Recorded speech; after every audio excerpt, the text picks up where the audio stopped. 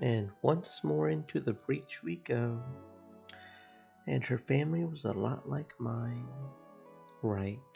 I'll tell you about mine though. I was an only child, and both of my parents worked. They both worked at an IT company back when there weren't very many of those. I think they met each other there. Work was all they cared about. It was only years later that I learned that normal people didn't eat all three meals with a babysitter. Around the time I started elementary school, I started going online using one of their old computers. It was common for me to be up past midnight even then, but my parents didn't know that. I think they just didn't care. I can remember at least two birthdays where they just left me a present and a note saying that they were sorry they couldn't make it. The year after the last one, there wasn't even a present, and the year after that, there wasn't even a note. Part of the way through elementary school, I mostly stopped going to class. My homeroom teacher called when I was in the third grade. My mom happened to be home that day, so she picked up the phone. She looked annoyed when she talked to them. She said her husband was the one who took care of all that and hung up. She didn't tell me to go to school, or even that I didn't have to go. And Dad didn't even know the teacher's name. At the time, I learned online that this is what they called low level child neglect. Sarika was the same. Actually, I think her situation was worse than mine. She always used to tell me I was lucky because I got a card. Oh, a credit card. I didn't have a babysitter at that point, so I had to get my own food. Once I learned how to use the card, I would split the food I bought with Sarika. I don't think her parents hit her or anything either. Oh, but there was one time when she ran over to my place and was really scared. She said her parents had tried to force her to go to a hospital. No, I don't know the details, but her parents supposedly said all kinds of awful things about how she was crazy and wasn't normal. So I think it was a psychologist or a psychiatrist or someone who worked at a hospital like that. She cried for a long, long time, which is why I let her stay in my room for a while. My parents never cleaned it, and they never looked inside of it either. Yeah, thinking back, we were probably together all the time when I was little. No, I've never met Sarika's parents. She said they were almost never home. I don't think I ever went to her home either. They didn't have a computer, so there was no reason for me to visit. I'm not sure. I don't think she went to school a lot. I never saw her playing with anyone except me, and we were busy finding information on the internet, so we were much smarter than. No, never mind.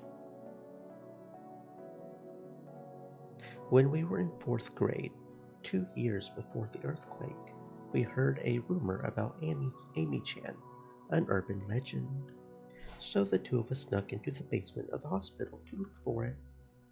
Yes, AH Tokyo General Hospital.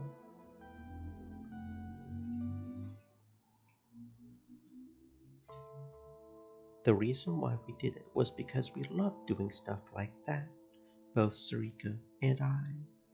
That's where we saw the experiment being performed on Mina Misawa. We got scared and ran.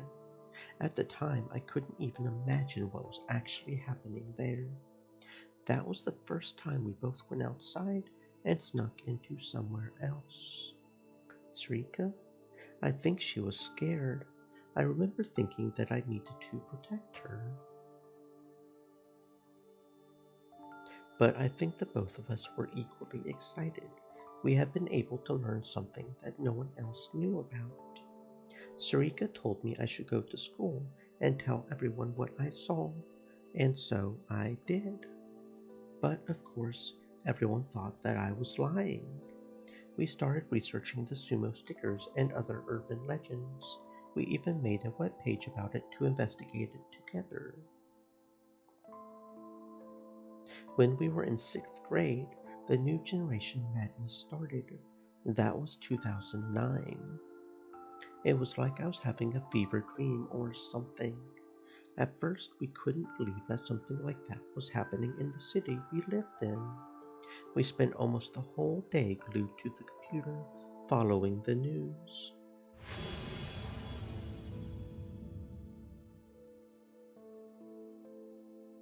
When something big like that's going on, if you take your eyes off the internet for even a few hours, you'll get left behind. We stayed up all night in shifts following the case. Sometimes we would use our cell phones to check the internet as we actually went out to the crime scenes and took pictures.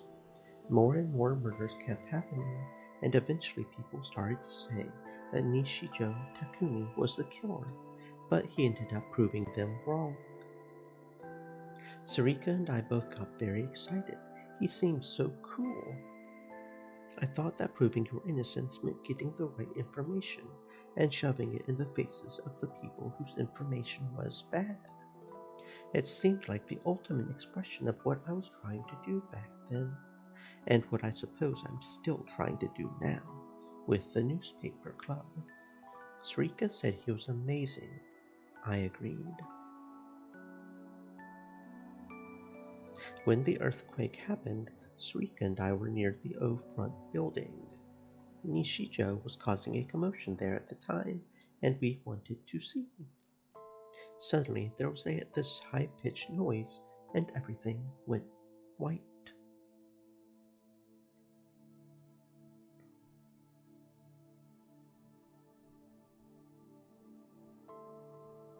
That was when it happened. At first, we didn't think it was an earthquake. We thought it was a bomb or something. The ground bounced up and down like a trampoline, and several of the telephone poles near us fell over. I could hear screaming and the sound of breaking glass. Someone yelled, "Earthquake!" That's how I knew it was an earthquake. Anyway, Sarika and I ran away so we wouldn't get caught up in the people panicking. We didn't know where we were running, but we didn't want to be there. We got caught up in the crowds, and Sarika and I were quickly separated. When that happened, I got scared, and all of a sudden I couldn't move. I got pushed over and fell, and then I crawled behind something. The shaking had stopped, but what had scared me more than the earthquake was the way everyone around me had changed in an instant. I spent a long time in that spot, unable to move. The idea of going home never occurred to me. There was no way I could rely on my parents for help, and at the time I thought that no place in Shibuya was still standing. I didn't know what to do. But suddenly I found Sarika passed out near me. She must have been pushed down and hit her head, or maybe she hadn't been able to handle what she was seeing because she had passed out.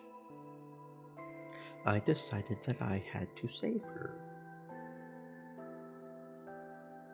The information online said that Yoyogi was relatively undamaged and that the hospital there was accepting Bionic patients. Ferret said.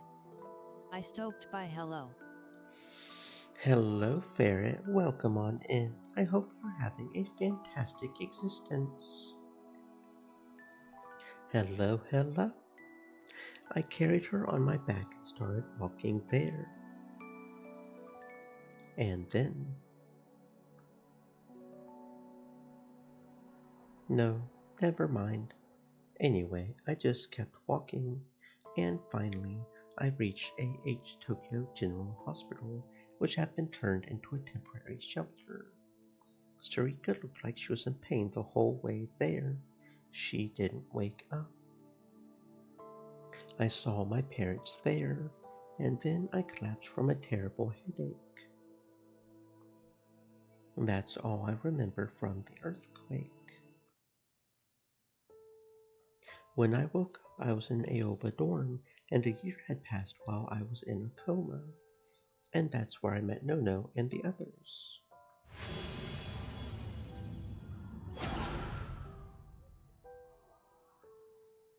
Sorry, I'm fine. I heard what happened then from Nono and Sarika.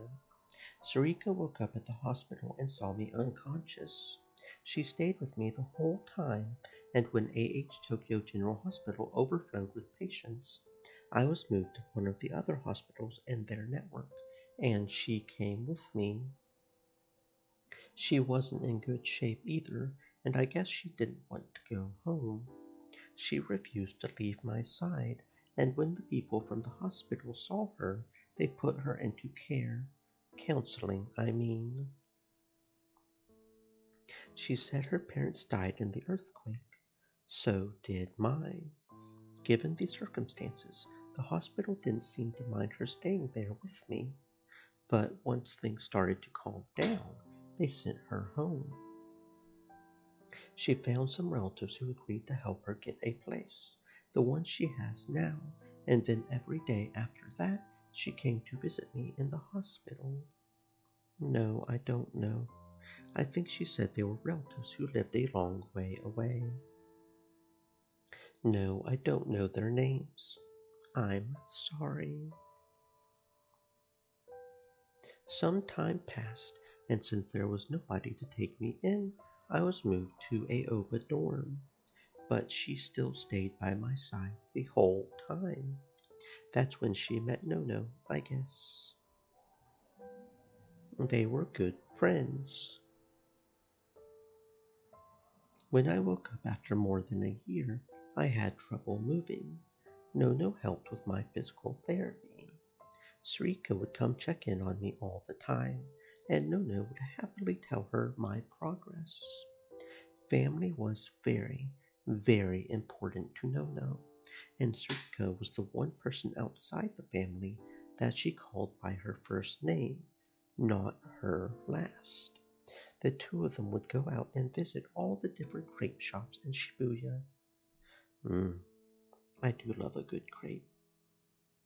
And since Rika didn't have any interest in makeup or clothes, Nono would take her shopping for them. They were really good friends.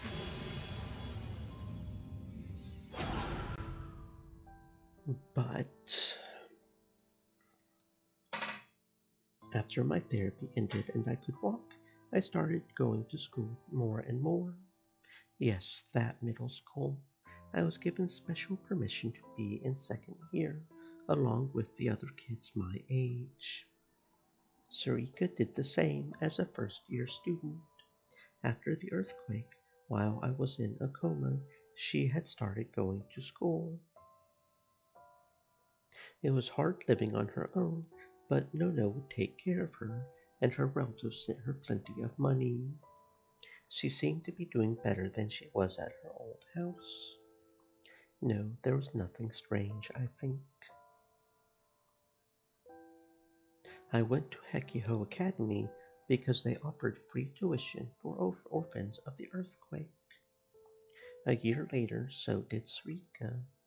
We both joined the newspaper club and did things there. It was exactly as you saw it, I think. She spent a lot of time with us at school, but she had her own friends in her own class. She wasn't part of any of their groups, but it didn't seem like they were ignoring her or anything. I had never seen her with anybody suspicious, and she wasn't the type of person to keep secrets. When I didn't have a charger, she would just hand me her phone and let me use it. That was just the kind of girl she was. Yes, Srika was a normal high school kid, just like the rest of us.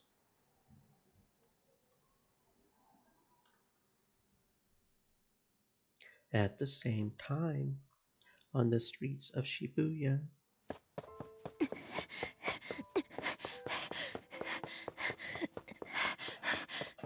Sarika was running. She was out of breath and had a terrible headache. There was sweat all over her body, and it wasn't from exhaustion. Running a few minutes wasn't enough to tire her out. Compared to what she had to do to get to her mind and body to commit the murders, this was nothing at all.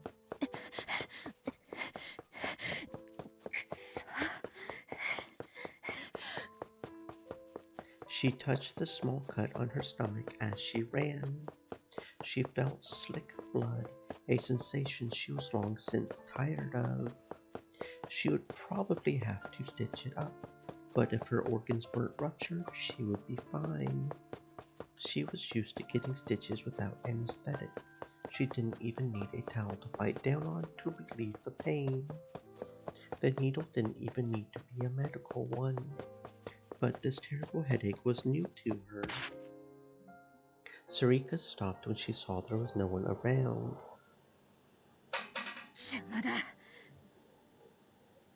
She punched the wound on her stomach hard, 2 or 3 times.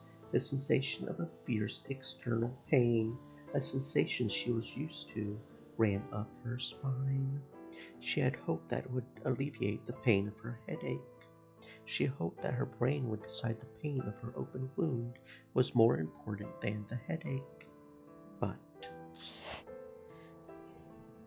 the headache didn't stop.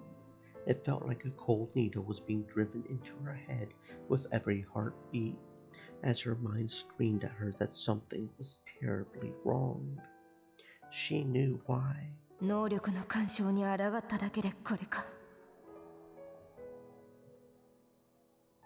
Her head hurt, but her mind was still capable of clarity. Her foe was far stronger than she had expected. Mind control. An unimaginably horrible form of hypnosis which could make anyone do whatever you wanted. When he was an ally, she had thought it was the greatest power imaginable. Now that he was an enemy, it seemed like the worst. That's not right, she laughed to herself. He hadn't been an ally. He hadn't been a helper or a co-conspirator either. If you could call him anything, he was a blackmailer. The phone in her hand started vibrating. It wasn't the one she had used when she pretended to be a normal person. She had destroyed that a while ago so that the police couldn't track her. It was the one he had given her for communicating with him. It probably belonged to someone they had killed, or perhaps he had used mind control to steal it from someone who never even knew it was gone. She stared at the screen for a moment, but finally decided to answer it.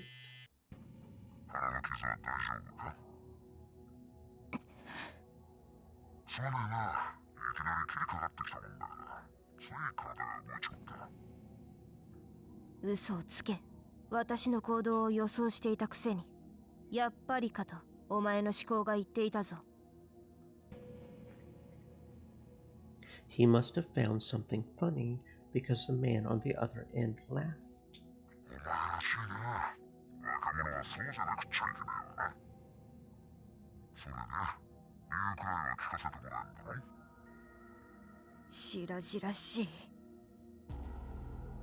Sarika's voice was filled with rage.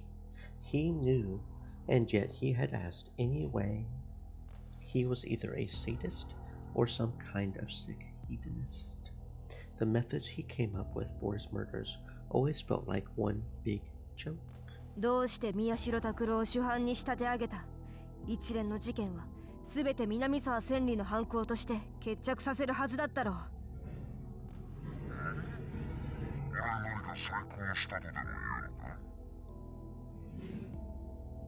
Of course you were, asshole, Sarika thought to herself. A warrant had been put out for Miyashiro only a few hours after Kurusu Nono's death, and in a way that would normally never be possible. There was no way they would give out a miner's real name in that short span of time, unless he had used his power. 一体どういうつもりだ。あいつはな、知りすぎたんだ。俺でもお前に譲歩してんだぞ。何？お前の力には随分助けられたからな。本来なら、あいつを殺さなきゃいけないところを、犯人として逮捕されるくらいで終わりにしてやれっつってんだよ。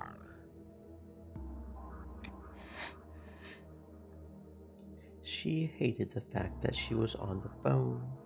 Without being able to see him, she couldn't read his mind. She wanted to know what he was really thinking. 南沢千里より彼を犯人として祭り上げた方が都合が良くなっただけだろう。余計なことを知っている彼は世間に出てこなくなる。その上、自分の姉と妹を殺した主犯ということで話題性もつく。その方が力士シールに注目も集まるからな。しかも犯人として逮捕されて終わりだと。宮代拓は最初の犯行である9月7日時点ですでに18歳だ。犠牲者は7人。未成年としては犯罪史上最多。今の世論の流れなら十中八九極刑になる。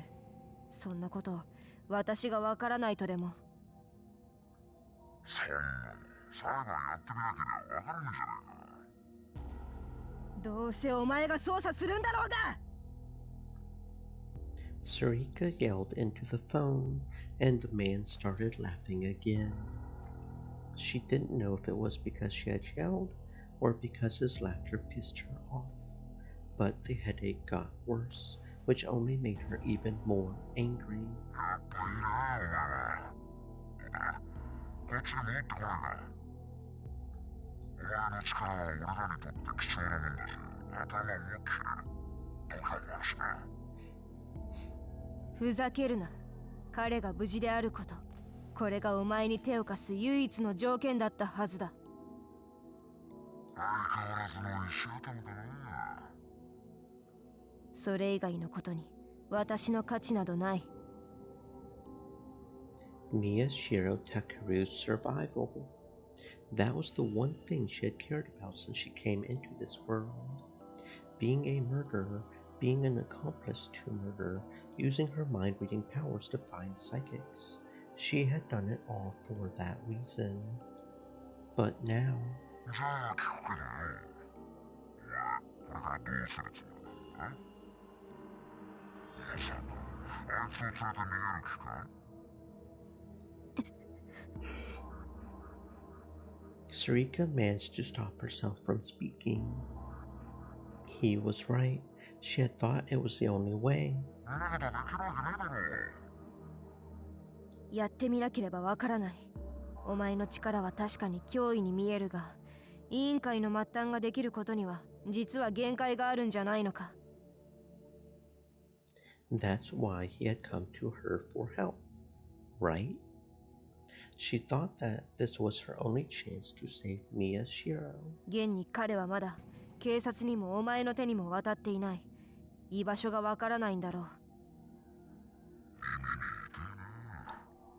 確かに俺は末端どころか下っ端の下っ端、中枢メンバーすら知らない雑魚だけどよ。And then he spoke in a voice that sounded a little too deliberate. She could sense his lips curling into a smile. 試しにフレジアあたりから調べてみるかな。She finally gave a small gasp. She had thought that that's where he was hiding too. How did he know about Frisia? When she whispered that to herself, he said, でもな、フレジアの話なんざ何度も聞かされてる。俺があいつやものからどれだけ信頼されてると思ったんだ。死ね、クズが。Sarika hung up the phone and started to run, ignoring the pain in her head. なるほどな。So that's it. Kuno Sato-san said in a voice that was almost too soft to hear. And then she put her hand up to her head and started to think. I told Kuno Sato-san the same thing I had just told Shinjo-san. Shinjo-san had brought me back to Frisia and given me a stern warning not to leave again. Then he had quickly gone back to his investigation, in theory looking for me. 本当にもうバカなことはやめてくださいね、宮代先輩。まったくよ、有村ちゃんなんて泣きながら先輩が逮捕されちゃうって大変だったんだから。泣いてません。Both Arimura and Momose-san were worried about me. I was grateful for that. The only ones who knew the truth were the other three people in this room, Shinjo-san, Kazuki, and Uki. We may have all had different goals, but if nothing else, they knew I wasn't the killer, and they were working to find the real killer, Srika. Only now did I realize how stupid it was for me to run away. Compared to this morning, the thick fog in my brain had lifted a little. ノノ、僕は大丈夫だから。Don't think about revenge. Don't do anything dangerous. Live the same life as everyone else does, but don't get buried among the crowd. The words in the letter were like heavy weights, keeping me grounded. 宮代、有村。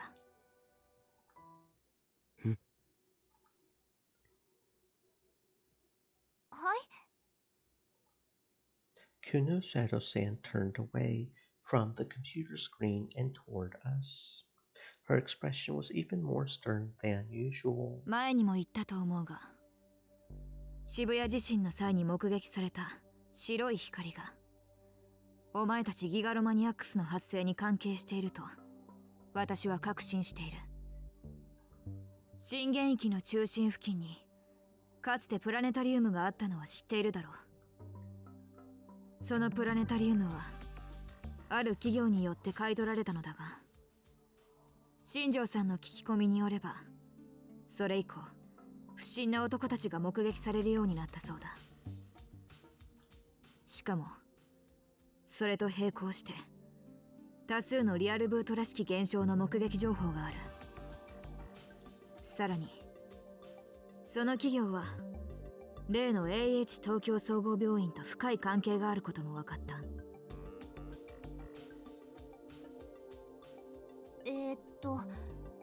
つまりどういうことですか？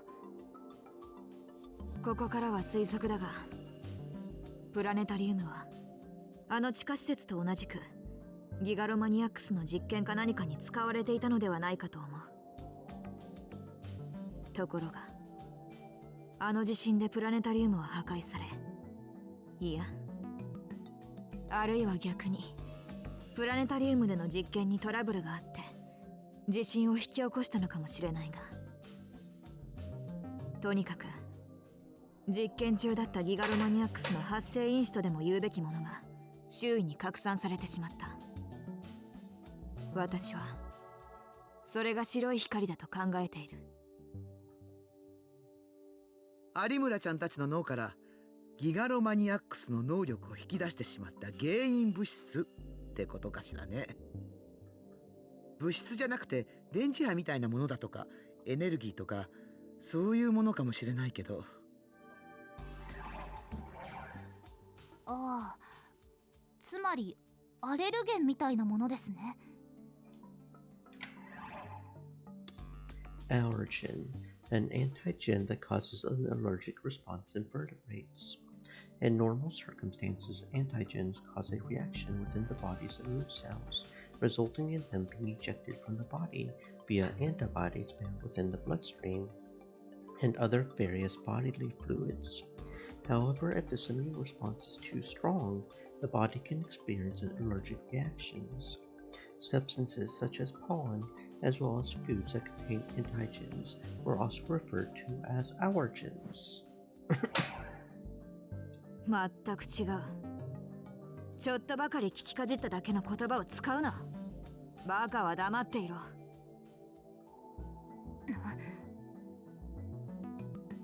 Ari and Mira frowned. The two of them still weren't getting along. こうして光を浴びてしまった多数の人間の脳に発生因子が与えられたと考えられるが、ただし全員が覚醒したわけじゃない。これまでの研究によれば、脳がまだ発達段階で活発に活動している若い人間、その中でも脳への負荷が非常に高い事象を経験した者だけに能力の発現が見られる。はい。I nodded. I knew exactly what she was talking about. 能力者の能力はその出来事というより、その出来事に対してどんな心理的作用が働いたかに依存している。その話みんなでしたことあります。どんなことを望んだかで能力が決まるってことですよね。ありていに言えばそういうことになるな。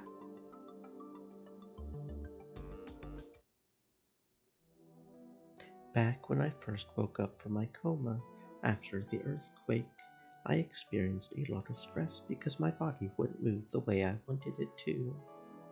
I never wanted to go through that again. Not only that, but the psychological stress I endured from wondering whether or not I might be struck like that forever was also incredibly terrifying.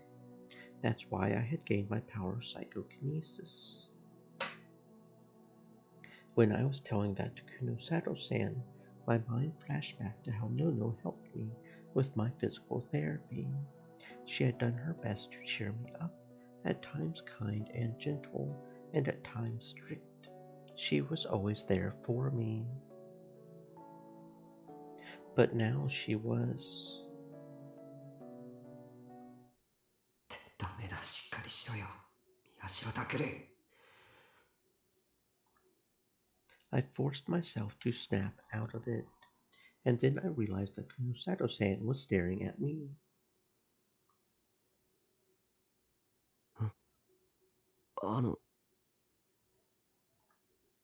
宮代拓郎の能力はサイコキネシス。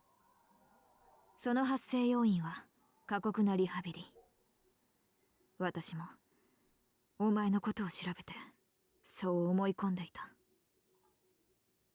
For some reason, she looked frustrated.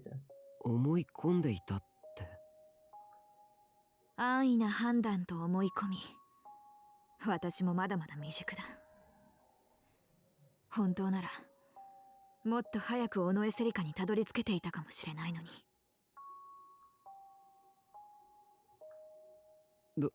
どういうことですか？今も言ったろ。能力者はいずれも地震の時にギガロマニアックスの発生因子を浴びて能力を発現させている。おそらくあの過酷な地震が彼らに強いストレスと願望を与え、それが引き金となった。お前もそうだな、有村。ええ。Ari and Mira had talked about that before, that her powers had awoken during the earthquake, and that the cause was because she wanted to know the truth. 山添由紀もそうだ。佐久間先生からのレポートによれば、能力の発現はやはり渋谷地震の直後だという。それとパイロキネシストのハイダリコ、あの女のこともようやく調べ終えたが。Kunosato-san pointed to a corner of her screen. It was displaying the data about the pyrokinetic that had threatened us. ハイダリコは渋谷地震で顔に火傷を負い、他の能力者と同様、その直後に覚醒している。絶望感による過度のストレスと、他の人間に自分と同じ絶望を与えてやりたいという暗い願望が発生因子と結びついたらしい。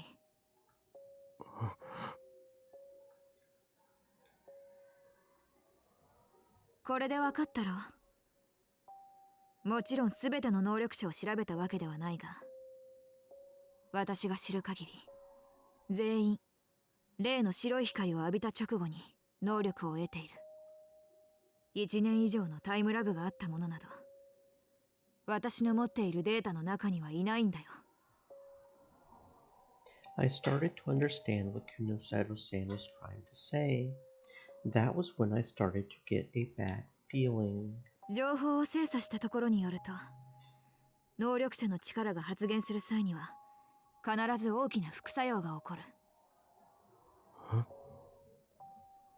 耐え難いほどにひどい頭痛だ。これは血管拡張によるものだと思う。頭痛の原因の中では極めてポピュラーで、片頭痛と診断される痛みも血管が拡張するために起こる。ギガロマニアックスの場合の血管拡張は発生因子が引き金となって、ドーパミンとそれに類した神経伝達物質が過剰に分泌されるのが原因。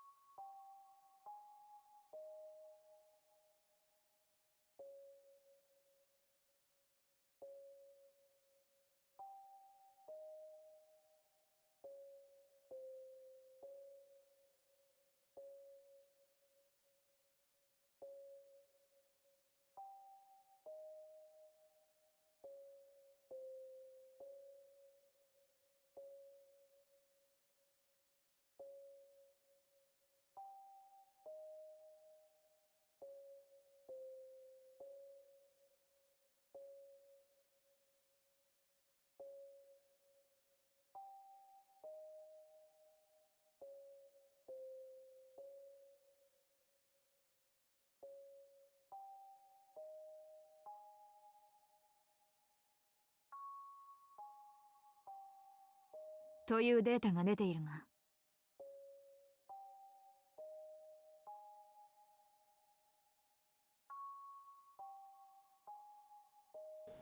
Then she paused. She was probably giving me time to think. そこで宮代に質問だ。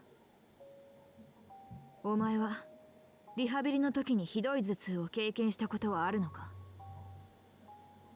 I tried to think, but I couldn't remember any pain in my head, just from the rest of my body, particularly my joints. いえ、おそらくないと思います。なら他の能力者と同じように地震の際にひどい頭痛を経験した瞬間があったはずだ。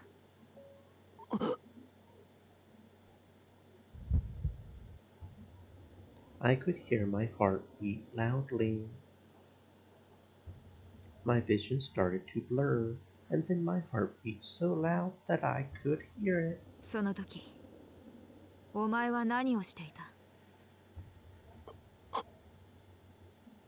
I had a very bad feeling. What was I doing back then? いや、正確に聞こう。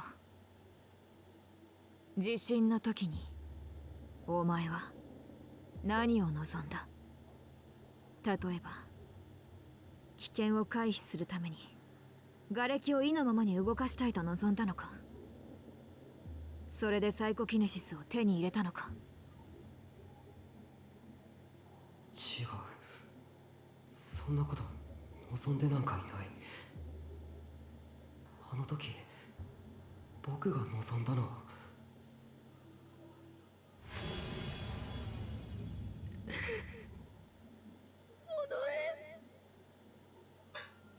Sarika, save me. Please. Please.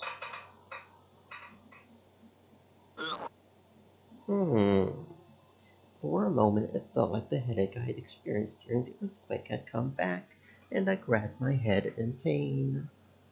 I tried to get the idea out of my head, but it wouldn't disappear.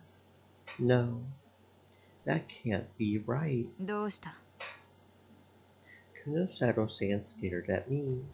Her expression was as stern as ever. Soon after, she started typing on her computer. It now displayed a different set of data than before. For some reason, it felt like I was being driven further and further into a corner. これは尾上のカルテだ。日付は2009年11月21日。AH 東京総合病院の系列病院に残っていた。お前は地震の後、ここに入っていたと言っていたな。ということは、お前に付き添っていた尾上も、この病院でカウンセリングを受けたわけだ。ところが、尾上の記録は、これ以前には存在しない。そうでしたね、百瀬さん。We couldn't find her family register or anything else, Momose-san said, but her voice sounded unreal and far away. ありえないですよ。だって尾上は小さい時から僕と。家が隣同士だったらしいな。そうです。当時お前が住んでいたマンションは6階の角部屋。隣の住人の名前は新井。経営していた会社を引退した年金受給者の老夫婦だ。子供は設けていない。My heart was now beating even louder. It was getting on my nerves. It was a strange sensation. I could hear all of her words, but I couldn't understand what they meant. Even my breathing was getting faster. 違います。尾上は隣に住んでいて、両親から無視されていて。その両親とやらに会ったことはあるのか？ないんだ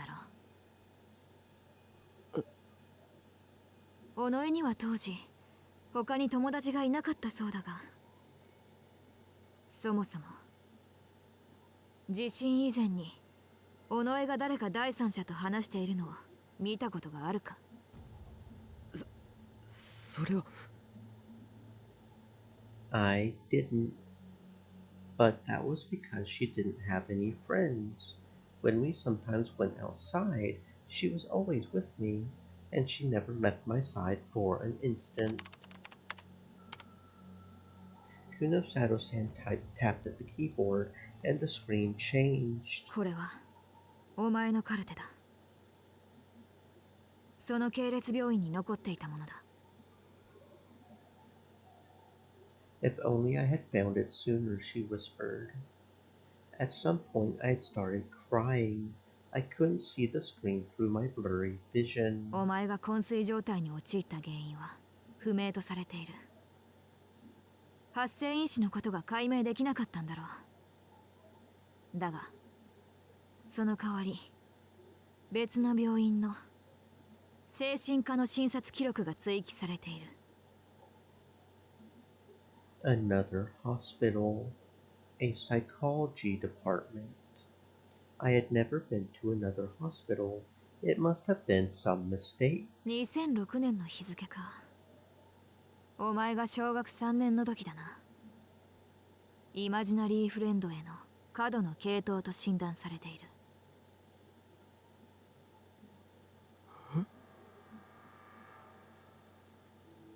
Imaginary friend. 簡単に言えば空想上の友人のことだ。空想？ That's not true, a voice in my head said over and over. イマジナリーフレンド自体は珍しいものじゃない。そもそも病気ではなく、幼児の3割近くが空想上の友達を持っている。何もない空間に話しかける子供に対して、幽霊が見えていると決めつけるオカルトマニアたちがいるが、そういうマニアの話を聞いたことくらいあるだろ。嘘です。だが、思春期までイマジナリーフレンドを持続している人間となると、その数は激減する。乖離性同一性障害とは区別されているが、私に言わせれば脳の状態はほぼ同一だ。お前の話に出てくる地震前の尾上はお前を常に羨んでいたな。同じネグレクト状態にありながら。 Mouse. Mouse, mouse drop, mouse drop. Get back here, mousy mouse. お前の方がマシだと。I tried to yell at her to stop, but my throat hurt too much for me to speak. The taste of blood filled my mouth. I must have bit my lip. I had started crying without even realizing it. イマジナリーフレンドの大半は友好的なものとして存在する。それで自分の承認欲求を満たすためだ。Desire for esteem, a general term for the desire for respect and recognition, be it from others or from one's ideal self. A fundamental physiological need in all humans, just like the need for food, sex, or sleep. Those with an excessive desire for esteem, or those who are overly apathetic, may have trouble communicating with others, and may in some cases be suffering from a mental disorder. 違う。自分に不利益な事実を空想上の友人に押し付けるのは、むしろ同一性障害に多く見られる症状なんだが。違うって言ってるだろう。 Kunosato-san's words were cold and uncompromising. 頭がおかしい。まともじゃないと言われたのは己じゃない。それを己に押し付けたお前なんだよ、宮代拓。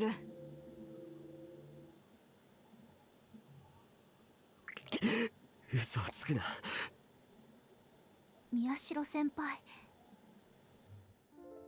I felt a soft hand on my shoulder and turned to look. It was Ari Mira. She looked at me like I was a young child in need of tender care. Stop it. Don't look at me like that. 久野里さんは嘘はついてないです。 All the feelings inside me went cold when I heard her words. Ari Mira said she was telling the truth. So she really was. だけど、そんなこと。I didn't want it to be true. Because if it was...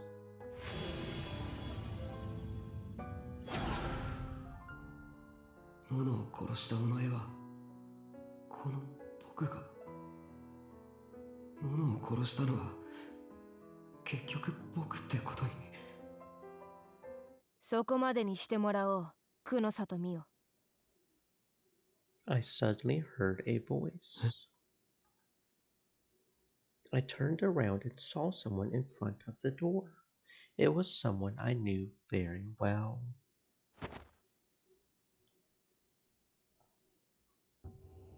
Onoe? That's right. It was Onoe Sarika. She was different in every way from how she had been at the newspaper club. There was an expression on her face that I couldn't read at all. 貴様。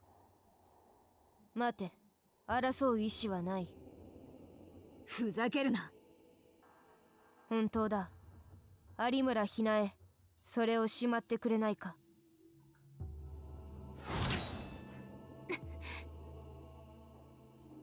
Before I knew it, Arimura had summoned her D-sword.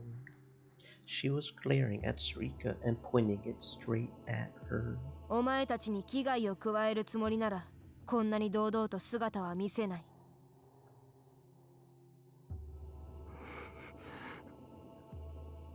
Wait a second. Why is Sarika here? What is she doing? Is she saying she's not here to fight to make me let my guard down and then kill me? No, forget that. Why did she kill Nono? All these thoughts slipped through my mind before I could really think about any of them. But then they all came together to form the biggest question of all. 目の前のこいつを本当に僕が。そう。今思ってる通りだよ、宮代拓。Sarika was looking me dead in the eye. Was she reading my mind? It felt like she could read everything I was thinking. 私はお前に生み出された存在だ。あの時にな。What she said was the one thing I didn't want to admit. So I found myself looking toward Arimura, who had drawn her D-sword and readied it again. Arimura nodded slowly, without taking her eyes off of Sarika. I knew that was her way of saying Sarika was telling the truth, but still, my heart refused to admit it. 嘘だ。そんなの。Because Sarika is as important to me as Nono was. Suddenly, a phone started to vibrate in someone's pocket. Sarika's expression changed infinitesimally. 私のスマホだ。ポケットに手を入れるぞ。他のものは出さない。だから、いいな。Sarika looked at Arimura as she spoke. Arimura was instantly able to tell if she was telling the truth. 言ってることは本当です。スピーカーにしろ。疑り深い女だ。Sarika nodded and took out her phone. She went to put it on speaker mode, but before she did, she looked up. Her eyes met with mine. 宮代拓、もう一度心の準備をしておけ。お前はこれまでと同じかそれ以上のショックを受けることになる。お前の心が壊れるのを見たくない。一体何を。 What are you saying, Sarika? Before I could ask, she put her hand to the phone and answered the call. よう、フリージアには着いたか？ I had heard that voice before, but I couldn't tell whose it was. No, that wasn't right. I didn't want to admit whose voice it was. It was rare to hear his voice come from Sarika's phone anyway. Whenever he needed something, he would always call me or Nono. どうしてここにいると分かったというのは愚問か。まあな。ああ言えばお前は全力でそこへ向かうだろう。I had never seen Sarika spit like that before, and this time her face was red with anger. で、どうだ？タクルはいるか？ When I heard the name Takuru, I shivered. I knew it. There was no way I could mistake that voice. Now I understood why Sarika had told me to be ready for a shock. That voice was... なあ、タクル、いるんだろ？俺だよ。It was the voice of my father. Hold the fucking... You've got to be fucking shitting me. You're not going to tell me that he was the one behind every goddamn thing. You're not going to tell me that. You've got to be shitting me. No fuck. What? What?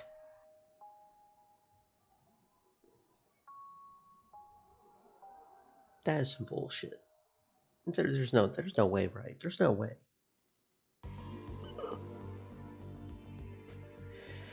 I couldn't speak.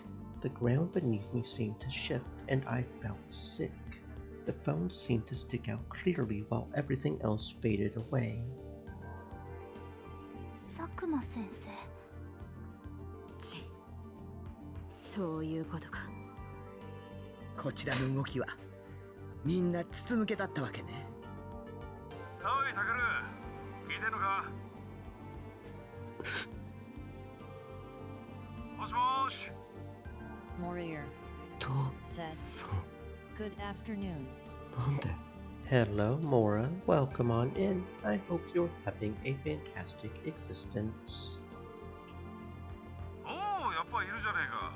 なんだ、まだお前から聞いてねえのか？ Told me what?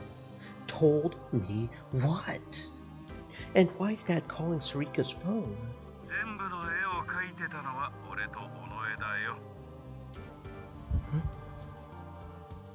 I didn't understand what he meant, but I could hear my heart pounding loudly. 今回起きた一連の事件の最初からな。結構苦労したんだぞ。尾上と二人でいろいろと準備して。一緒にするなよ。I flinched away from her. Sarika was staring at the phone with a look on her face that I had never seen before. つれねえな。事実じゃねえか。二人で一緒に頑張って殺してきただろ。未来予知の大谷も感情誘導の高柳も思考盗撮のあれ更新でバイトしてた兄ちゃんはなんつったっけな。まあいいか。渡部も灰田も結衣も野々も皆俺とお前の成果だろ。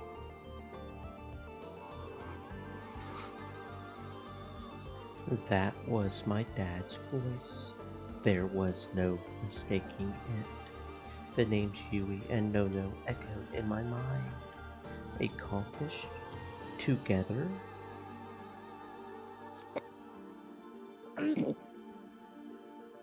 I felt like I was about to throw up. The taste of stomach acid rose into my mouth.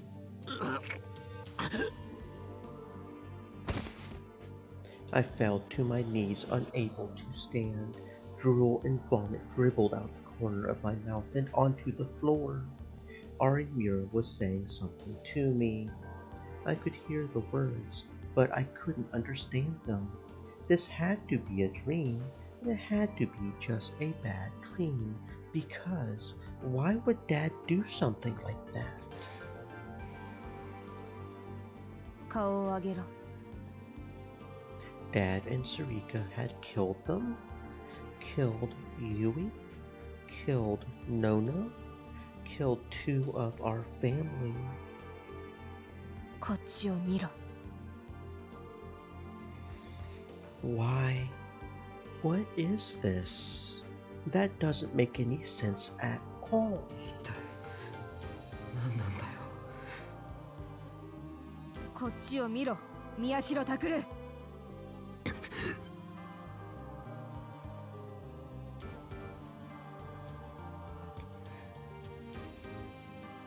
Our eyes met. Sarika was looking at me, her expression fierce. 大丈夫だ。 She looked straight into my eyes. 私がいる。大丈夫だ。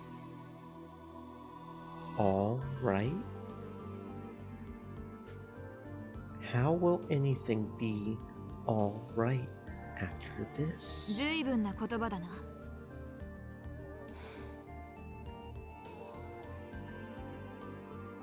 Sarika's eyes narrowed as she looked at Kunosato-san. 安心しろ、久野里美代、今さらお前と分かり合おうなどと思っていない。お前たちの側に立ちたいともな。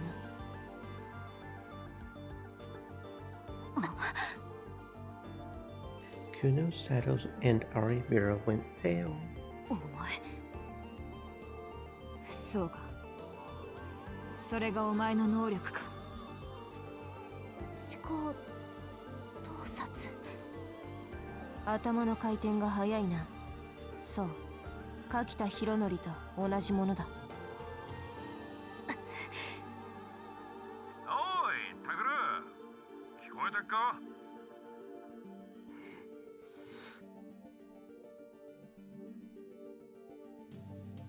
つうわけでよ、とっとと名乗り出てくれ。父さん、なんで、どういうことなんだよ。言っただろ、俺と尾上がやったことだって。だからそれってどういうことなんだよ。佐久間航は委員会の人間なんだ。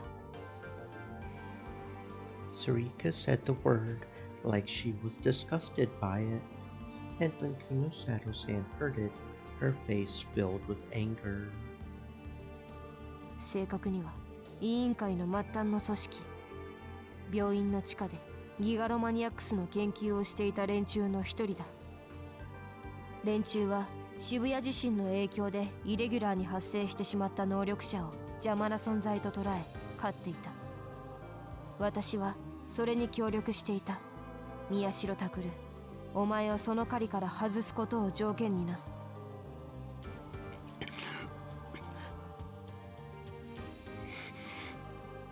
I felt like I couldn't breathe. The air was just leaking out of my mouth.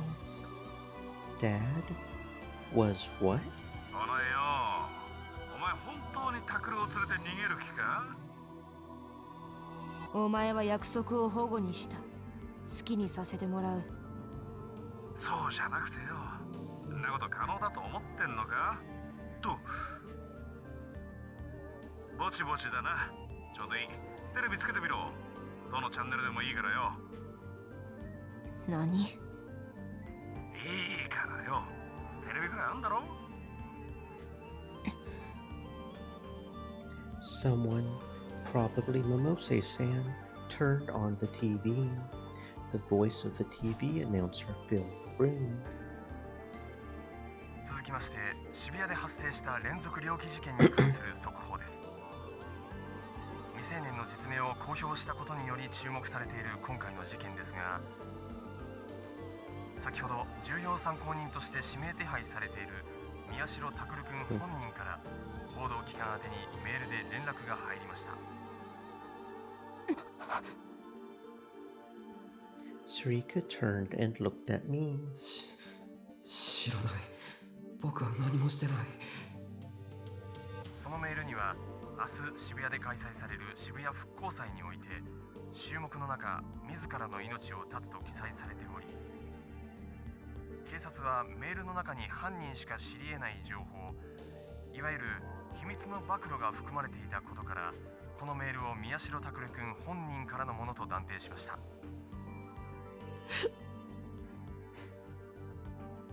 I could hear myself let out a short scream. What the hell was this? What the hell was going on? 佐久間、お前。いや、タクルを連れて逃げるなんて言うもんだからよ。どうしたら諦めてくれるかと思ってな。何、自ら命を絶つなんて誇張だよ、誇張。ただ話題性は抜群だろ。復興祭に参加する人間、街中の奴らがタクルの死ぬとこを見物しようと探し回ることになる。フリージアに隠れてたって、俺がネットでちょっと情報を流してやればそれで終わりだ。隠れる場所なんてどこにもなくなるぜ。ゲスがお前どうする？タクルを諦めてくれるんなら、俺はこれからもお前と組んでやっていきたいと思ってんだ。まだ狩りは残ってるしな。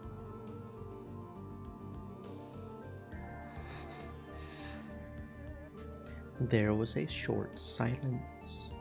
Hearing the two of them talk about me didn't seem real. It was like watching the world from the other side of a pane of glass. わかった。ただし、条件が一つある。おお、なんだ。Stream elements, お前を said. 殺させろ。 Stay moist, my friends. Hydrate. 今どこにいる？殺してやるから教えろよ。His voice suddenly cut off. There was a heavy silence as he tried to figure out what she meant. つまり返事はノーってことか。宮代拓は私が存在する意味そのものだ。彼に害をなす者には指一本触れさせない。本気で言ってんのかよ。地震の日に肉体を得てから6年。お前に脅されながら人を殺し、組織のために死体の山を築いてきた私を甘く見るな。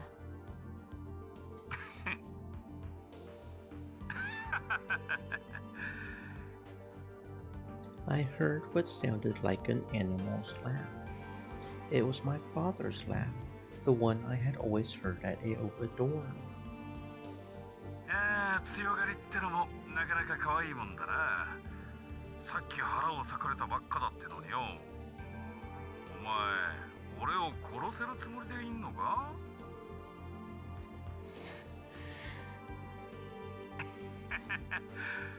いいぞ、付き合ってやる。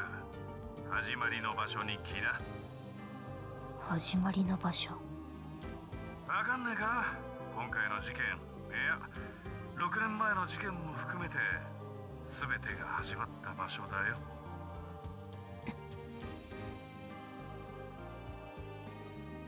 あそこか。そう、そこだよ。ついでに時間も合わせようじゃねえか。あの時あの場所でってやつだ。お前の死に場所にはぴったりだろ。もちろんタクルも連れてこいよ。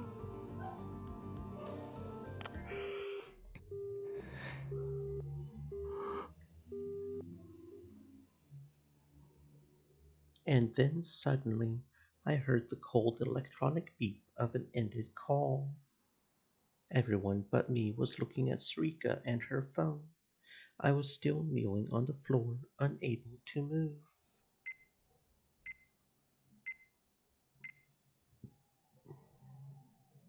11月6日、0時になりました。次のニュースです。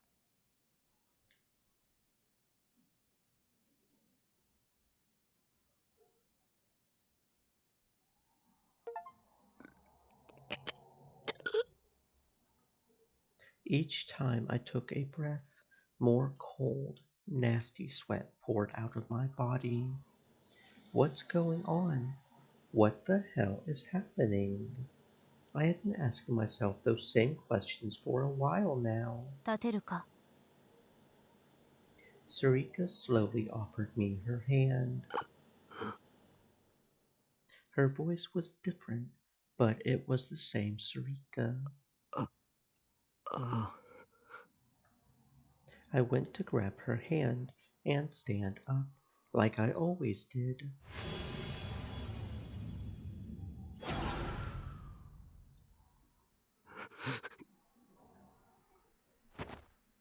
And then I smacked it away without thinking. No, no, that's not what I want. My head was still a mess from everything that had happened, but I could feel my temperature rising. I thought once more of my sister's death, and my rage was just barely enough to support me. I stood up and glared at Sarika. The urge to vomit had left me at some point. そうだ。こいつはノノ。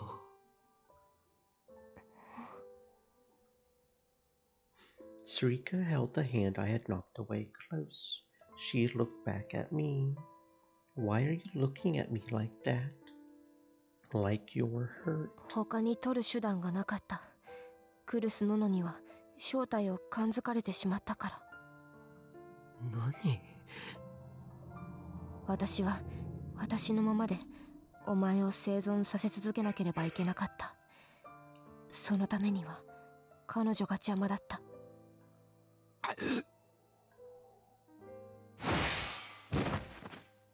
Without warning, her body floated up and slammed into a nearby wall.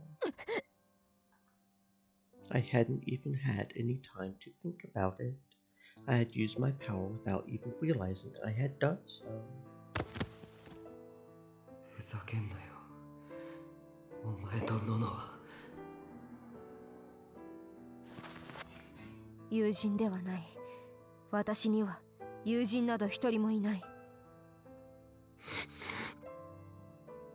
She could tell what I was thinking. それが私の能力だ。私はこの能力でお前を守り続けてきた。お前に生み出されてからずっとだ。Keep me safe, you liar. 嘘ではない。だから嘘はやめろ。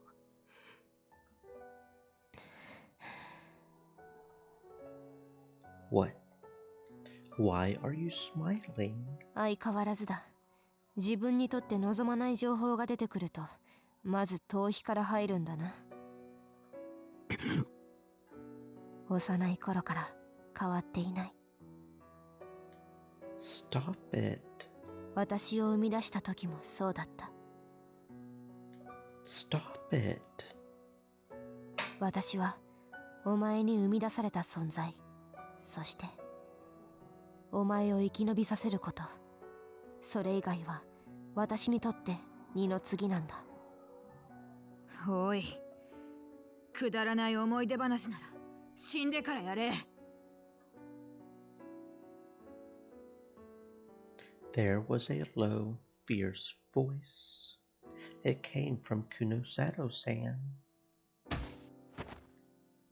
She went up to Sarika and grabbed her by the neck, then slammed her into the wall.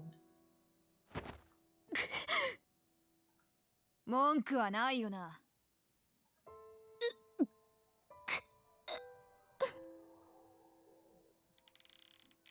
I could hear a horrible creaking sound coming from Sarika's neck. Maybe she couldn't breathe because her mouth looked like it was gasping for air. お前たち委員会のその理屈じゃ、二の次のやつには何をしても構わないんだろう。やめなさい、ミオちゃん。黙れ。私はこいつを。らしくないな。思考がめちゃくちゃだ。まるで頭の中が沸騰しているようだぞ。何？私は委員会に協力していたが、属してはいない。お前のアメリカ時代の件とは無関係だ。勝手に私の心を読むな。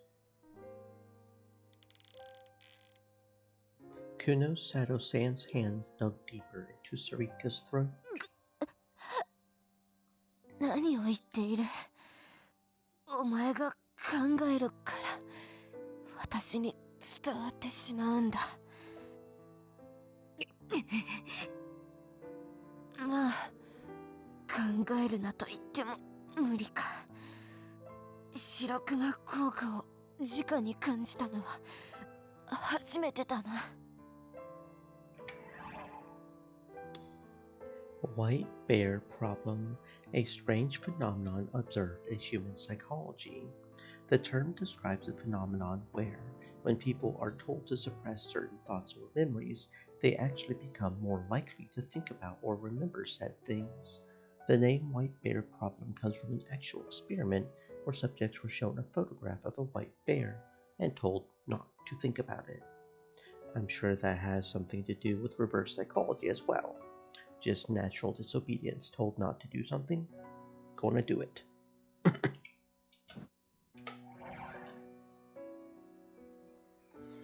お別にバカにしているわけじゃない。手を離してくれないか。目的は話をすることだと言っただろう。ああ、望むなら委員会の情報も知っているだけ話してやる。有村がいれば本当のことかどうかわかるだろう。Sarika glanced at Arimura. Arimura took a frightened step back and then looked at the two of them.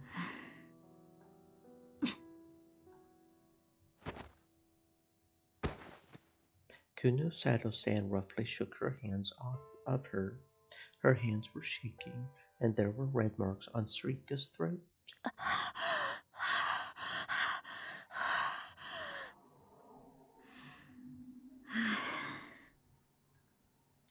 Kunosato-san took a deep breath to calm herself 今 down. 回の事件を含めてこちらが聞いたことに関して全て話せ。自分で言った通り有村がいる以上嘘をついても無駄だ。ああ。それから今のように私の思考を読んで会話をするな。頭の中が能力者に覗かれていると思うと吐き気がする。わかった。それで構わないか。Sarika suddenly looked at me.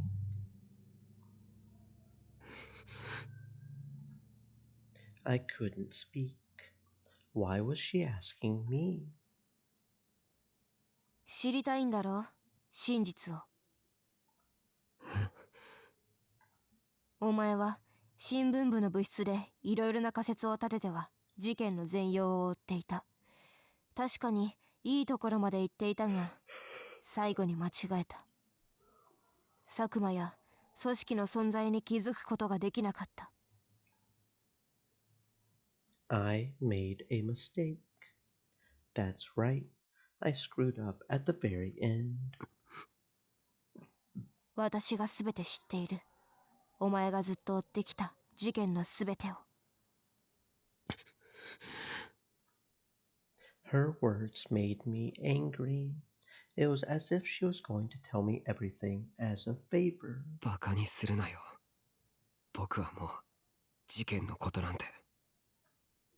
何？ Sarika seemed surprised. What difference did it make now?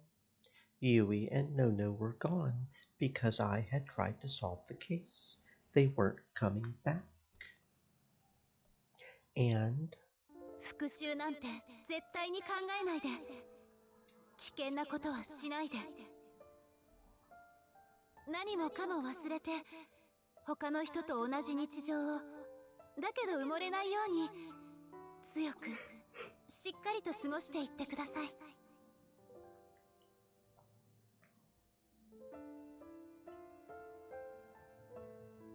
もう危険なことはしない。グルス・ノノのせいか。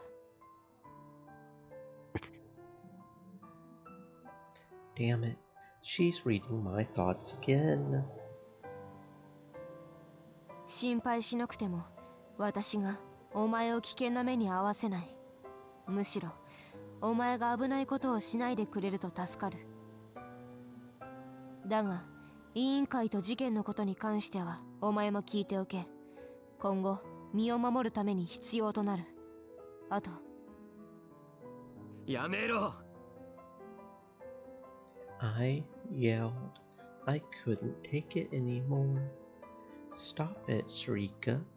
Stop talking like you're on my side.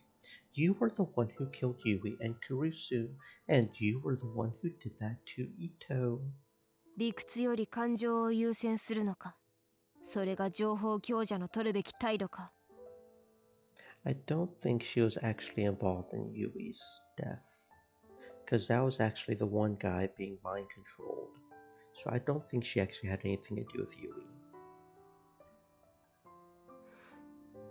るさい。I'd know that, but what if I can't help it? I can't just calm down and listen to you. 今だけ割り切るんだ。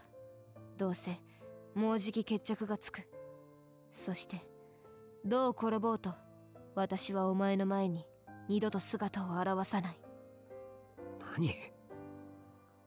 だから今は割り切ってくれ。長くて24時間ほどの協力体制だ。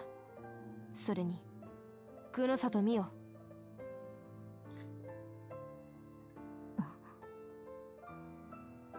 Sarika pointed to the girl who had been strangling her only a few minutes ago. 取引だ。お前の望みを叶えてやる。その代わり今後宮代拓郎を預かってもらいたい。なんだと？順を追って話す。その途中でお前の聞きたいことを聞いていい。だがその前に座っていいか。壁に叩きつけられた時に腹の傷が開いた。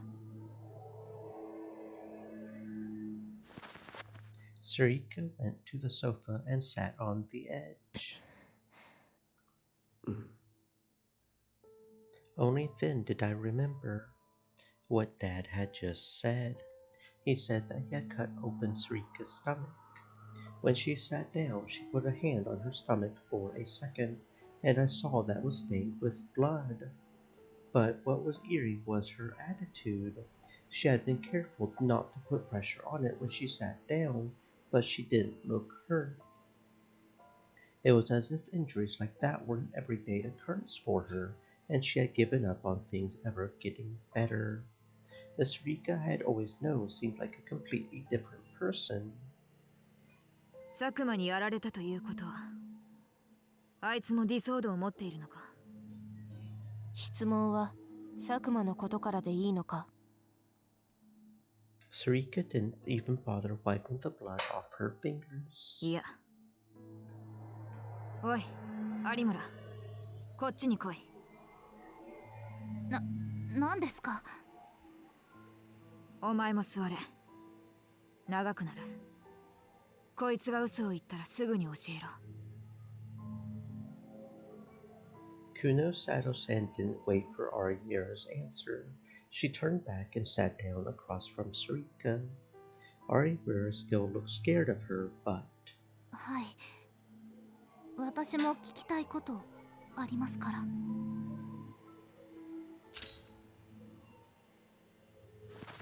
She sat down next to Kuno Sato-san. I didn't want to go near her. Images of Yui and Nono's deaths flashed through my mind, and I couldn't think straight. There was no telling what I might do if I got close. I ended up leaning against a wall. 百瀬さん、新庄さんにも聞かせたい話です。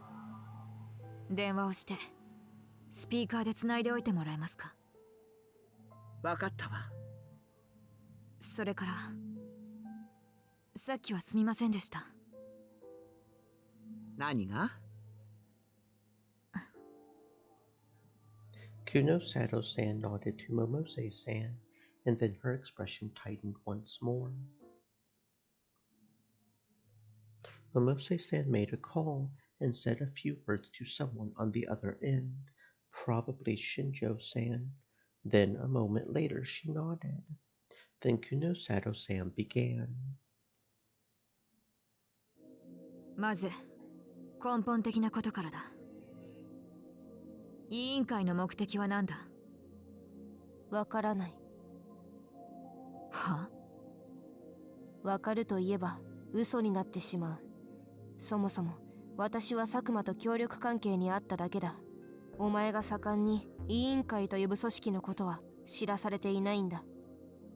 佐久間自身だって委員会の末端組織でギガロマニアックスの研究をしていただけの人間だ。委員会全体のことは伺い知れない。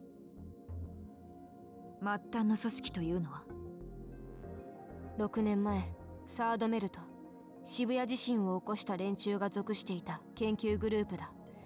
AH 東京総合病院の地下の研究所を管理していた。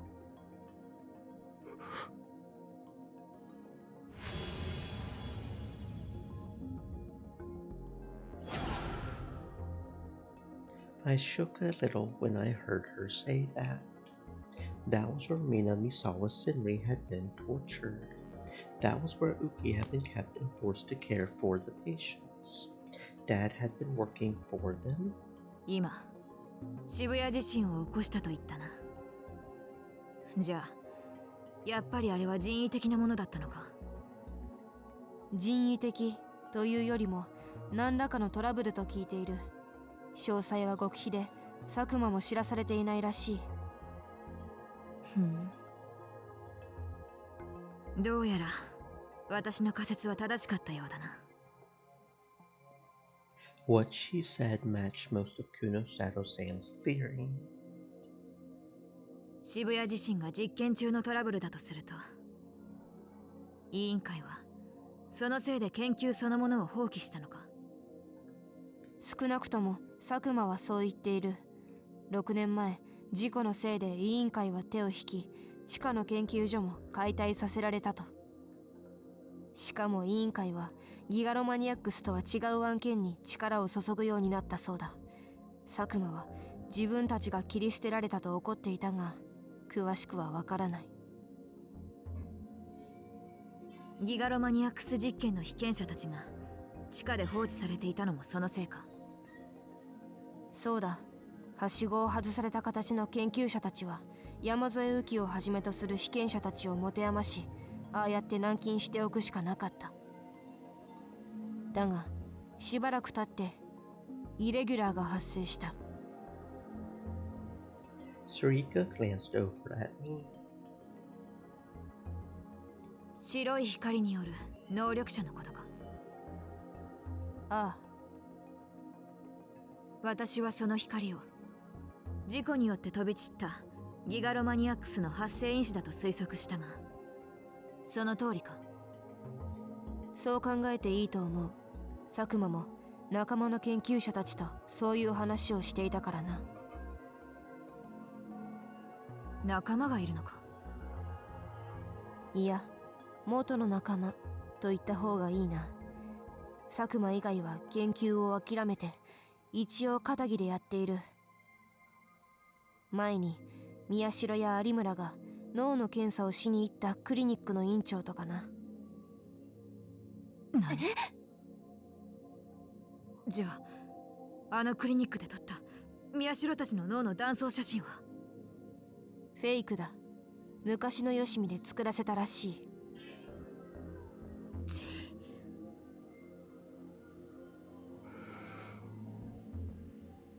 Sarika kept talking. What she said should have been a shock to me, but so much had happened that it felt like I was no longer capable of being surprised.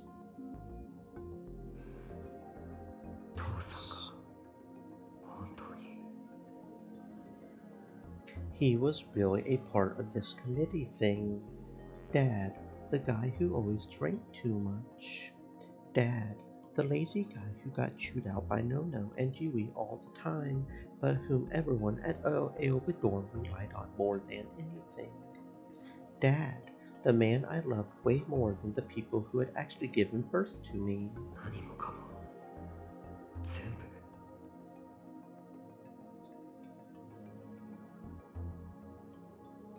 It was all fake. When he had been the head of Aoba Clinic, when he had been the dad at Aoba Dorm, that was all fake. And then he had killed Yui and Nono, who had trusted him completely.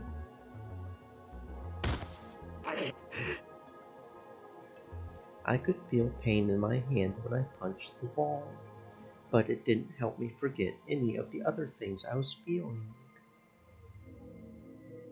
佐久間の目的は何だ？言っただろう。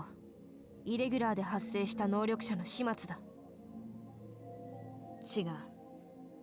本当の目的だ。能力者の始末が目的ならもっと簡単に殺せたはずだ。なのになぜこんな面倒なことをした？11番目のロールシャッハ画像を現場に残したり、6年前と同じ日付に事件を引き起こしたり。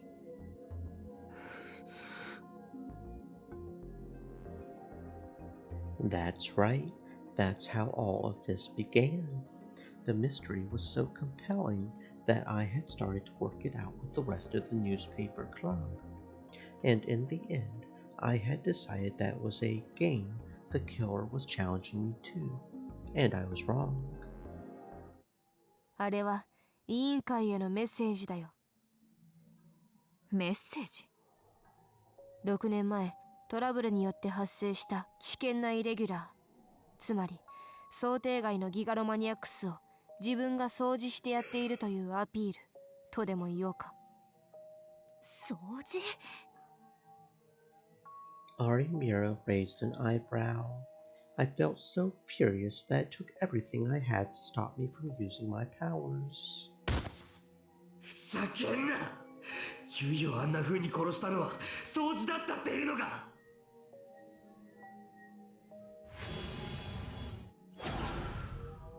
Momose-san must have seen me because she came over and whispered for me to calm down. I just barely managed to. 想定外のギガロマニアックスというと、大谷や高柳、柿田、渡部、あるいはこいつらのことだな。Kunosato-san pointed at Arimura and I. Sarika nodded silently.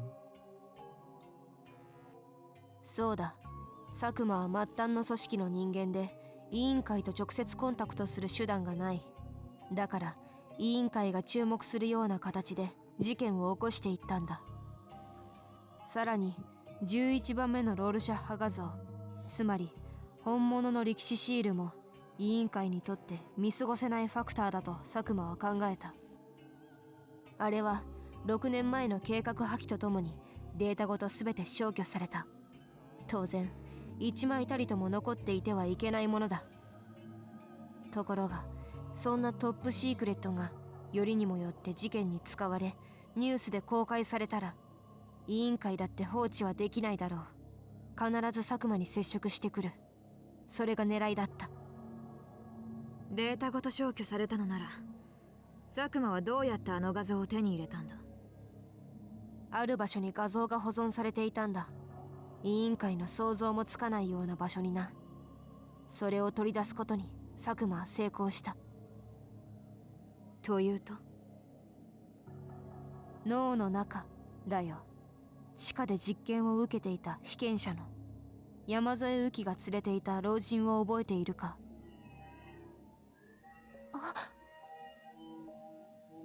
？I remember too. That blind old woman. 無論あの老人だけでは何の役にも立たない。でも非常に珍しい能力を持ったギガロマニアックス山添右紀との組み合わせを発見したとき、佐久間は狂気していたよ。山添の能力は他人の妄想をリアルブートしてしまう。それを使ったんだな。そうだ、あの画像に取り憑かれていた老人は食事を求めるように画像を求め、それを山添がリアルブートするようになった。そうして11番目のロールシャッハ画像は渋谷の至る所に出現し、佐久間はそれを回収して犯行に使った。ここまでやれば委員会が動かないはずがない。佐久間は委員会と接触することで何を望んだんだ？自分が中心となったギガロマニアックス研究の再開。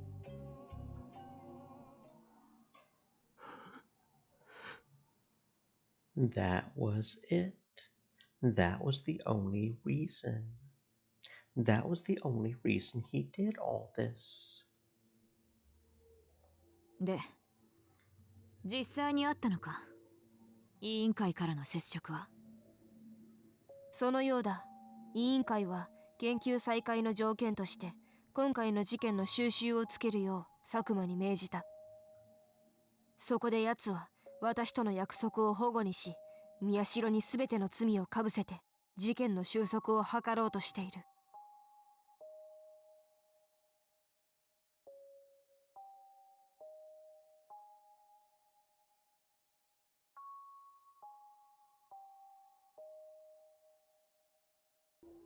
For the first time, there was a hint of disgust in her voice.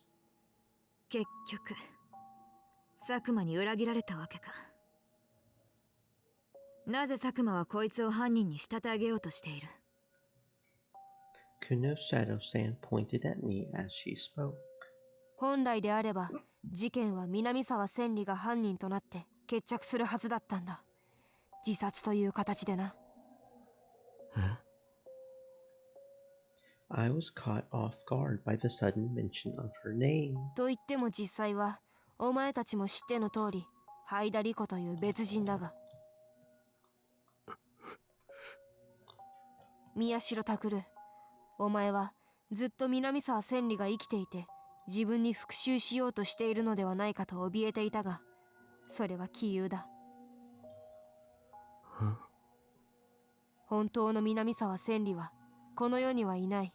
確かに死んだんだ。そもそもあいつはお前を恨んでなどいなかったしな。お前、南沢千里のこと知ってたのか？直接は知らないが、クルスノノの思考を読んだ。また思考盗撮か。大した芸だ。皮肉はいい。とにかく佐久間は全ての事件の後、ハイダリコを南沢千里ということにして自殺させ、事件の幕引きにするつもりだった。だがその計画はうまくいかなかった。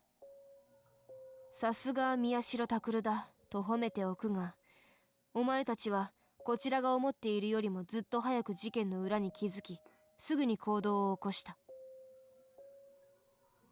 そのせいで殺す予定だった能力者が殺せなくなり、順番が狂ったんだ。Sarika looked at me for just a moment, then looked away. She was probably talking about Uki. They were going to kill a little girl like that. I scowled at Sarika as hard as I could. それで仕方なくハイダリクを先に殺したのか？そうだ。ニュージェネの狂気の再来事件を途切れさせるわけにはいかなかったからな。I felt disgust as I watched Sarika calmly talk about murder. This can't be the Sarika I've always known. それで最終的に宮代拓を犯人に仕立て上げようとしている理由は何だ？実はよくわからないが、委員会の指示かもしれない。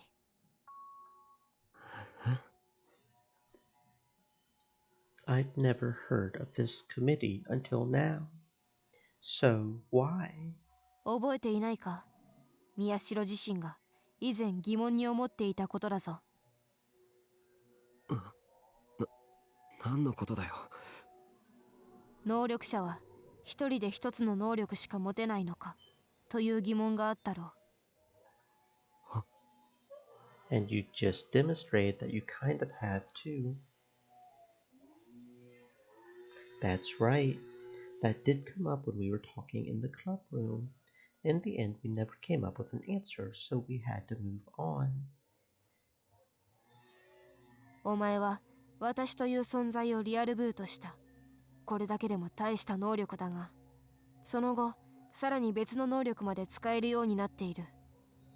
渋谷地震で発生した白い光、それを浴びたものの中にはこんな例は存在しない。そうだな、久野里。ああ、今のところデータ上は皆無だ。だが佐久間によれば、かつて佐久間たちの組織が研究していたギガロマニアックスというのはそういうものだったそうだ。何？サイコキネシスだのテレパスだの、特定の力だけを持つ超能力者まがいではなく、心の中に思い描いたどんな妄想でもリアルブートできる存在、それをギガロマニアックスと呼んだ。つまり本来のギガロマニアックスは能力さえ開花すればどんな力でも使えるはずなんだよ。Kunosato-san looked at me with narrowed eyes. つまり宮代拓は本物ということだな。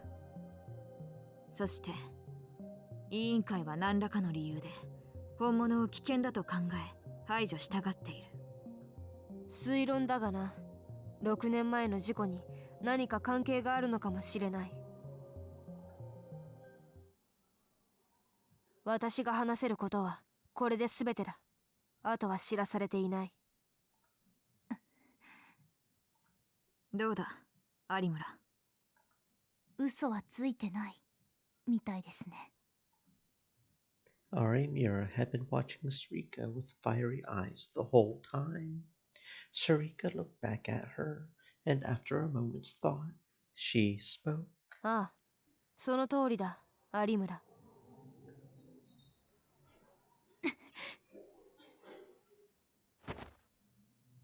Arimura jumped up out of her seat. だから勝手に人の心を読むな。さっきから考えていることがあるだろう。言葉に出さないと他の連中に伝わらないぞ。最低。There was much hatred in her voice. When Sarika didn't respond, it only angered her more. セリじゃない、尾上セリか。あんたは思考盗撮を使って能力者を見つけ殺していた。そうよね。ああ。ラブホテルで柿田さんが殺された事件、どうして柿田さんの方を殺したの？私も能力者だって分かってたんでしょ？二人であそこにいたんだから。簡単だ。私の能力と柿田の能力が同じだったからだよ。思考盗撮の能力者は邪魔だ。私や佐久間の正体がバレる。たったそれだけの理由で。私たちの計画には重要なことだ。Okay, but devil's advocate here. You could have still killed both of them. There's no reason it has to be a one-to-one killing. ちきしょう！あんたのせいで！ Especially if you were going to try to get rid of all of the abnormalities, it would have actually made more sense for you to kill both of them. So that's not really a reason.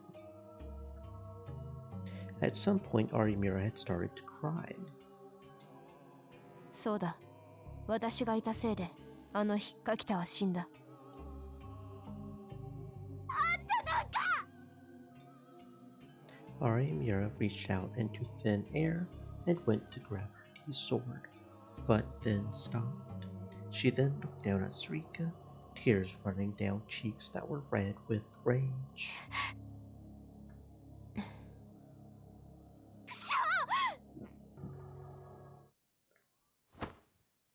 Arimura slammed herself back in her seat instead of grabbing her sword. She wrapped her arms around her body without bothering to wipe away her tears. 新庄さん、聞いていたか？ After a moment's silence, Kunosato-san spoke into the phone. ああ。あんたにやってもらいたいことがあるんだがな。なんだ？青葉寮にまだ捜査員が残ってるなら何とかしてほしい。あとマスコミも。ああ。家宅捜索自体はもう終わってる。可能だと思うが、どうする気だ？場所をそっちへ移す。佐久間の調査と、あと山添右京を私たちの目の届くところに置いておきたい。It was several hours later when Shinjo-san called us and told us that all the police had left Aoba dorm. We were all loaded into Momose-san's car, and Shinjo-san told us which routes to follow to get there without hitting any checkpoints.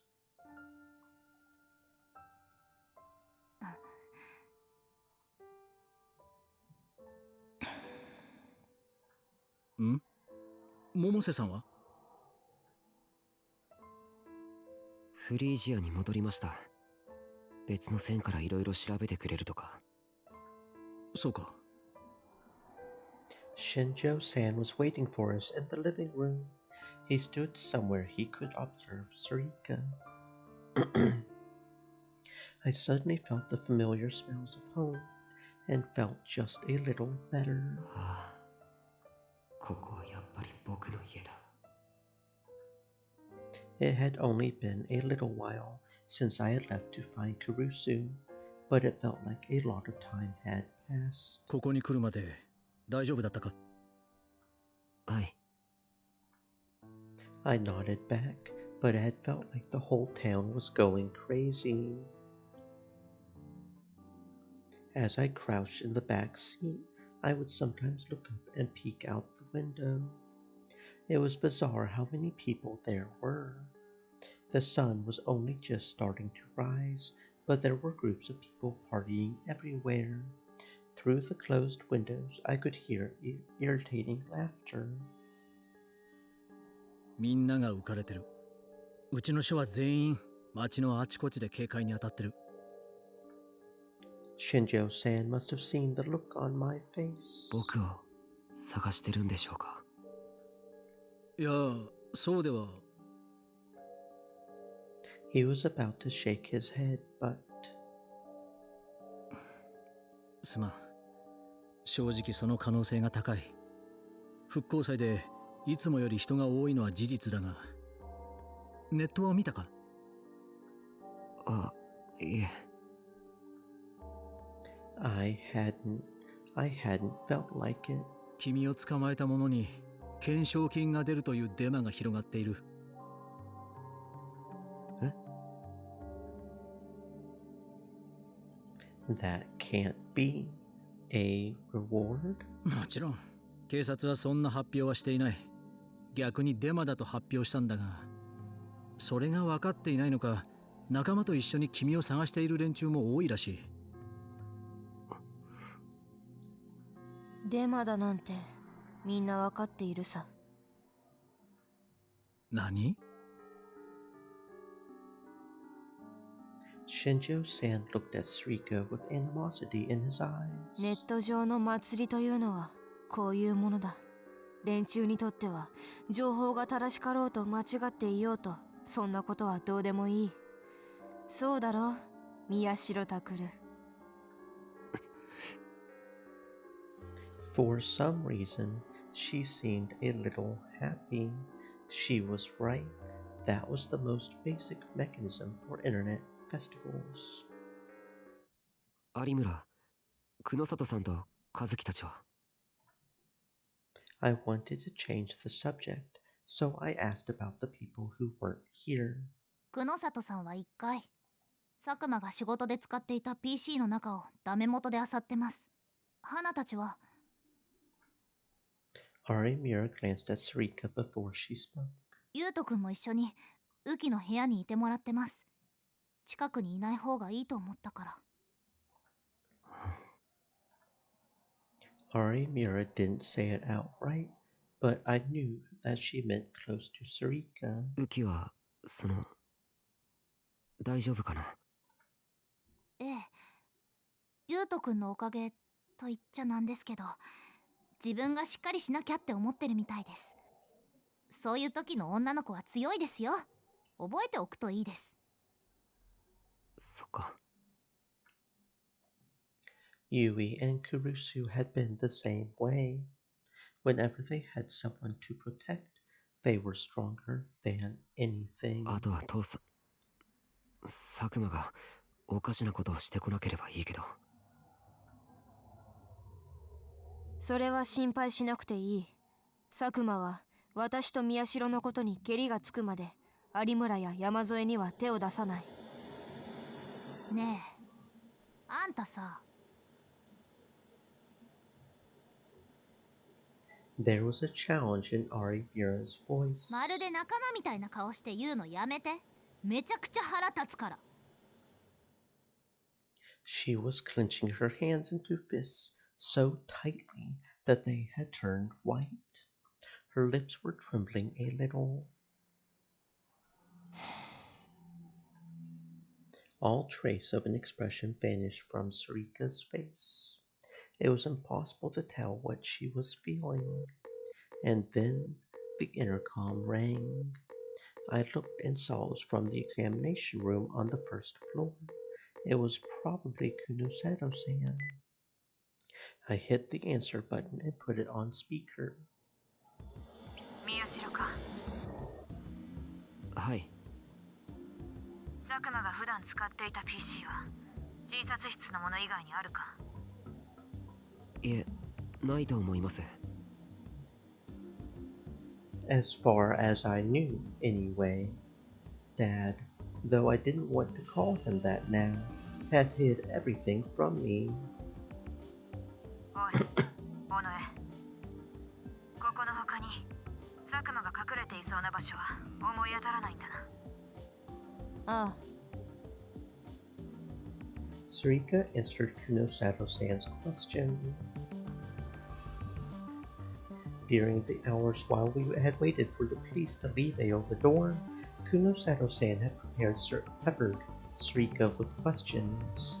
Most of the questions dealt with the nature of the committee rather than the case itself. I heard a lot of words I had never heard before, and I don't think anybody but the two of them understood most of it. What struck me the most during that time was the rage on Kunosato's face. Her face was twisted into something terrible, and she would sometimes slam her fist down on the desk as if she was trying to stop herself from strangling Onoe. She must have really hated the committee. It seemed like it had something to do with what had happened to her when she was in America, but I couldn't ask her anything. I could hear her typing on her computer over the speakerphone. ダメだな。何も出ない。おい、尾上。なんだ。お前が私に与えられる情報はこれで全てか？ Yes, Sarika nodded. なら、宮代を私に預けるというのはどういうことだ？ That's right. I hadn't gotten the chance to ask about that. Sarika had said that at Frisia. 言葉通りだ、久野里美代。お前には今後、宮代拓郎を可能な限り生かし続けてもらいたい。はあ？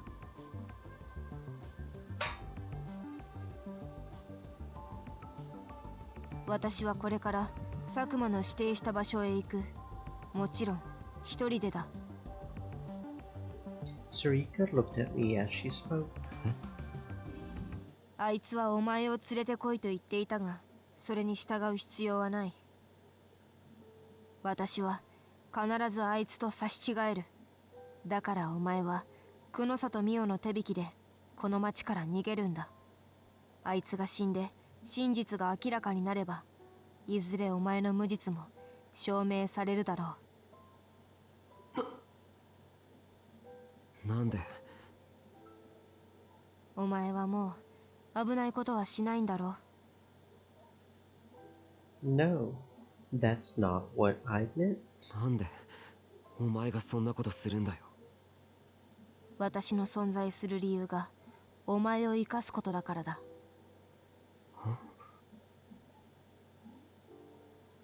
私がそいつを引き受けるとでも思ってるのか？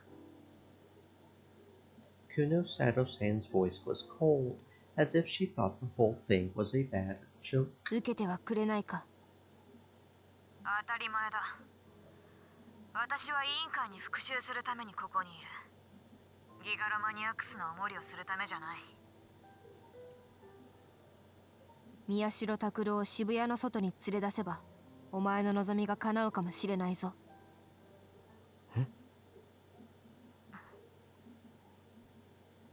Kunosato-san fell silent as if she was thinking of something. What?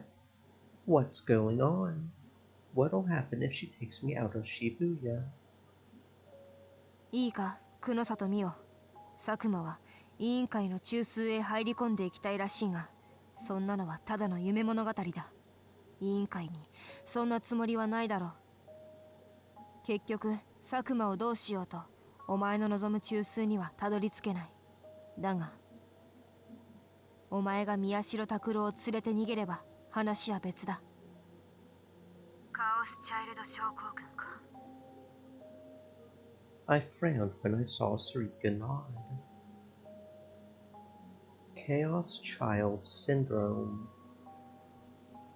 That was the name for the PTSD symptoms that started appearing in children after the Shibuya earthquake. What did that have to do with anything? それができるのはお前しかいない。委員会に対して知識を持ち、碧峰学園や青葉寮の特殊性に気づいていて、なぜ能力者が渋谷に集まっているのか、それを理解しているお前にしかな。どうだ、お前が復讐を望んでいる連中が向こうから現れるかもしれないぞ。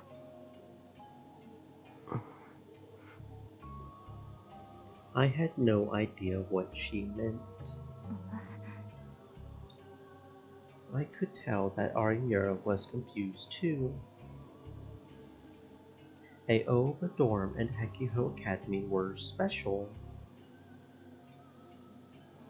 And what was this about all the psychics being in Shibuya? それは能力が生まれるきっかけになった白い光が渋谷で起こったからで。No.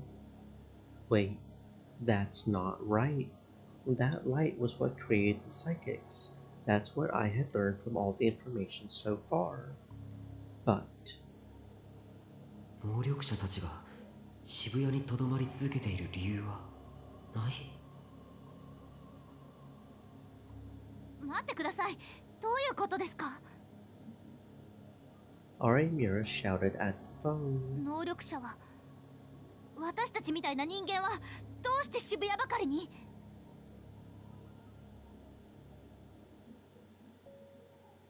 There was no answer, but I knew Kunosato-san had heard her. Sarika stared at the phone as if waiting for an answer. Was there some connection between the psychics and Chaos Child Syndrome? 本当にそう考えているのか？何？宮代を渋谷から逃がすことが宮代の生存につながると。佐久間を殺したところであいつに思考誘導をかけられた人間は正気に戻らない。宮代拓郎の居場所は渋谷にはもうない。であれば逃がすしかないだろう。有村、そいつは嘘を言ってないか？言ってないはずです。それより何なんですか？何を知ってるんですか？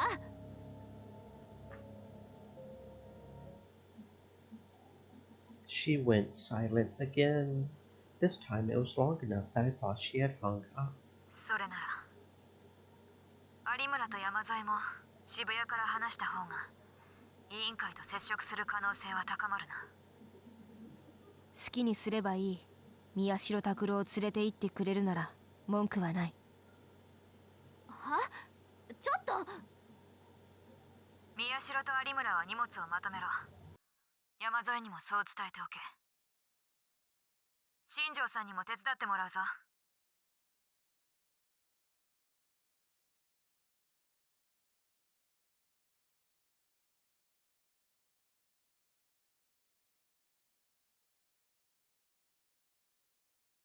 She then abruptly hung up. どういうことだ？こっちが聞きたいですよ。ちょっと行ってきます。 Arimura sounded very irritated as she said that. She then ran downstairs to go see Kunosato-san. I thought to myself as I watched her go, Was there still something I didn't know about the case? 知りたいか？ Sarika was looking right at me, as if she was trying to test me. Again. She was reading my mind again. 僕は危険なことはしないで。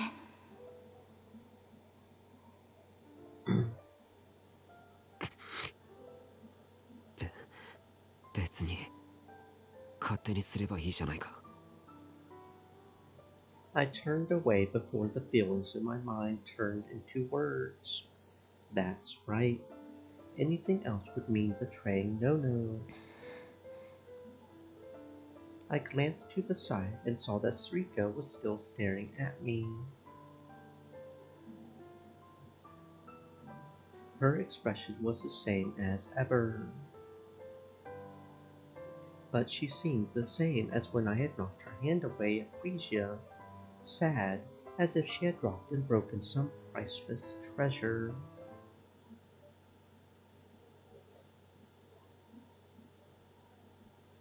では最後に神聖の町渋谷のますますの発展を願い開催の言葉とさせていただきます。皆様ご協力のほどよろしくお願いいたします。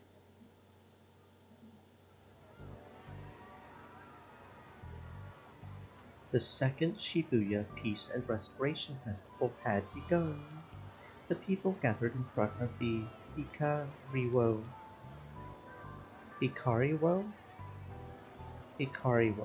began to loudly applaud when the mayor finished his speech. Then they started to split off to visit the concerts and stalls that they wanted to go see.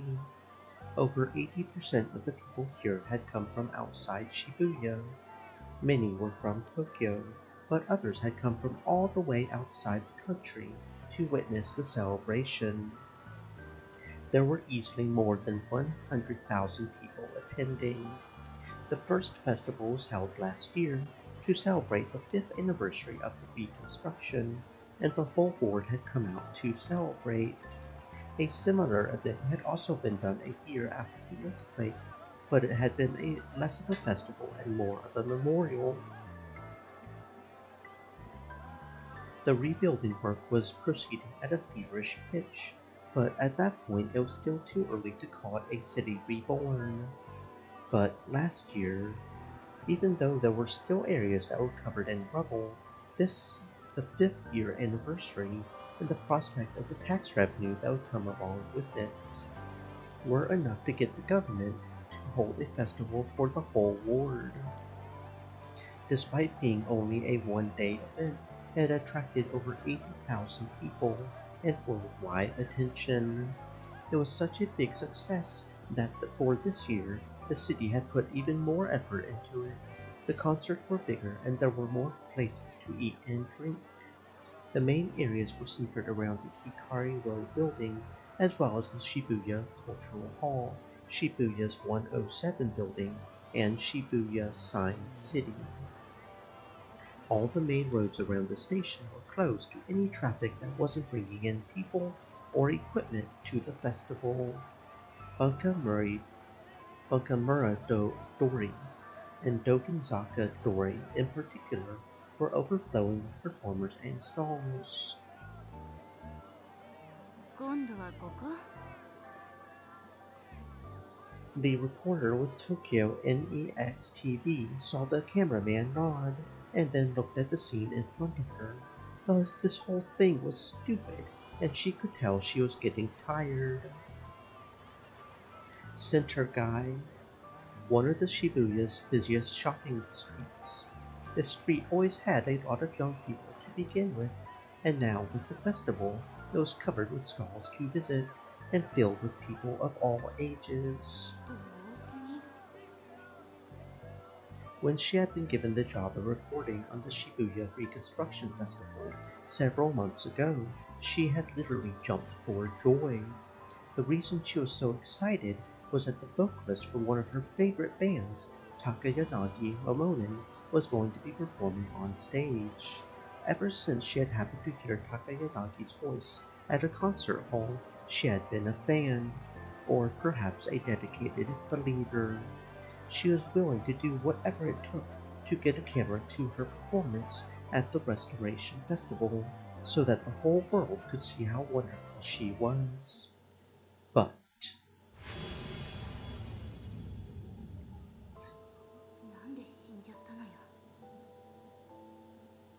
she had been caught up in the return of the new generation madness and was murdered. Now there was barely any point in covering the Restoration Festival anymore. But she still had to smile and obey when her boss told her to come here. And in the end,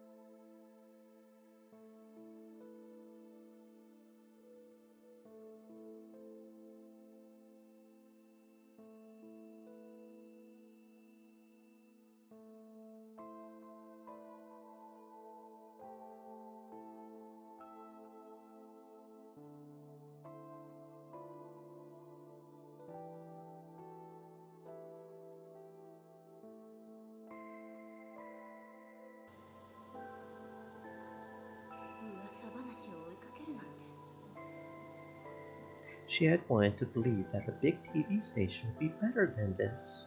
What she was doing was little better than rubbernecking.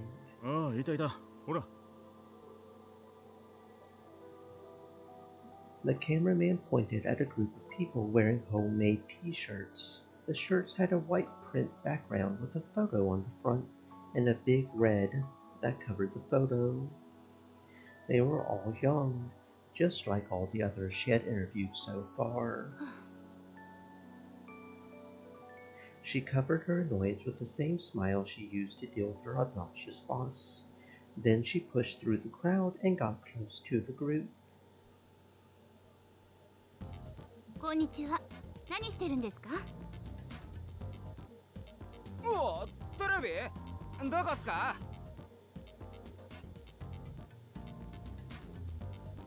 Who cares? She thought to herself, but she told them she was with Tokyo NEX.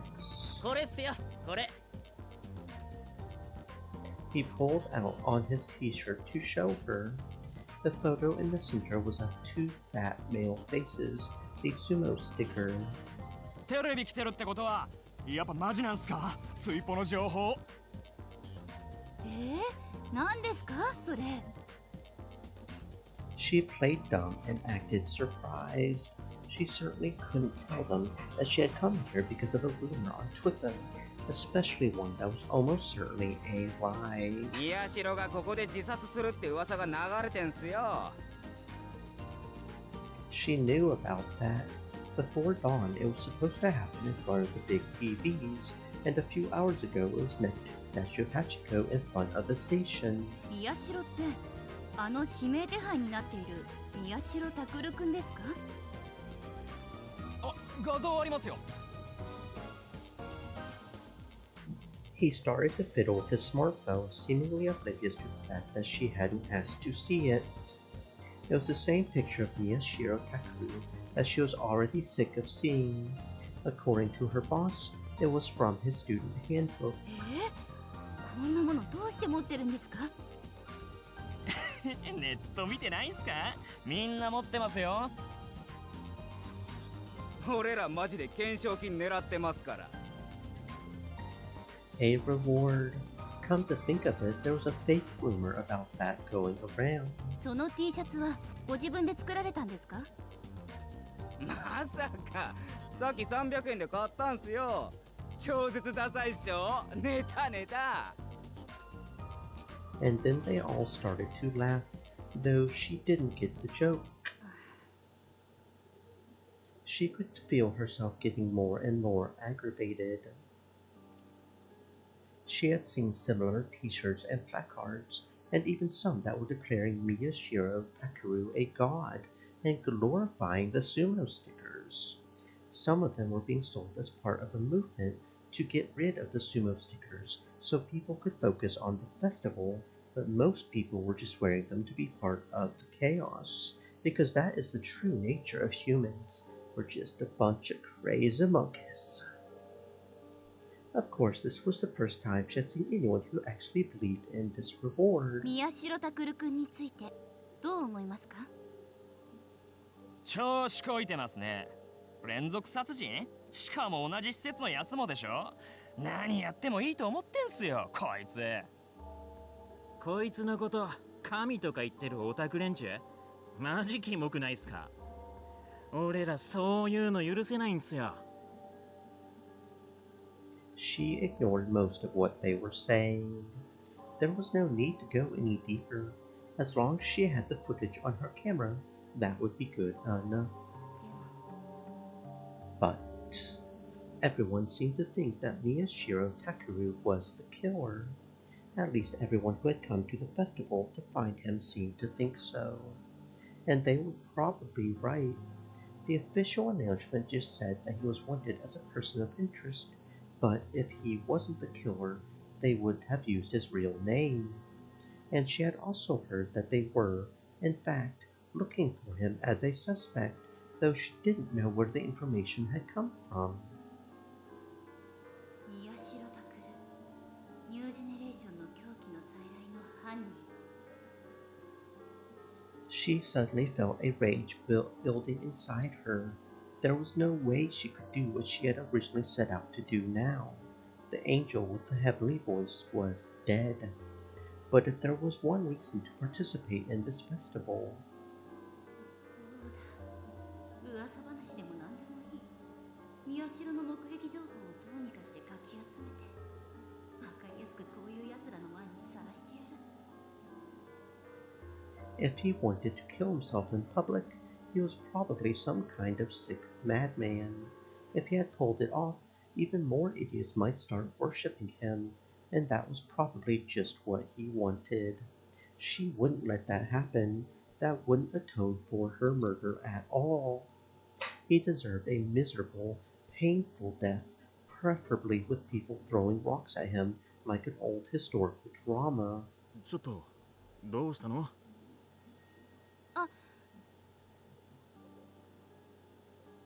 Only then did she realize that the people in front of her had stopped talking.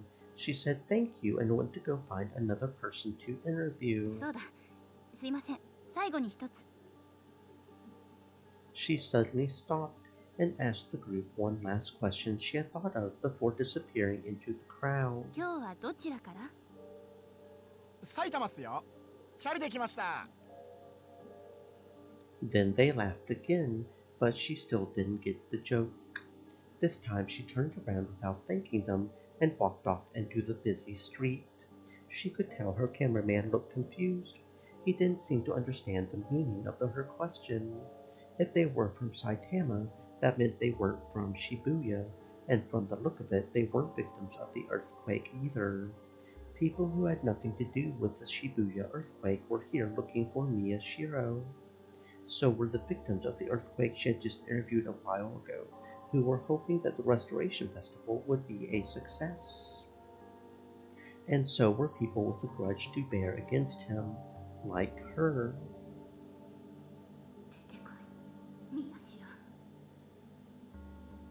Her thoughts were never going to be heard on TV, and the people nearby couldn't hear them either. But they were shared by the vast majority of the people at the Restoration Festival. Whenever she saw someone wearing a sumo sticker on their clothes, she figured they were after Miyashiro, and when she went to interview them, she found that she was right.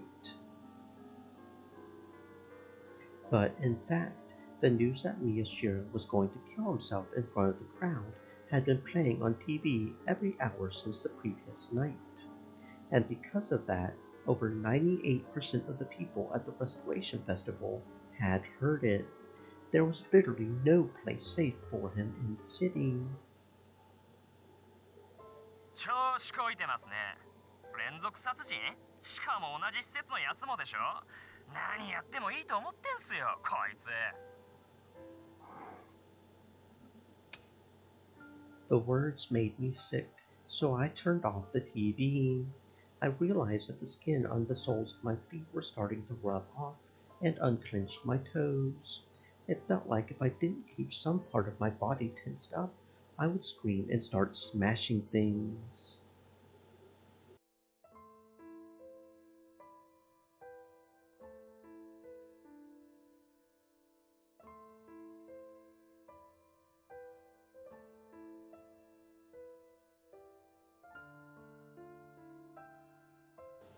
I had always hated outsiders who never cared about the actual people caught up in something, but this time it was different.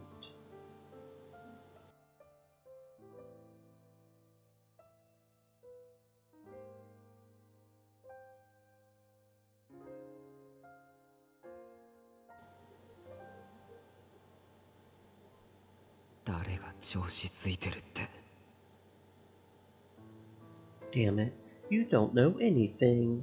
You don't understand anything. And if you don't know anything, then keep your damn mouth shut. I wasn't the one who killed Nono or Yui.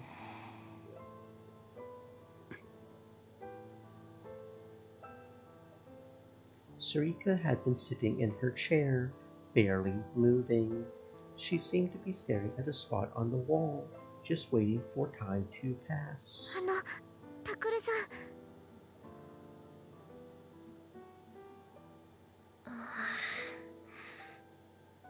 おい、ここへ来ちゃダメだろ。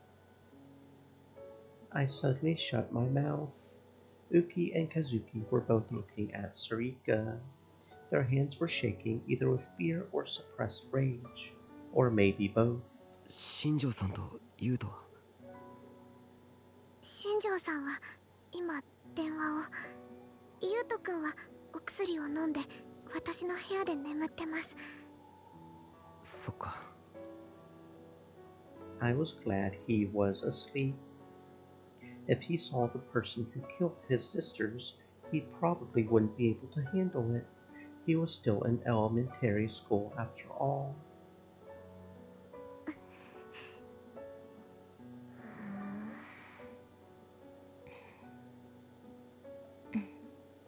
The two of them stared at Sarika, unmoving. Sarika didn't move either. But... 本当だ。At some point, Sarika had turned away from the wall to look at them.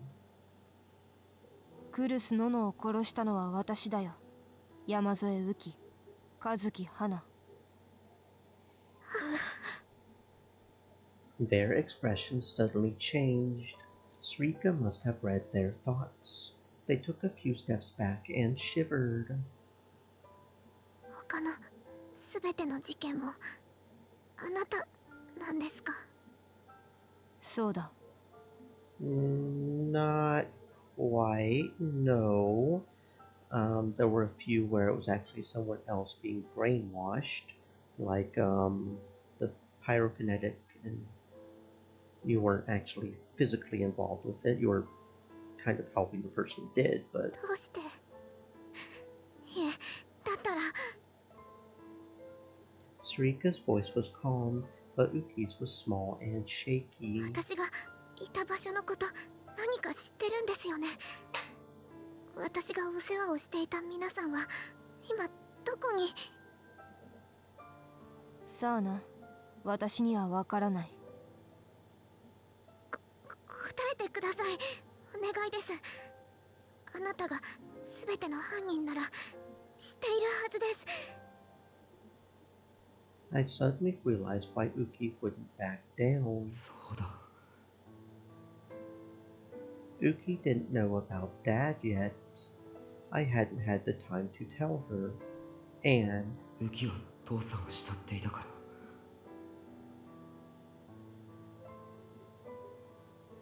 ら。Uki was extremely shy, and it was Nono and Dad who had given her a place here.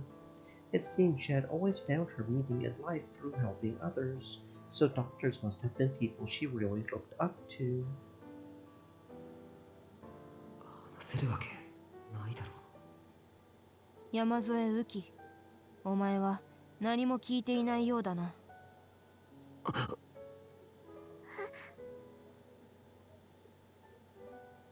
やめろ。I jumped out of my chair.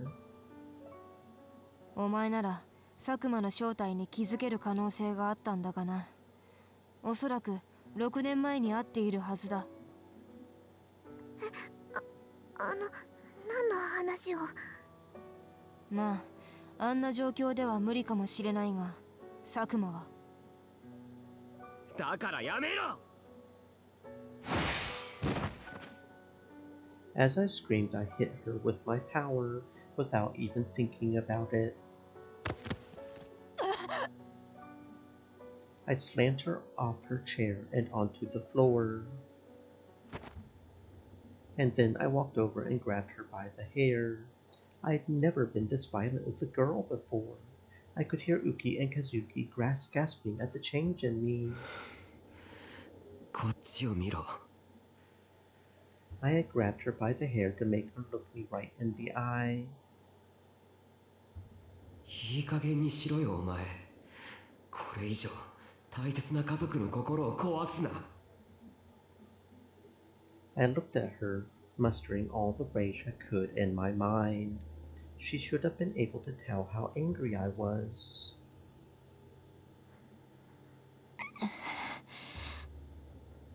Sarika must have felt my anger, or maybe it hurt where I grabbed her hair, because her face twisted a little in pain.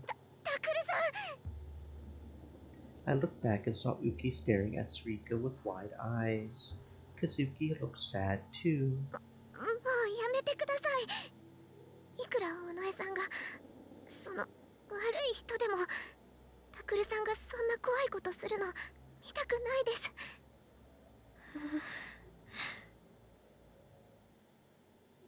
ああ、そうだな。I let go of Sarika's hair. She ran her hand through it violently to try and get it back in place. タクルさん、先生はどうしたんですか？今どこにいるんですか？それに新庄さんが突然荷物をまとめろって、それと何か関係あるんですか？それは。There were tears in Uki's eyes, but I couldn't bring myself to tell her the truth. Sarika stood up, and then she grabbed her stomach again for some reason. There was blood on her hand. 父さんにやられたっていう傷か。Come to think of it, her wound looked like it had opened up when I used my powers on her back at Frisia.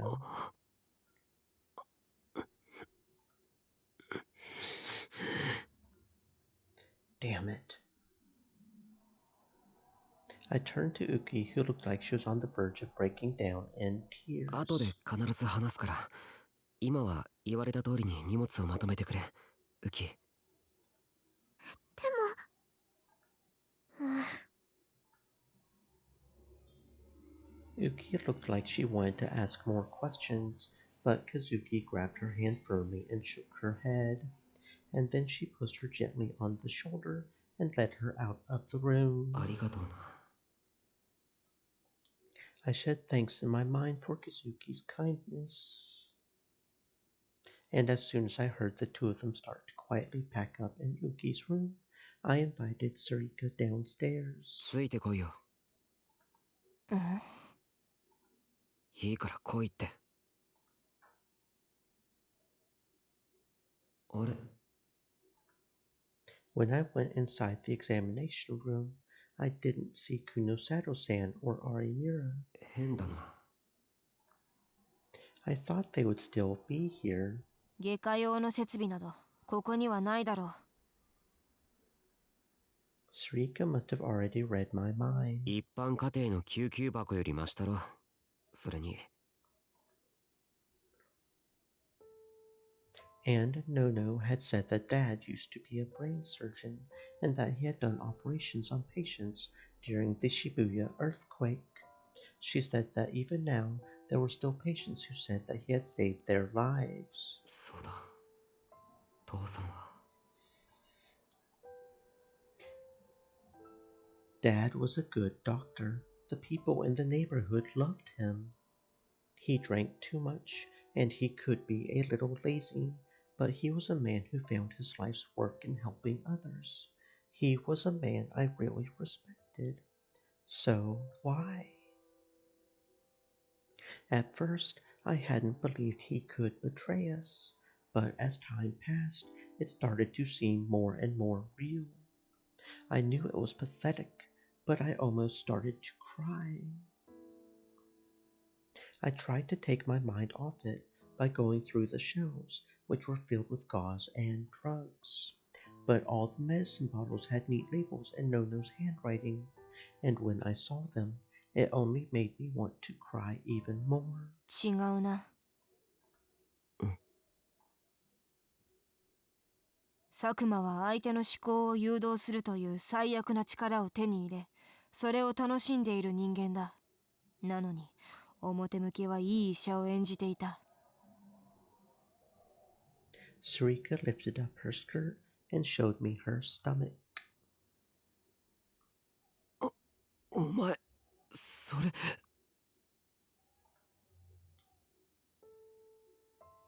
It was covered with packing tape that had been stained dark red. It was wound poorly and far too tight. 佐久間は以前、私が傷の応急処置にガムテープを使っているのを見て笑っていたよ。やるじゃねえか、と意味のわからないことを言ってな。お前は2番目の事件を覚えているか？ストリートミュージシャンの高柳が殺された事件だ。ああ。腹が裂かれてスピーカーが埋め込まれていた。あの時、思考誘導された高柳が止血に使ったのがやはりガムテープだ。思考誘導された高柳が裂いた腹をガムテープで処置しているのを見た。なぜそんなことをさせているのか、あいつに尋ねたが、あいつはこう言った。お前に似てるだろ？人形みたいで面白いじゃねえか。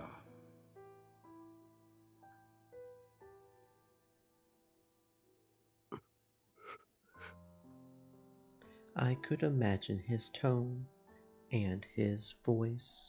I felt all the hairs on my body stand up on end. 私は佐久間の思考を読んだ。何を考えてそんな言葉が出てくるのか知らなければと思った。Sarika gave a deep sigh, as if letting out something that had been building up inside her. あいつは言葉以上のことを考えていなかった。頭の中にはただ面白いという声だけが反響していた。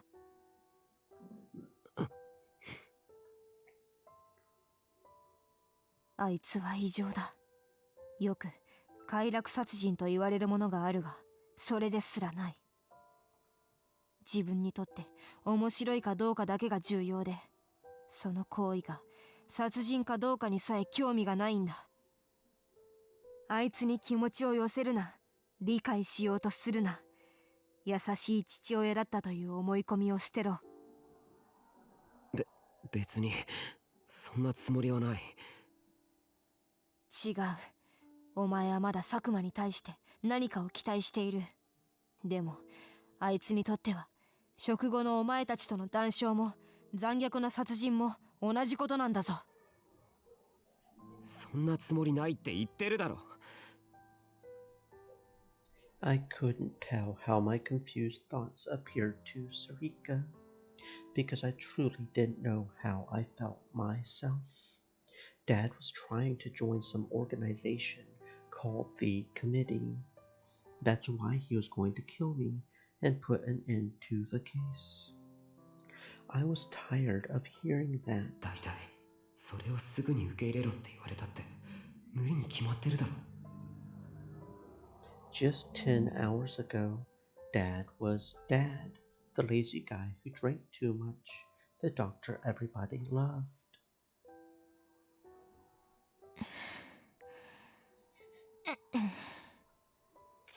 Without another word, Sarika began to tear off the packing tape in a disorderly manner.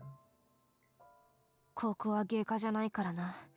手術道具が置いてあるとは思えない。それより奥の机の一番下の引き出しを見てくれ。何？クルスノノがよく使っていた机だ。そこに裁縫道具が入っているだろう。Kurusu had indeed kept sewing tools in there to patch the buttons back onto Dad's white coat. Did she learn that by reading Kurusu's mind? I was angry, but I did what she said anyway. There was a bag filled with sewing tools there, like always. I gave them to Sarika, and she grabbed a needle and thread at random. She disinfected them and started to wordlessly sew up her own stomach.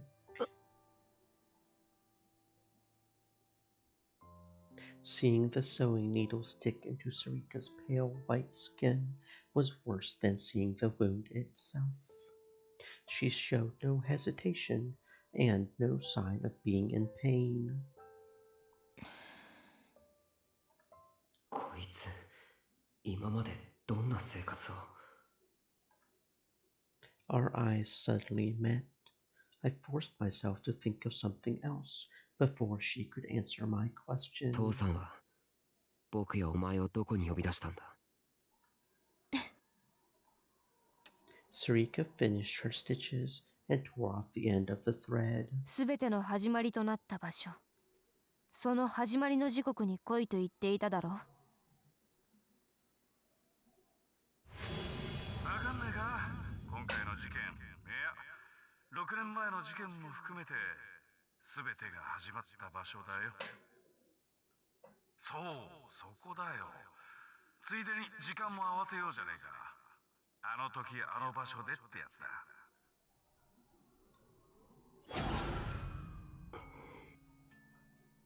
That's what he had said. The place where everything began.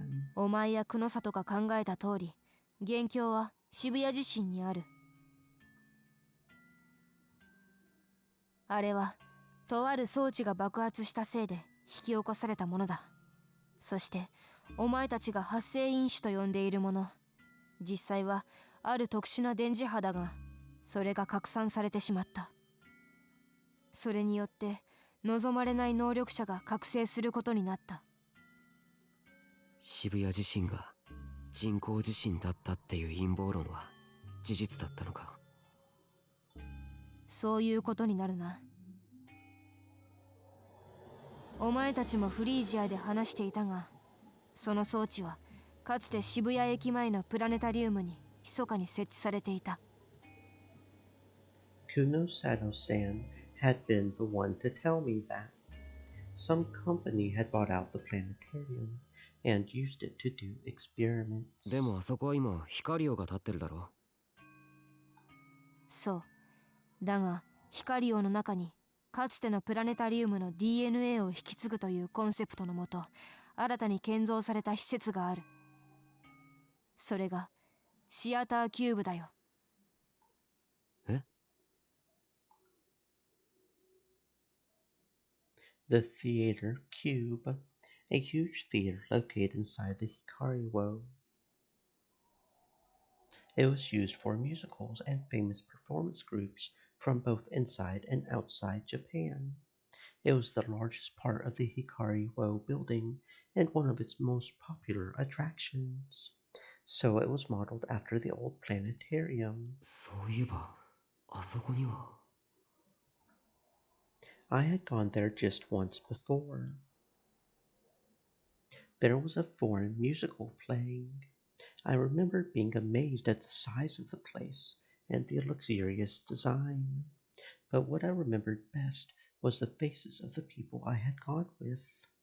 Yui, Yuto, and Nono and Dad.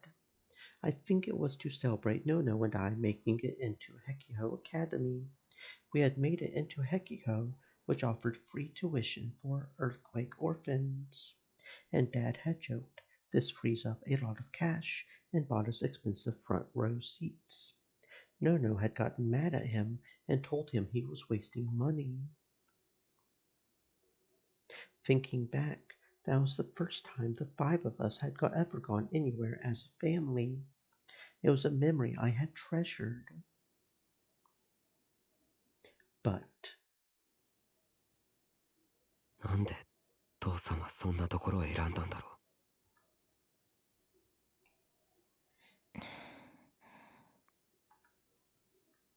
Onoe closed her eyes for a moment. おそらくはお前だ、宮代拓。僕。今回の復興祭、ヒカリオはその中心の役割を担っていて、大勢の人間が集まっている。あいつは声明通り、お前を衆目の中、自殺に見せかけて殺すつもりだろう。Using his mind control, she continued. それに、復興祭の昼のイベントさえ終わってしまえば、夜の劇場は巨大な無人スペースになる。万一、ディソードで切り合う羽目になっても、人目を避けられる。始まりの場所に来い、などと大行なことを言っていたが、あいつが何の意図もなく場所と時間を指定するはずがない。ってことは、時間っていうのは午後10時28分。I would never forget that time. It was exactly when the Shibuya earthquake had struck. 午後10時28分をもって復興祭の雰囲気は一変する。それまでのお祭り騒ぎから参加者全員が黙祷を捧げ、渋谷は静寂に包まれる。そんな中、自殺の声明を出したお前が登場するわけだ。どうなるか想像がつくだろう。あのクズめ。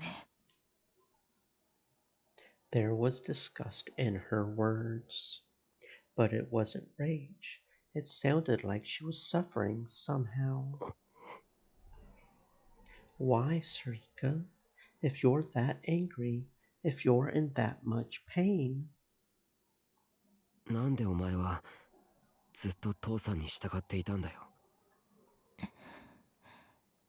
何度も言っている。私を生み出した時のことは覚えているだろう。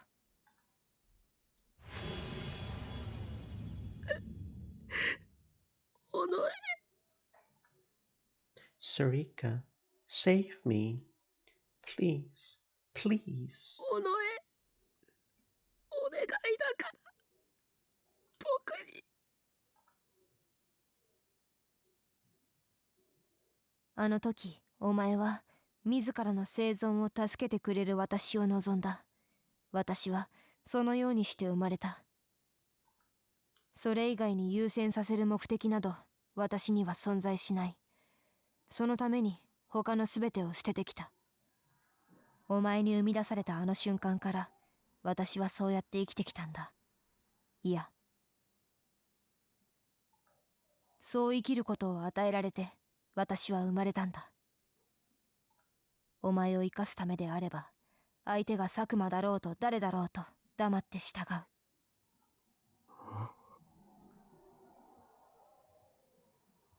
I couldn't speak. If what Sarika says is true, then the real cause behind all of this is... 責任を感じる必要はないぞ、宮代拓。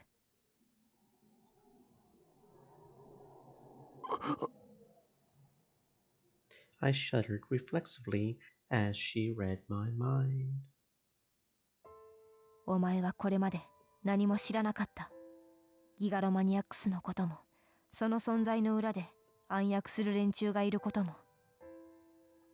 だから、これはお前のせいじゃない。The feelings that were hurting me deep inside my heart came boiling up. いいのかよ。I forced myself to speak the words. お前はそれでいいのかよ。That's right. Even if I was the one who created you, even if I did give you a reason to live. ユイやノノを殺したんだぞ。That wasn't what I wished for. The kind and gentle Sarika I knew ever since I was a kid would never wish for that either. And, in a way, it isn't keeping him safe. If your entire idea is to keep him safe, that counts his mental health too. Killing his family, I mean, that's not keeping him safe. You had to keep me alive, even if it meant losing Nono and Yui, even if it meant killing them.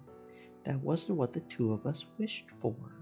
If you really are willing to give up everything just for the sake of the goal you were given, then you are not human at all. 本当にただの人形みたいじゃないか。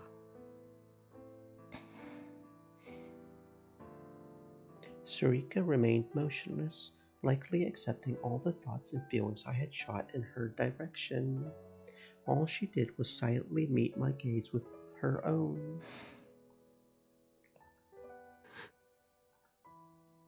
そろそろ行く。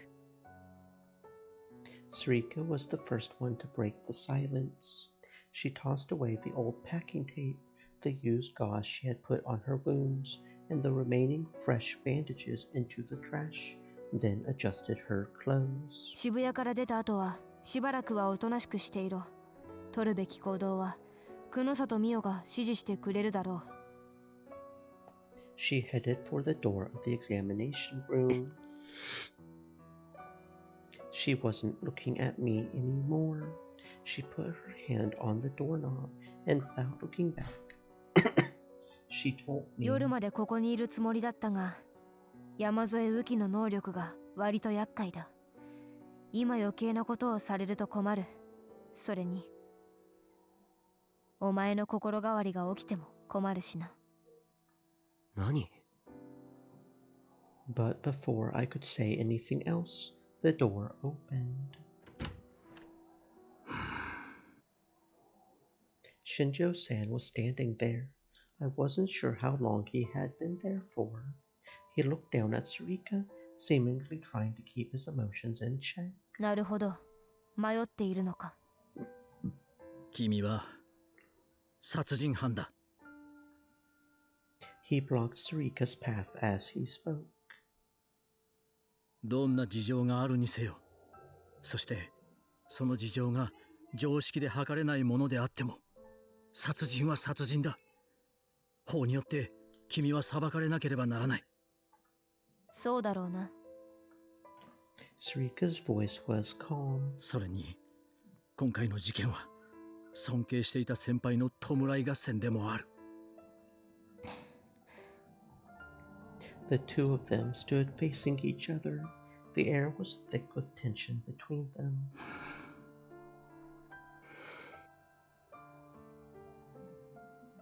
They stood like that for almost a full minute. I couldn't see Sarika's face from here, but Shinjo-san's expression seemed to waver once in a while. He probably knew that Sarika was reading his mind, so he was likely thinking of all the things he wanted her to know. It felt like there was a silent but intense discussion going on between them. Eventually, Shinjo-san sighed a little. He moved to the side with a pained expression on his face. いいんだな。復興祭が終わった後、上層部からどんな圧力がかかってこようと、俺は君と佐久間を追う。どこへ逃げようとな。お前が追うのは一人で済む。生き残るのは私か佐久間のどちらかだけだ。She went to walk out of the room at a pace which belied her injury. 宮代拓。She stopped, and without looking back, she said, 生き残れよ。何があっても。お前だけは生き残れ。and then she disappeared.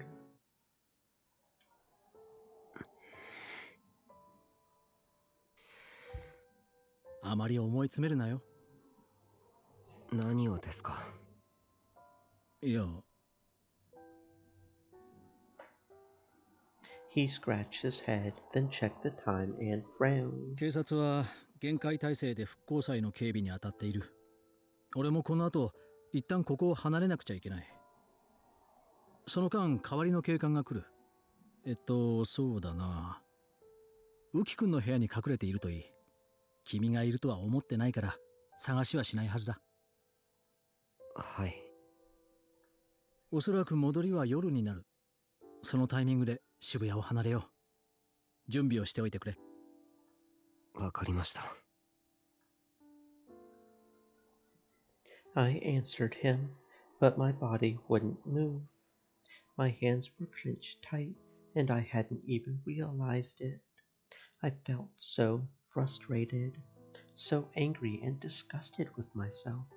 All these horrible things were going on around me, and someone else had already decided how I was going to escape them. I had done nothing at all.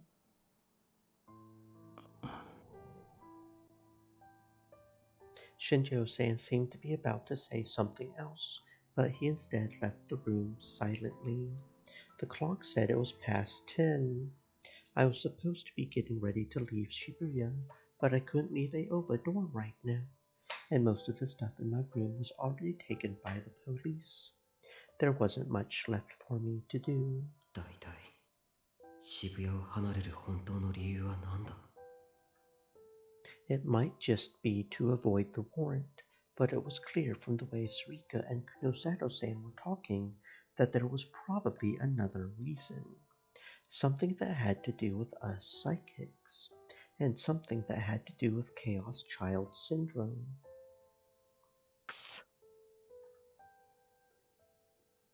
I quickly closed my eyes and shook my head. No, don't do it. Don't try to find out. Remember your promise to Nono. You've already learned what happens when you try to find out about things you're not supposed to know, right? 尾上は言ったな。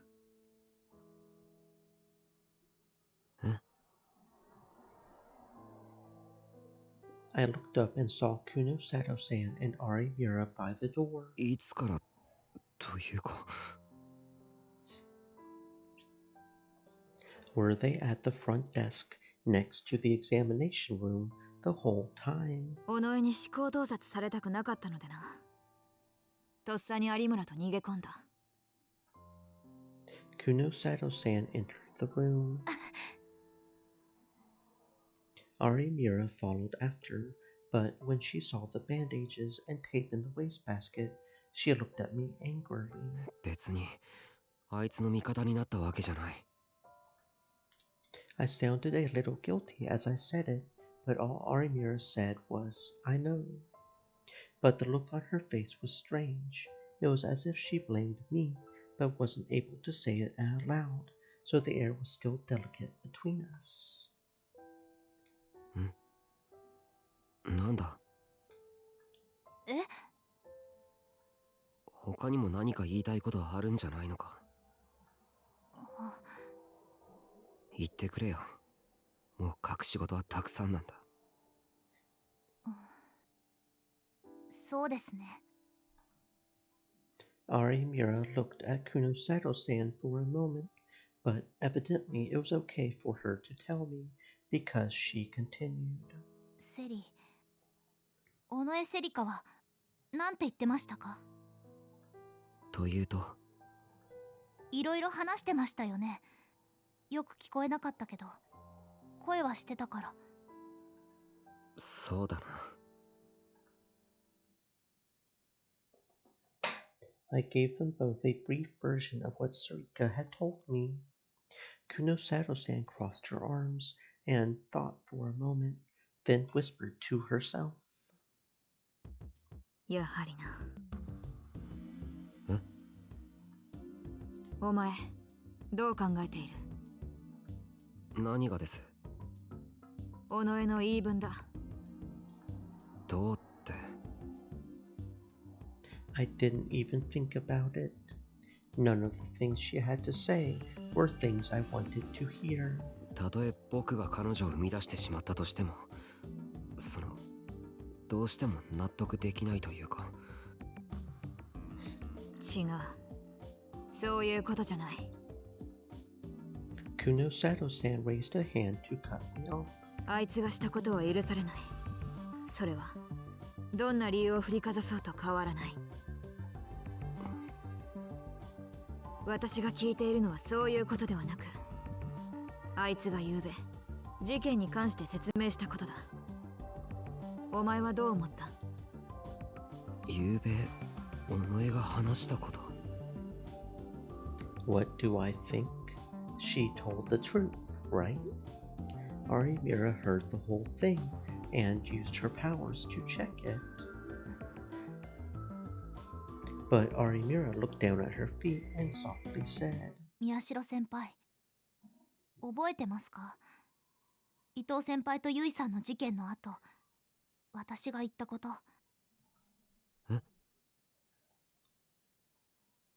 私がもっと注意深く能力を使っていれば、伊藤先輩の言葉がどこかおかしいって気づけたはずだって。I knew Arimira regretted that deeply, but what did that have to do with Sarika? I looked at her face and suddenly figured out what she meant. Was there something that Sarika had said? 嘘があったのか？いえ、彼女は確かに真実を語っていました。でもなんか変なんです。うまく言えないけど、真実すぎるというか。Too true? なんだよそれ。私、ずっと注意深く聞いてました。私の能力って相手の言葉が本当か嘘か分かりますけど、人の言葉っていつも白黒はっきりしてるわけじゃないです。話してる時っていろいろ迷ったり曖昧になったり、自分でも何言ってるか分からなくなったり、とにかくちゃんとしてないですよね。だから普通は本当のことを話しててもぼんやりとしたグレーみたいな部分が混じってるものなんです。人間が言葉を発するという行為は常に理路整然とした思考の上で行われているわけじゃないからな。理性と感情が入り混じり、時に論旨は飛躍し、会話の道筋はひどく不安定だ。Kunosado-san had added onto Arimira's explanation. でも彼女の尾上セリカの言葉は全てまっすぐだったんです。まるでシナリオでも用意されていて、それを読んでいるみたいに。それにあいつの話そのものにも気に入らない点がある。Kunosado-san sat down in a chair without asking permission. フリージアであいつの話を聞いていた時は愚かなことに私も頭に血が上っていてな。冷静に考えられなかった。だがここへ来る途中、ふと疑問が浮かんで、そこから検討をしてみた。だから尾上に思考洞察されるわけにいかなかったんだ。ああ、それで。Last night, Kunosado-san had stayed in the examination room instead of coming up to the living room to talk with everyone else. That was the reason. 本格的におかしいと思ったきっかけは昨夜の電話でのやりとりだ。あいつは私にお前を渋谷から逃がすように言った。それがお前を生存させることにつながると。ええ。I remembered her saying that. Ari Vera seemed to be suspicious that her words were too true. But they seemed like the genuine truth to me. 確かにお前を渋谷から逃がすということ自体は筋が通っている。お前にとっての脅威になってしまった佐久間を殺すという選択もな。だが私にお前を託すというのが矛盾していないか？ I didn't know what she meant. What was strange about it?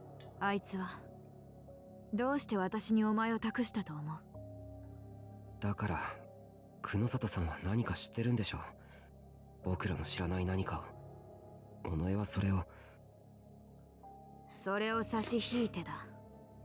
そもそもあいつの存在意義がお前の生存にあるのなら、お前が最後の時を迎える瞬間までずっと一緒にいなくてはならないはずだ。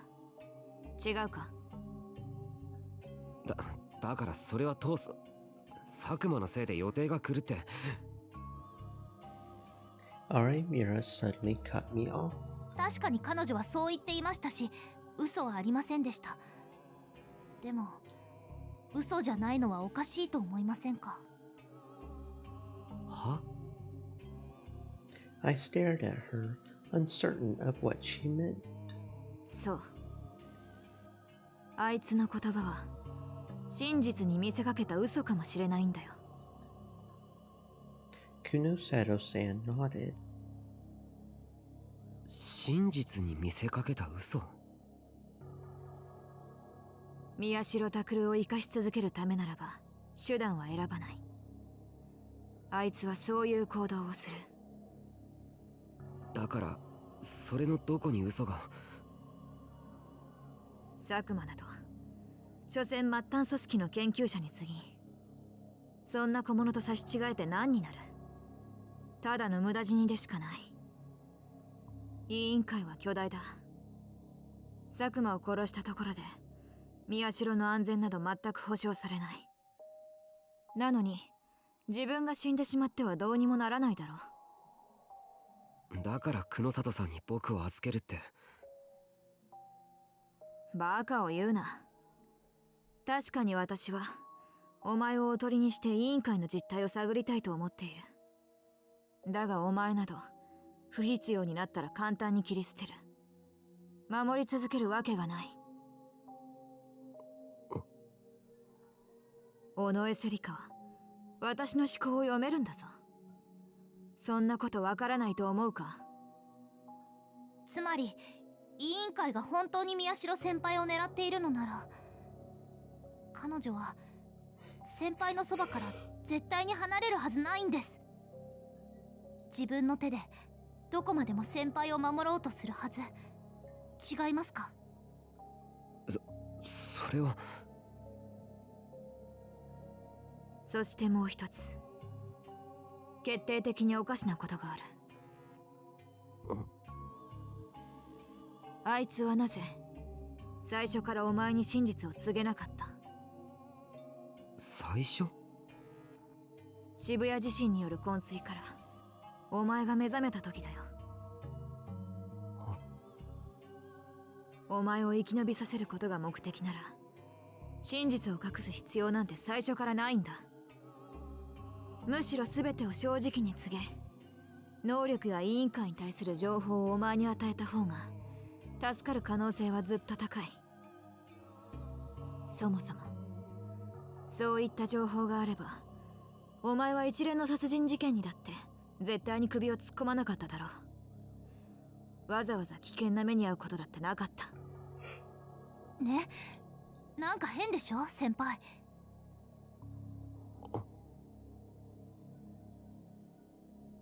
She was right. I didn't realize it until they told me. I never would have done the things I did if I had known what Sarika had told me last night. Just like Kunosato-san said, I would have stayed away from the murders. In fact, I might have done something to keep us away from it. If I had, Nono and Yui might still. But... なんで Why did she hide the truth? It's almost like... 逆に宮代先輩を危険な目に遭わせようとしてるみたいですよね。Arimira said the same thing I was thinking. でも、尾上の言葉が嘘だなんてありえないだろう。昨夜は有村がそばにいたんだから。いえ、方法がないこともないんです。私の能力の盲点をつく方法が。有村の能力の盲点。I remembered what Arimura had just said. Everything Sarika had said was the truth. But it was too true. It was as if she was reading from a script. I understand now. There is one way to get through Arimura's powers. まさか、伊藤の時と同じ。Arimura nodded slowly. はい。私が伊藤先輩の異常を見過ごしてしまった。それと同じ方法なら。思考誘導。That meant there might be a little bit of hope. つまり尾上は佐久間に思考誘導されていて、あんなことをしたのは伊藤と同じように操られていただけで。But Arimura didn't look any better when I asked her. 私もそれなら少しは救われるなって思ったんですけど。あくまでも可能性の一つだ。それにすがるな。だそうです。そうか。My shoulders slumped. 先輩。妙な期待はするな。それすら罠かもしれん。はい、わかってます。I spoke clearly. I thought I was telling the truth. But Arimura looked down as if she was in pain. 今、嘘をついたのか。僕は。Kunosato-san must have figured out what I was thinking because her expression became more stern. 私も思考誘導の線は考えている。でも、それも腑に落ちないんだ。佐久間が尾上の思考を操って、わざわざ仲間割れを演出する理由は何だ？ She was right. There was no reason for Dad to do that. If he had sent Sarika as an assassin, I would have been dead already. The two of us had even been alone together, and Sarika had done nothing. I knew it. There was no point in hoping that Sarika was really just a normal girl who didn't know anything. I should have been able to tell from watching her last night. The way she talked, the way she acted, the way she behaved toward everyone else. It was all different than the Sarika I knew before. If mind control was involved, she would have acted like the Sarika I knew.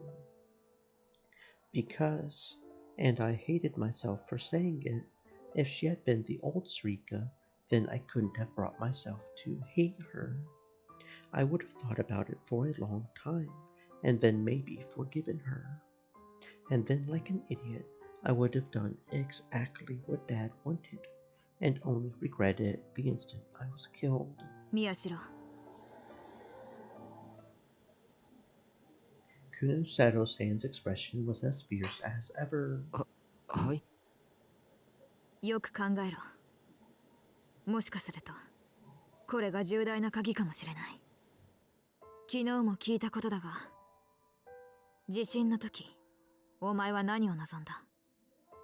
その結果尾上がリアルブートされたのだとしたら、あいつに何を求めたんだ？本当にあいつはお前を生存させることが目的なのか？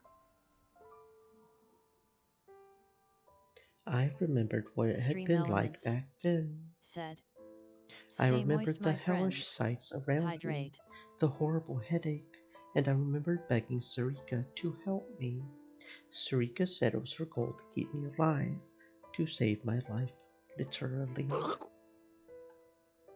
There was a brief but strong pain in my head. I pressed my hand to my forehead. Whenever I remembered that moment, the pain came back. 大丈夫ですか？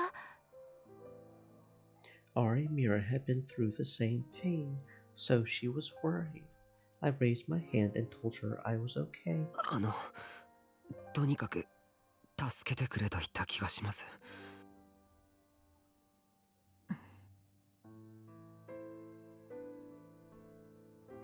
I couldn't remember if I had barely been able to get the words out, or if I had shouted them at the top of my lungs, or if I had even said them aloud at all. But I could remember asking Sarika for help. だけど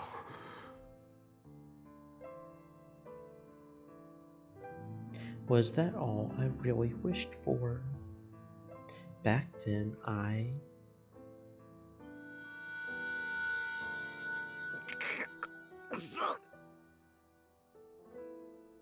There was a new pain. This time I could feel a throbbing in my temples. I pressed my hand harder into my head, and my nails dug into my skin. My whole body staggered, and I fell to the floor. 先輩！ There was a warm sensation on my shoulder. Ari Mira was trying to help me up.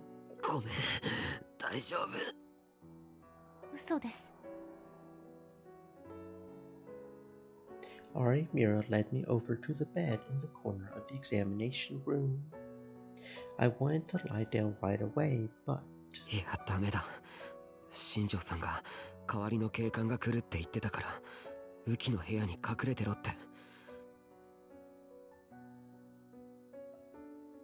じゃあ、もういいですから、上に行きましょう。 I nodded and thanked her as she held me by the shoulder. I forced my body to softly push off her and stand up on its own. 久野里さんもすいません。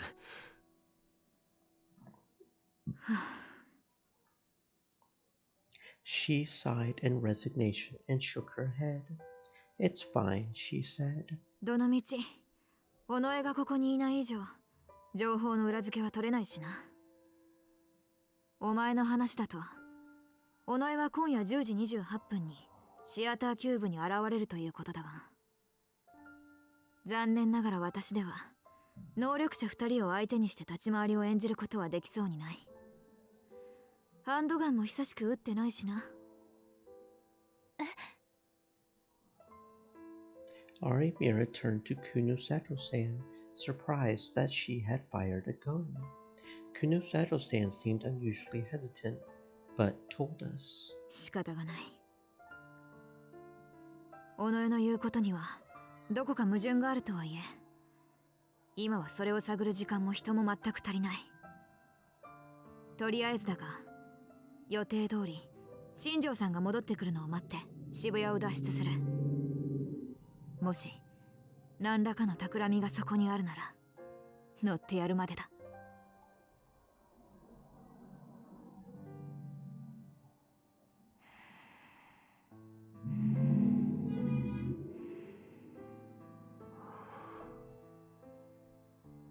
I went to Yuki's room to hide before the police officer got here and found Yudo curled up asleep on her bed.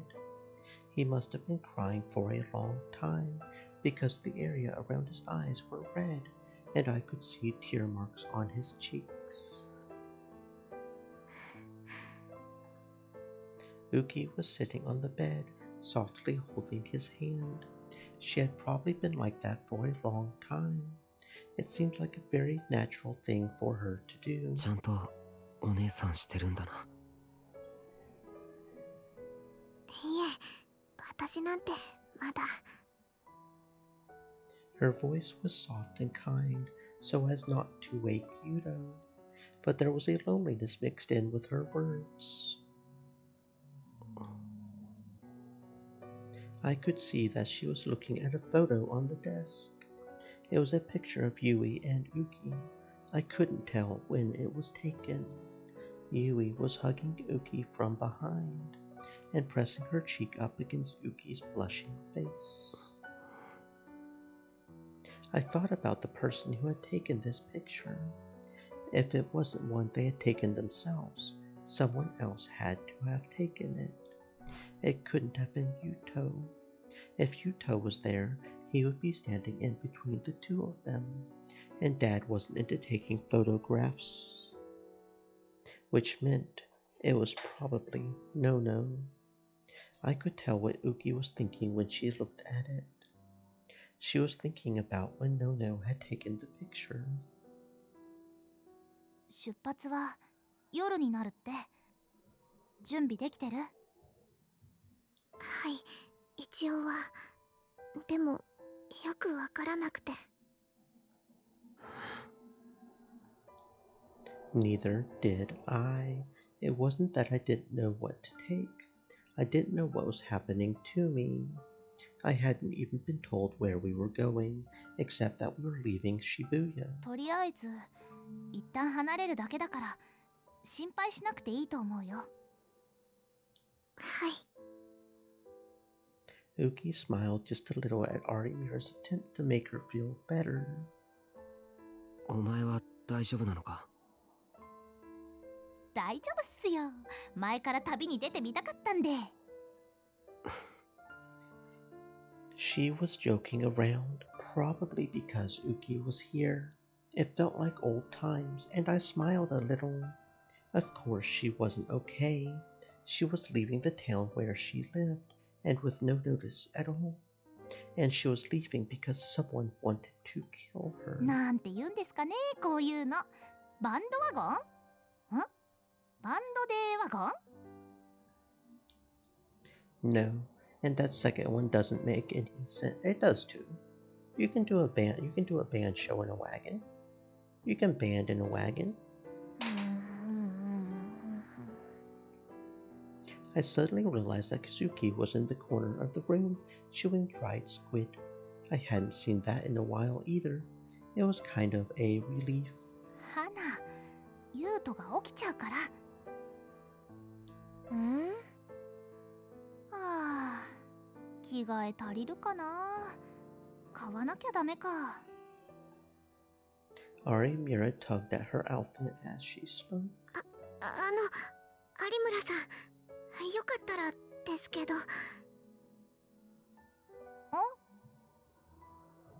よかったら、ののさんの使ってください。ののさんの部屋にありますから。え？ Arimira froze. She clearly didn't know what to say. いや、でもそれは。いいんです。ね、タクルさん。I was a little surprised. For a moment, she looked like Nono or Yui. She had probably decided that she would protect Yuto, and so she was trying to be a big sister, like they were. I nodded to both of them. なあ、ノノはどんなものでも無駄にするのが大嫌いだったから、もらってやってくれないか。けど、先輩は。いいんだ。Arimira seemed a little surprised, but her face finally took on a serious expression. わかりました。もらっていきます。はい。うん。あ。Aramira ran over to Nono's room to get the clothes before the policeman came. I decided I should probably check if there were any clothes left in my room, then stood up. I tried to leave the room quietly so as not to wake up Yuto, and then I stopped. 地震の時、お前は何を望んだ？その結果、尾上がリアルブートされたのだとしたら、あいつに何を求めたんだ？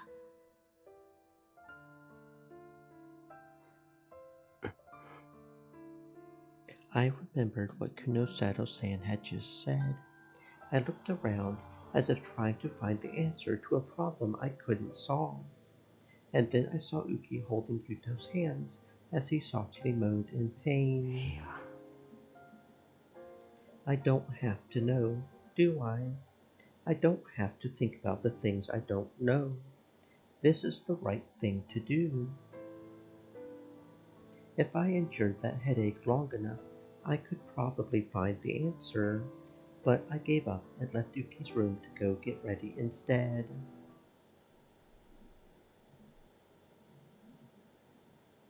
A little after 4.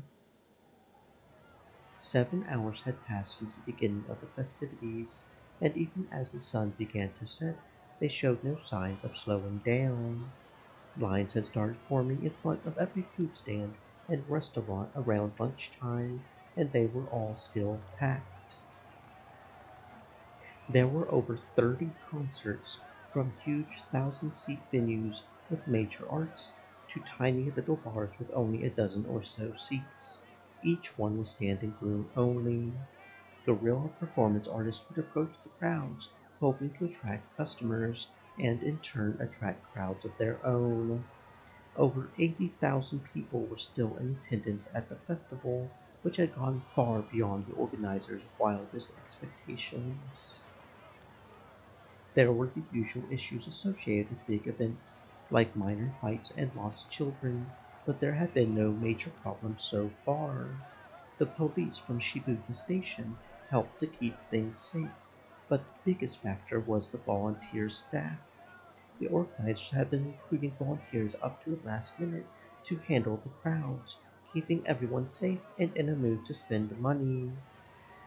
Many of the volunteers were victims of the original disaster, and the experience they had gained in the earthquake had taught them how to get along and work with other people. When a major band had made a surprise appearance at the stage in front of the 107 building, there was a mild panic, but the volunteers formed a human wall to keep the people in the crowd safe. 今日は復興を祝う祭りなんです。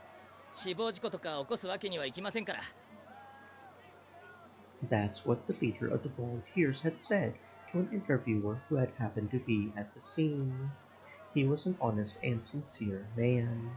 He was speaking from the heart, and he didn't mean anything more than what he had said. But his words brought to mind a certain name and a certain face, both among the people who saw him on TV and among those who heard him directly. The word that had made them think of that name was, of course, death. なにあの人たち。あれだろ、朝からさ、ニュースでバンバンやってんじゃん。Everyone there was hoping for the festival to succeed, but at the same time, they hadn't caused a big problem yet. But there was one big concern on everyone's minds. When a girl and her boyfriend left Shibuya Station, heading for the stage at the cultural hall, they saw a group of people wearing creepy masks. There were over a dozen of them, and then another group came from another direction. Suddenly, there were several dozen of them. Identical masks, identical t-shirts, the faces of two fat men overlapping. It was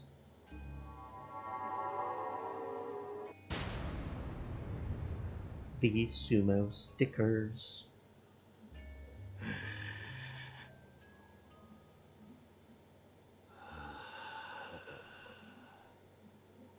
They said nothing, but anyone who got close, whether by accident or because they wanted to get a picture, would flinch away as they heard the eerie sound created as the sumos breathed under their masks.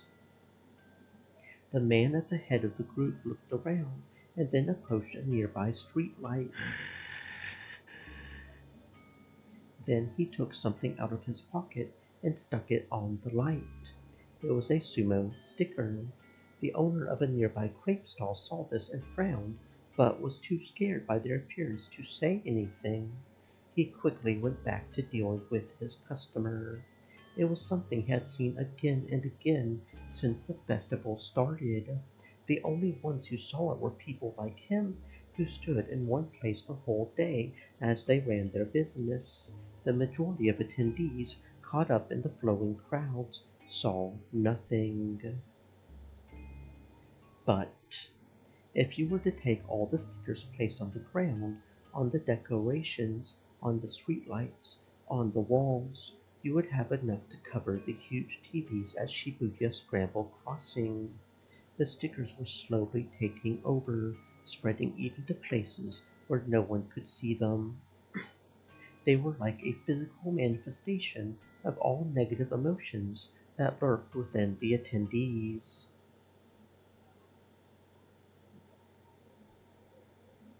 It was about 3 hours later, around 7:30, when they finally exploded. It happened at the place that had been set up for the silent prayer that would end the festival. Right in front of the memorial. 見えねえよ、どけって。マジで？あれ？今すぐ死ねよ、死ね！人殺しが！宮代です。宮代拓が慰霊碑前に姿を現しました。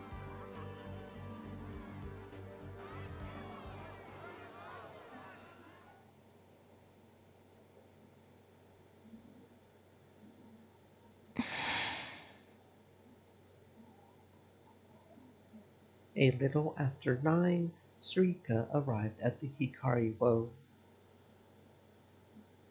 Most of the attendees had gone elsewhere, and it wasn't as busy as it had been earlier in the day. She looked around and listened to the thoughts of the people passing by.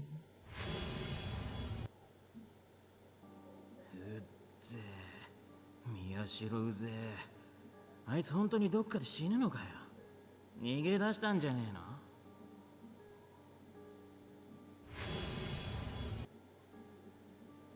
早くしてよね。死ぬにしても死なないにしてもこのままじゃ帰れないじゃん。どっちでもいいからさ。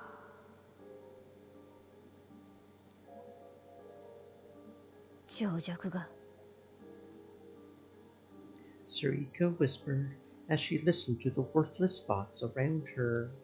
The couple a few feet away glanced over at her, but quickly turned away. Suika closed her eyes so she could concentrate only on the thoughts around her.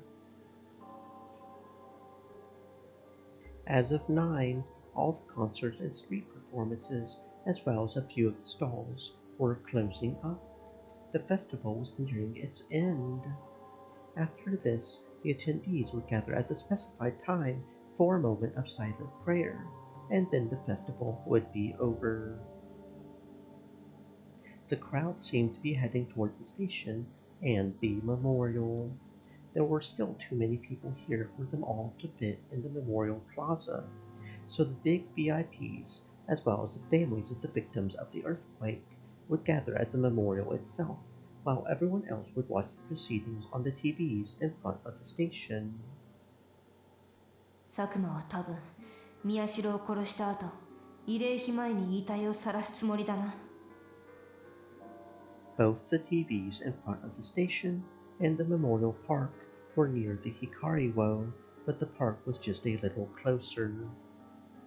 And anything that happened at the park would be replayed for people watching on TV. In other words, more people would see it. おそらくさっきの男もそのための道具。Several hours ago, she had learned that Miyashiro had appeared in front of the memorial, but she had quickly learned that the report was mistaken. It was a fake, a man pretending to be Miyashiro, who worshipped him as a messiah, but the man himself had looked nothing like Miyashiro. Yet for some reason, the media had decided to report it as Miyashiro Takeru himself appearing at the memorial. As a result, security around the park and plaza had been strengthened, and as a result of that, another rumor was spreading, this time that Miyashiro would be appearing there. It was almost certainly part of Sakuma's plot.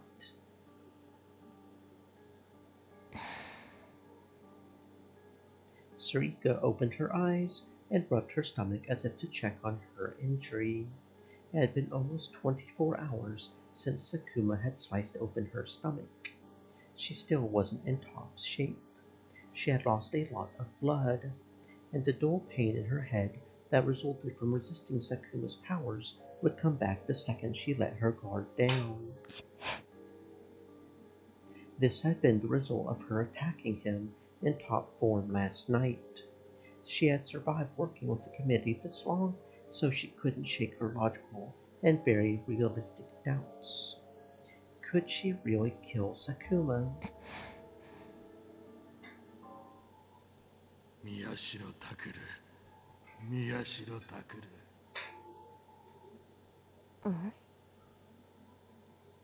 A thought suddenly came into her mind, and she frowned suspiciously.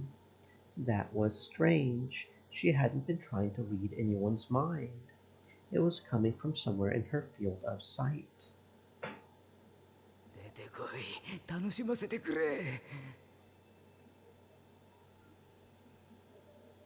死ね、死ね死ね、かっこよく死ね。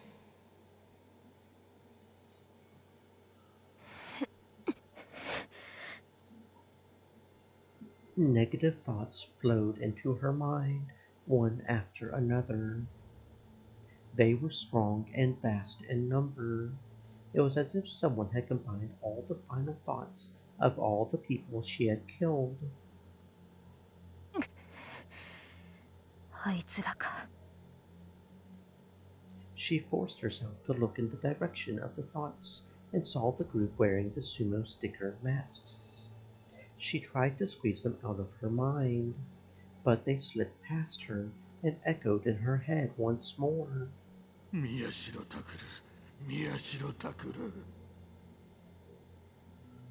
出てこい、楽しませてくれ。死ね、死ね死ね、かっこよく死ね。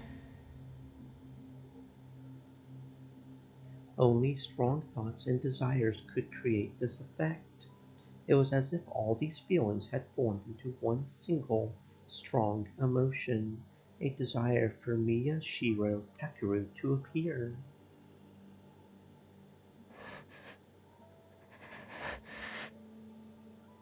For the first time in a very, very long time, Sarika was terrified. She could feel herself break out into a cold sweat. Her logical and realistic doubts vanished. It didn't matter if she was capable of killing him or not. She had to kill him. Miyashiro had to survive, and for that, Sakuma had to die, and soon. そろそろか。 She looked at her phone and saw that it was past 9:30. Everyone inside the theater had probably been let out by now.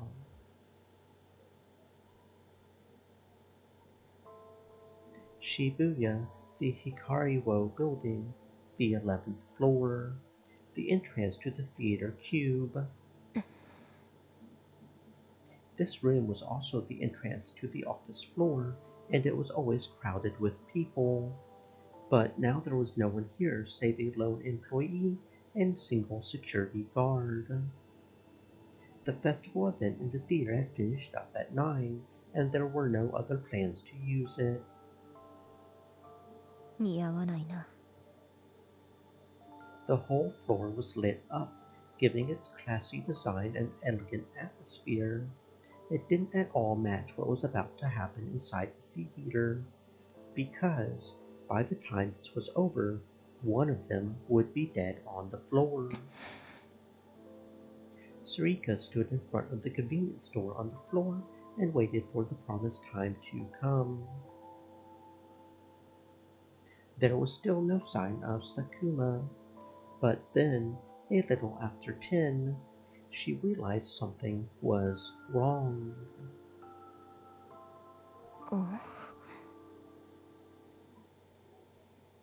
The employee and security guard at the front desk suddenly started to leave. They dropped what they were carrying and began to stagger out, as if they weren't thinking about anything. Her eyes went wide, and she immediately tried to read their minds.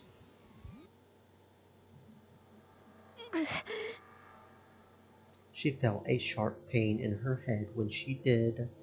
They really weren't thinking about anything. There wasn't even the meaningless subconscious noise that all humans produced. Nobody was ever like this.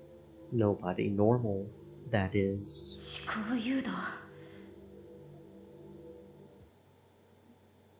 The two of them walked to the escalator as if they were in a daze, and then disappeared. All that was left was empty silence. 準備のいいことだ。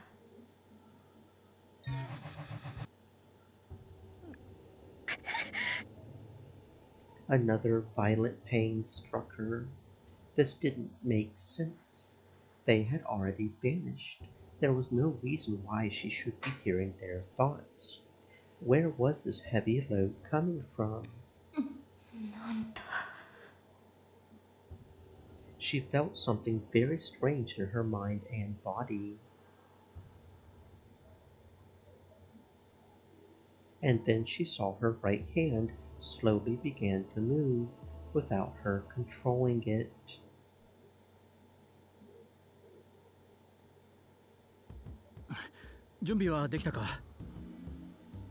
Ah, 全員いつでも行ける。Shinjo-san was out of breath. He had run back to Aoba dorm to take the place of the other officer, who I hadn't seen because I was in Uki's room. I could tell he had been literally running around all day. よし。今から数時間、ここにいるのは俺だけだ。外にいたマスコミ連中にも偽の情報をつかませておいた。今なら誰もいない。車でここを出られる。宮代や有村はともかく、後で交代した時、山添や立花優斗がいなくなっていることをどう説明するつもりだ？ That was a good question. There was no way to hide that, and it would be his fault they went missing. へりくつなら、お前や百瀬さんと話している間に鍛えられたよ。心配ない。別にあんたの心配をしてるわけじゃない。あんたにはこの後もいろいろ動いてもらうことになるんだ。降格ならまだしも、失職されては私が困るんだよ。ほら、これだから鍛えられるんだ。Shinjo-san sighed. Then Uki came in, with Yuto at her side, and a worried look on her face.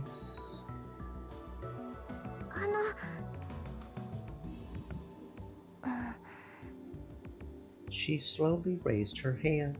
The other hand was clutching Yuto's tightly. Yuto's eyes were still red, and he wasn't looking good. Uki seemed to be trying to hold him up. どこに行くんですか？ひとまずは秋葉だ。What? 秋葉ってあの秋葉原ですか？あ。I was sure that we would go somewhere less densely populated. もっと遠くかと思ってました。秋葉には久野里さんの協力者がいる。Shinjo-san looked back at her. Someone else is helping Kunosato-san. PC を使った情報収集という点においては私以上の腕を持つハッカーだ。ふざけた人物だがある程度の事情も知っている。しばらくの間かくまってくれるそうだ。For some reason, Kunosato-san furrowed her brow and frowned. それなりのマシンも融通してもらえることになっている。まあ交換条件で何を言われるか分かったもんじゃないが。Shinjo-san seemed confused. Evidently, he hadn't met this helper of hers.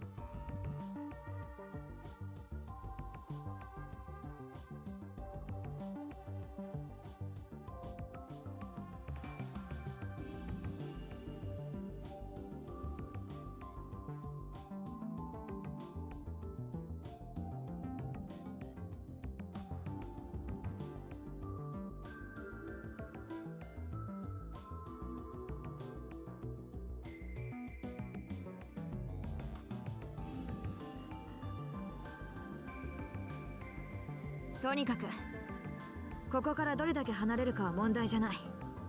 渋谷という街を出ることが先決だ。一旦そこにとどまって様子を見る。ということだ。有村さんはどうした？あ、ノノの部屋で電話してます。そうか。Arimura had said she was calling her family before she left. But when she had taken her phone into Nono's room, she hadn't looked like a girl who was saying goodbye to her family. It had always felt like Arimura didn't want to talk about her family, and I hadn't brought the subject up. So I had a vague sense that they weren't on good terms, but I didn't know anything else. よし。有村さんの電話が終わったら行こう。車は玄関に寄せてある。マスコミはしばらく大丈夫だと思うが、乗るときは一応用心してくれ。近所の目もある。ゆうとも連れて行きますから。ん？ Uki suddenly spoke up. She must have been nervous because she clutched his hand even tighter. She was acting a little strange, but it was also cute to see how much she cared. I couldn't help but smile. I looked at Shinjo-san and saw that his expression was much the same as mine. もちろん、最初からそのつもりだよ。いいかな、ゆうとくん。Yuto nodded, and then he looked at me. タクル兄ちゃん。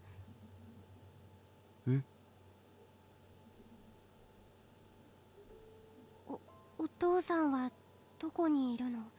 大丈夫なの？ I didn't know what to say. Yuto didn't know anything about what was going on. Nor did Uki, who was also looking at me and also expecting an answer. It hurt to see how worried they looked. All I could do was tell myself that I couldn't make it any better. 後で話すよ。後っていつ？秋葉原について落ち着いたら必ず。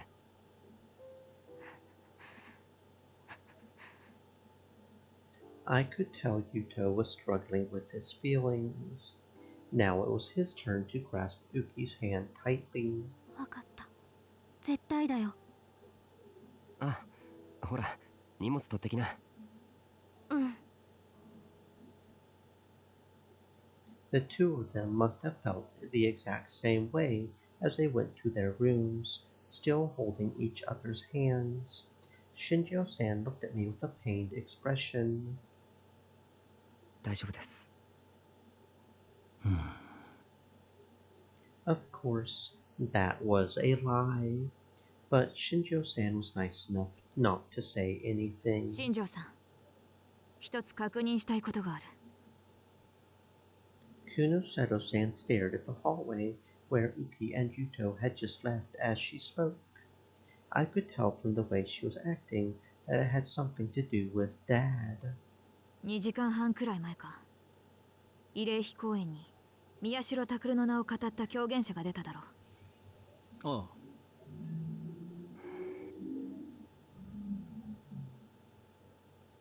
I had remembered the news I had just seen on my tablet. The TV news and Twippo had all been talking about how I had appeared at the memorial park. But of course that was a lie. I was right here. 厳重注意くらいで。明日には釈放か。その予定だが。そいつには悪いが、別件でも何でも構わない。数日間交流しておいてくれないか。Shinjo-san seemed to know what she was getting at. He looked out into the hallway too. 佐久間の仕掛けだと。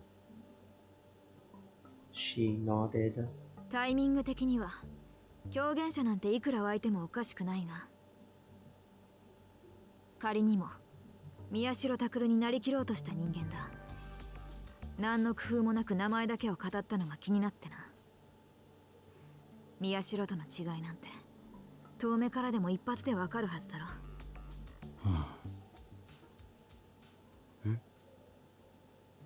It's true that he wasn't a Chaos Child Syndrome patient, Shinjo-san said. That was confusing. When I had seen the man on my tablet, his height and age had been mostly the same as mine. I thought it would have been hard to tell us apart from a distance. And what did Chaos Child Syndrome have to do with it, when that was just a type of PTSD? できればそいつのここを調べてみたい。Kunoseto-san tapped at her temples. わかった。なんとかしてみよう。It was also strange to see how easily Shinjo-san agreed to keep an innocent man locked up. そろそろ出発しよう。有村さんにもそう伝えてくれ。He pointed to the clock before I could ask any questions. It was 10. はい。荷物はもうまとめてありますから。あれ？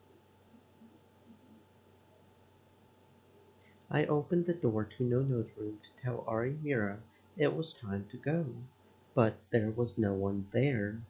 The lights were off too. Was she already done talking on the phone? That would mean she probably was having Kazuki get the last of their things together, so she would likely be in the dining room, or maybe Uki's room. Come to think of it. 結局、和樹を最後まで付き合わせちゃったな。Kazuki wasn't involved in this case directly, but she was helping a lot just because she was a member of the newspaper club. Still, I couldn't ask her to come with us. While we had been waiting for Shinjo-san, she had tried to tell us that she would come too. Of course, using only a series of mumbles and gestures like always. But I had refused, though I was grateful to her from the bottom of my heart. She seemed unsatisfied, but I had finally gotten her to agree to it by promising to keep in touch and to come straight to her if we needed help. I couldn't cause any more trouble for someone who wasn't part of the case. 当事者か。I was suddenly conscious of the smells in Nono's room. Without bothering to turn on the lights, I shut the door behind me and walked over to her desk. I ran my hand along it, and only then did I realize it was the first time I had been in here since her death.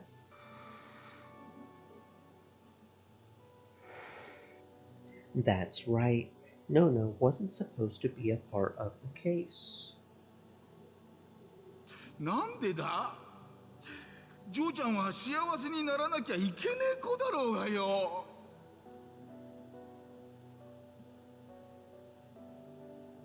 I knew that.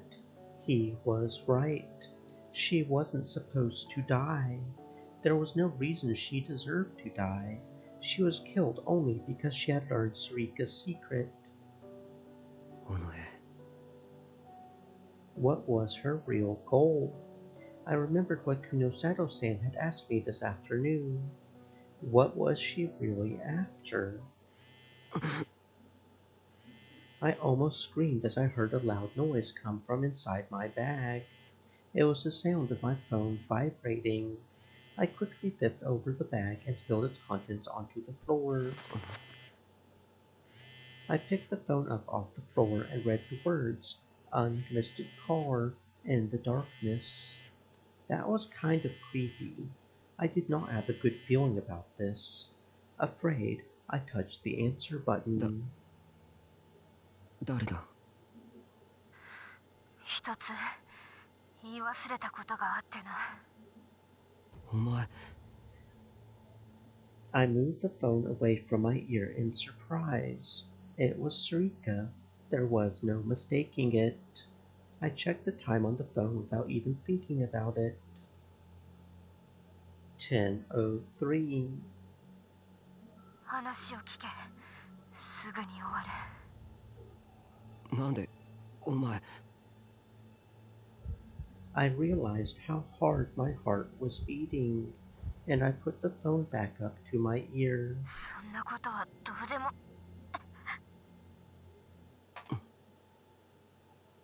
I heard a sudden, abrupt noise.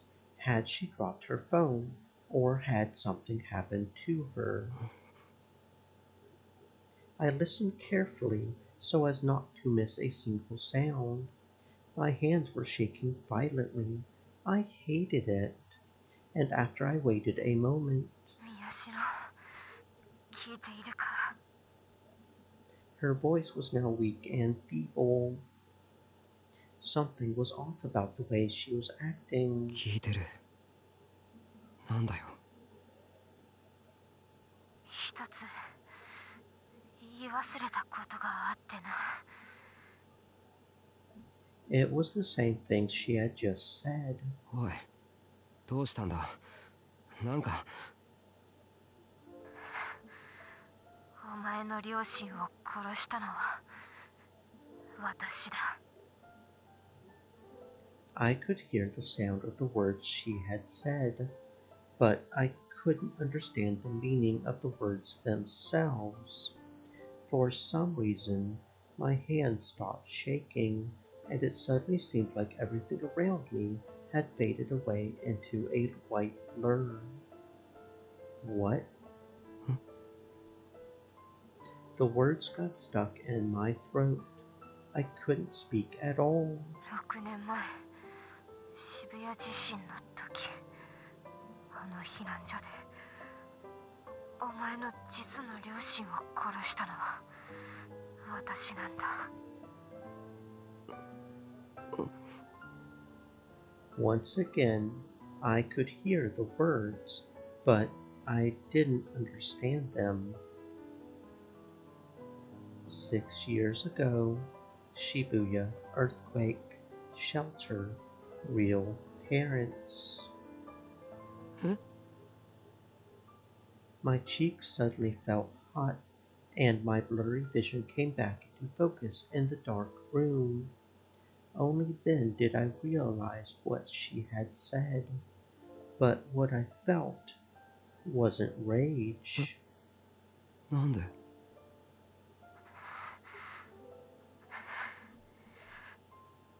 It was an important event from my past, but one I had totally forgotten.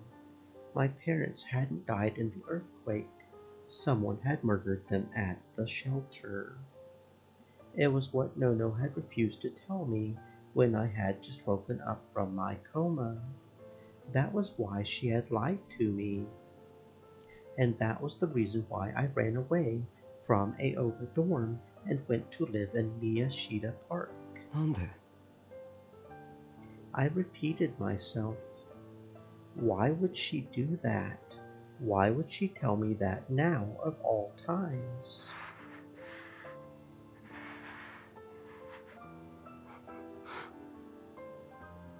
All I could hear was her pained breathing.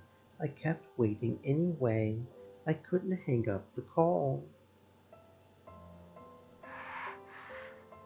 今伝えなければいけなかった。言い忘れていたんだ。だからなんでなんだよ I yelled at Sarika as she repeated herself.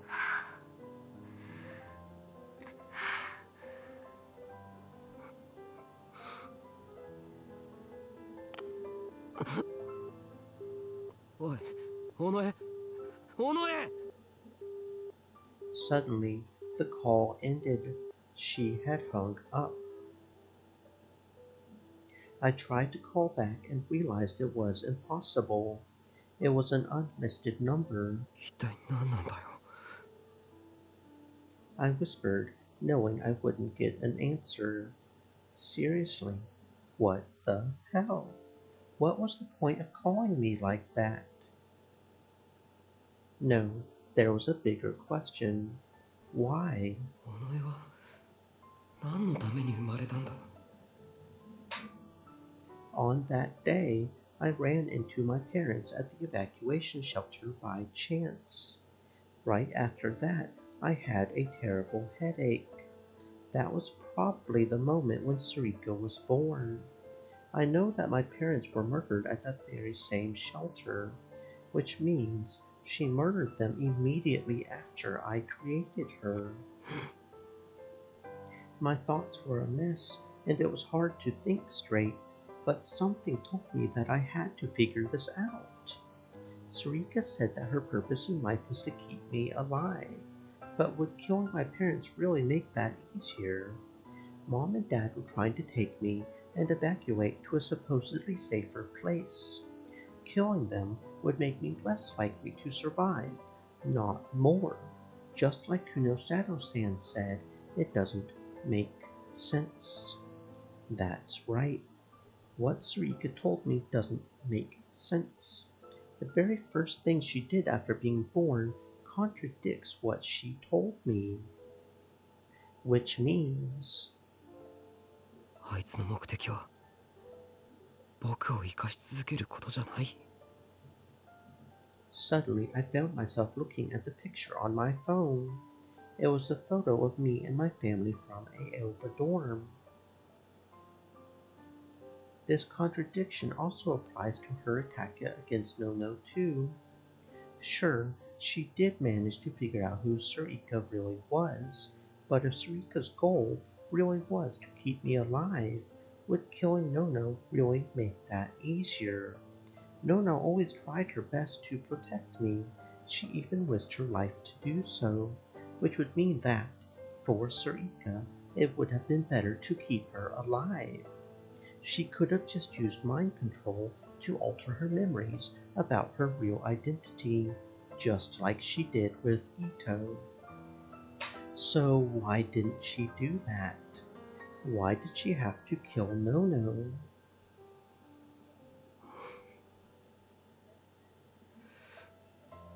Does she have some other goal? And is that why she had to take Nono's life? I could feel a certain desire welling up within me, one I hadn't felt in a long, long time. If that really is the case, then I have to find out why. I'll find out if my ridiculous idea really is true. And for that to happen, I have to go there, no matter how things might end up. 本気かよ僕は I checked the time on my phone again. 10:10, There were 18 minutes left until the moment when everything began. I laughed a little and ran my hand along Nono's desk again. Was I betraying Nono again?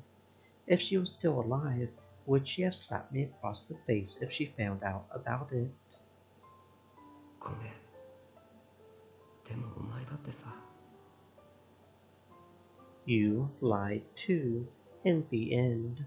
You lied to protect me, so I'm going to do the same. Because this is about you, and you mean everything to me. This is about the reason why you died. 何も知らなくていいなんて。そんなのごまかしたよ。Of course, thinking about what I was about to do terrified me. But I wasn't going to change my mind, no matter what.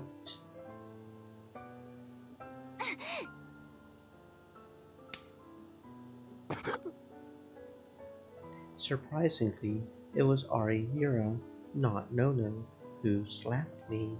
She hit me so hard that the impact traveled all the way to my ears and made them ring. バカ言わないで。何かっこつけてるんですか。何笑ってるんです？いや、やっぱりそうだよな。I put my hand to my cheek where she had struck me, and it felt a little hot. I had laughed because it hadn't hurt as hard as when Nono did it. Nono was used to slapping people in the face after all. Or maybe she was just really strong. But Arimura seemed to think I was laughing because I wasn't worried at all. Her shoulders shook more violently with rage. 危険すぎます。向こうが何を企んでるのかわからないんですよ。話を聞きに行くだけだ。多分大丈夫だと思う。そんな嘘つかないでください。私に嘘が通じないのはわかってるでしょ。Arimura was out of breath and seriously angry. She was really worried about me. タクルさん。Uki and Yuto were standing next to her, looking worried. I kneeled down so I was at their height. 安心してくれ。話を聞きに行くだけっていうのは本当だから。でもその先は嘘だろう。お前は多分殺される。久野里さん。Of course, I knew that. There was a good chance I would be killed. And Dad would be the one who killed me. But I wish that she wouldn't have said that in front of Uki and Yuto. お前は喧嘩すらしたことがない。違うか？はい。でも。I had to go. I knew in my head that it was stupid and my heart was filled with terror. But there was something even deeper that pushed me forward. クルス先輩はそんなこと絶対に望んでない。え？ウキから手紙のこと聞いたんです。そっか。クルス先輩の気持ち踏みにじるんですか？そうだな。あいつきっと怒ると思うけど。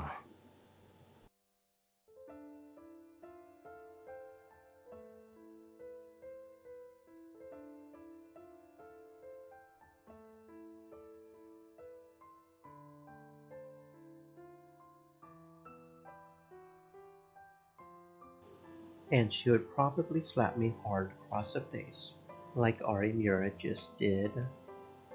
でも、僕は行くよ。Arimura looked like she was about to raise her hand again. But then she stopped, clenched it into a fist, and lowered it. Her eyes were a little red as she glared at me. なんでそんな。ごめん。Her voice was so soft I could barely hear it. I lowered my head, unable to even look at her. ウキとユウトのこと頼むな。知りません。先輩は長男でしょ。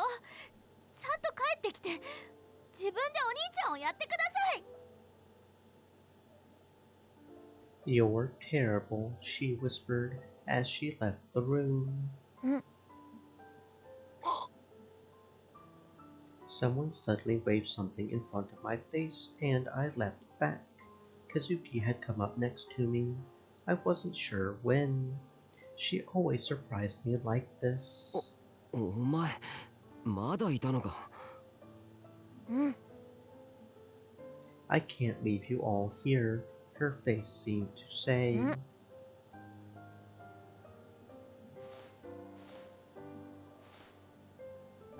She was holding pieces of candy on sticks. Lollipops. How many of these did she have? I couldn't refuse her, so I took them and put them in my pocket. I would probably never eat them though. 最後まで付き合わせて悪いな。ウキたちのことを見送ってやってくれ。そうしたら気をつけて帰れよ。I didn't think she would do it, but I didn't want her going with the two of them. I would feel terrible for her family if that happened. She nodded like she always did. I tried to make sure that was a yes, but before I could, she ran out of the room after Ari and Mira. Kunosato-san was here too, so it would be okay, right? She would make it home, right? タクル兄ちゃん。Yuto spoke up, afraid as he saw me watch her go. To be honest, I wasn't sure what to say. And I felt like anything I could say would just make him even more nervous. I tried to choose my words carefully, but in the end, this was all I could come up with. 行ってくる。後で必ずユウトたちと合流するから。I could tell from his face that he realized it was one of the white lies that adults often told children, but he didn't say anything. He just looked at me with eyes that were redder than Ari Mira's. いってらっしゃい。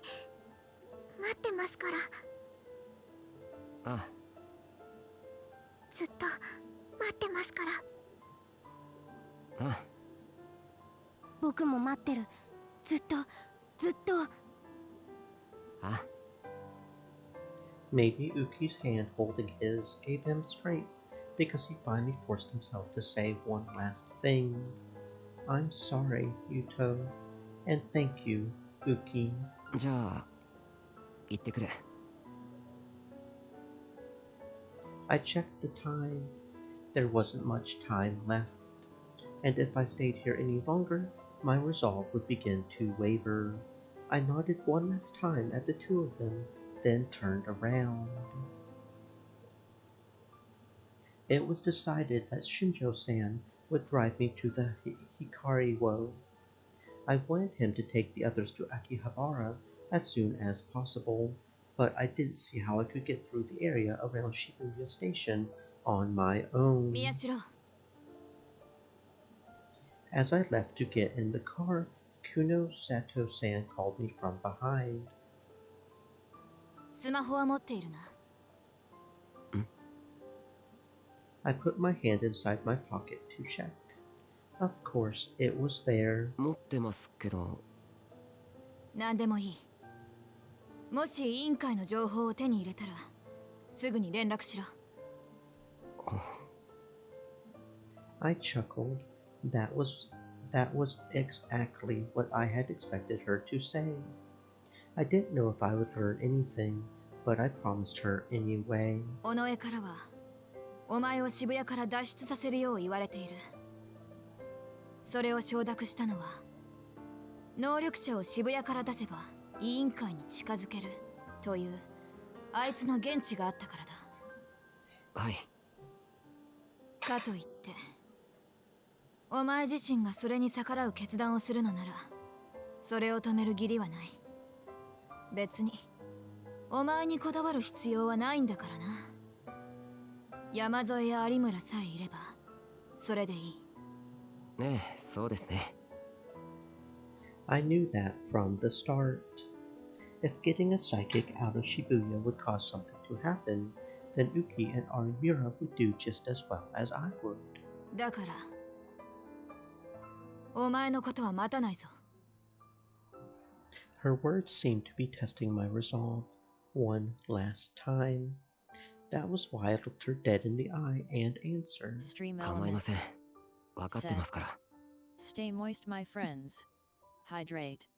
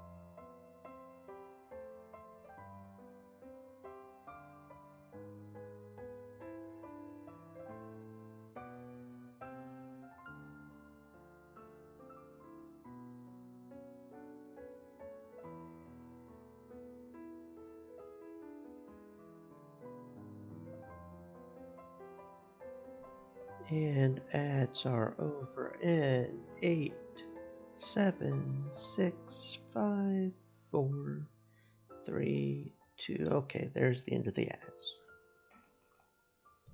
But for a while after that, she said nothing. She seemed to be, for once, at a loss for words. I frowned. Did she not like that answer? 何か。お前のさっきの話だがな。She finally opened her mouth hesitantly. She was probably talking about the call I had gotten from Sarika when she had told me that she was the one who killed my parents. それが事実だとするなら。何ですか？何か思い当たることでも？いや。Kunosato-san probably found Sarika's words strange, just like I did. They didn't make sense, and Kunosato-san probably had a theory of her own, one she was reluctant to share. But in the end, the only thing she did was put her hand on my shoulder without saying a word. Until now, all she had ever done was grab me or choke me, so I was shocked. I had never expected this. どのみち、お前が確かめるべきことだ。せいぜい悔いのないようにするんだな。And the words she said were different than usual too. Kunosato-san is actually saying something nice to me? A psychic of all people. なんだ。いえ、その。I was so surprised I ended up saying something I shouldn't have. どうせなら、ケイさんの締めの一言でお願いします。リスナーだったんです。ふざけるな。情報操作の放送以外で、あんな八方美人な人間を演じるのはごめんだ。とっとと行け。She pushed me away with the hand she had placed on my shoulder. I suddenly felt really embarrassed. Why did I say that? I was so embarrassed I tried to hurry into the car. But then Kunosato-san looked at me and said, どうしても聞きたいなら、次の放送まで待つんだな。I turned around and looked at her face one more time. Her features were elegant, and her beautiful almond-shaped eyes were always frozen cold. They never betrayed what she was really thinking. Her personality was as cold as ice, which was fitting of a dedicated scientist who was always willing to do whatever it took to achieve her goal, regardless of the cost. But sometimes I caught a glimpse of some burning passion inside her. She really was a mysterious girl. Oh, right. There's one last thing I have to ask her, since this might really be my last chance. なんだ、人の顔をじっと見て。久野里さんは何の能力を持ってるんですか？なんだと？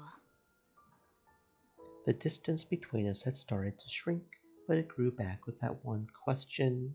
I felt all the air around me freeze. I panicked. だって見たんですよ、久野里さんの部屋で。何をだ？ディソードです。あれは久野里さんのものでしょう。は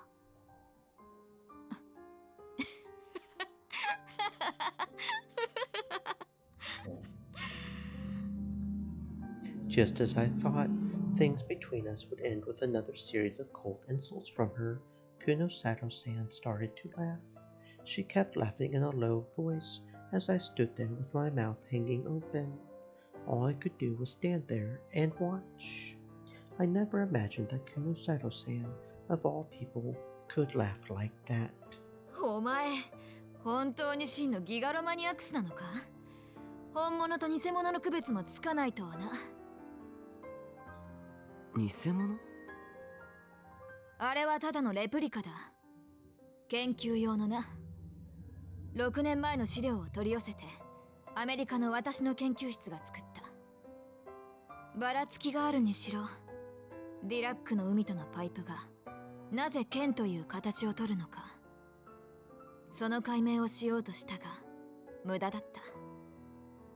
で、廃棄されたガラクタを押し付けられたわけだ。あんなもの邪魔になって仕方ないが、まあ物干し代わりに使っている。And then she laughed again.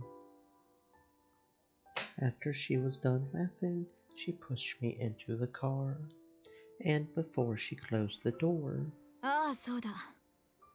お前の同級生、伊藤だったか。あいつはなんとか助かりそうだぞ。忘れてるようだが、それと引き換えに、お前は私の実験台になると誓った。その約束、戻ってきて、ちゃんと果たせよ。Then she closed the door. I nodded from behind the window and mouthed the words, "Thank you for everything." Everyone really was trying to make me feel better.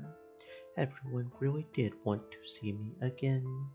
But now I was going alone down a path that meant that might never happen.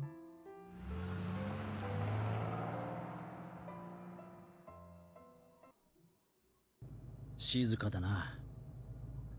はい。Shinjo-san had whispered that to himself from the driver's seat.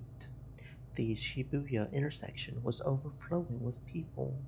They were all looking up at the footage of Memorial Park being displayed on the big TV screens.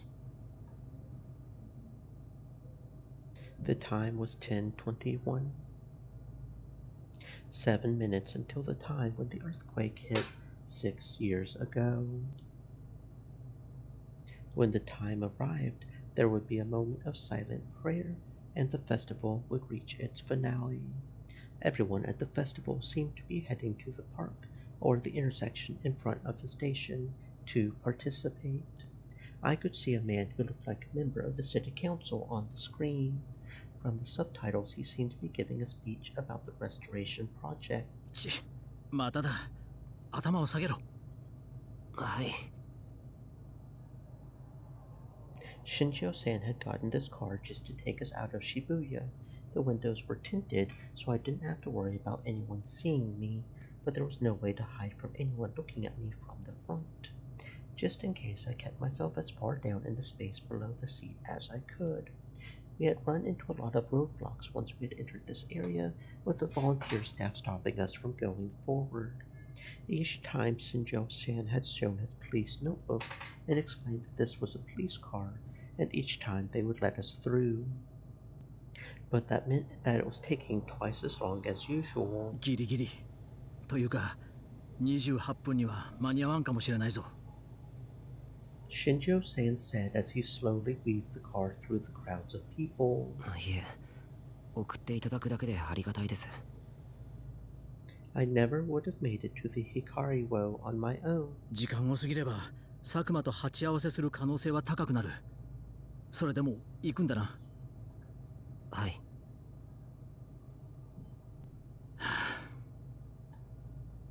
I could see Shinjo-san's face in the rear view mirror. He had put his fingers up to the bridge of his nose, and his expression was pain. 警察官としては最悪の行為だ。命の危険があるところに未成年を送り届けるなんてな。佐久間がシアターキューブにいるのなら一緒に乗り込んで拘束したいくらいだ。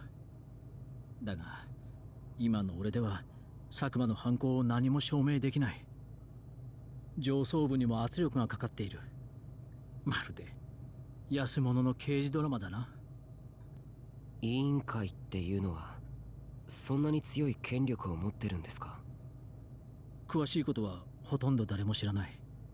いや、知った者は闇に葬られてきた。Irritated, Shinjo-san swerved the car around a group of pedestrians that were standing in the middle of the street. I ducked down so I couldn't be spotted from outside. It was a little cramped. 昼間言ってた新庄さんの先輩もですか？ I remembered him talking about that to Sarika, about how this case was his way of avenging a detective he respected a lot. Shinjo-san ignored me and kept looking forward. It felt like his silence was his way of saying yes. なんだ？ Shinjo-san lowered the window just a crack to hear what was going on outside. どうした？もう終わっちまうぞ！ヘタレのレッテル貼られんぞ！宮代拓出てこいや！酔っ払いか。In front of us, by the side of the road, was a van advertising the Restoration Festival. A group of people had climbed on top of it. They must have been college-aged, and they were holding beers in their hands. Hearing them, or even seeing them, was upsetting. I leaned back into the seat, closed my eyes, and lowered my head again.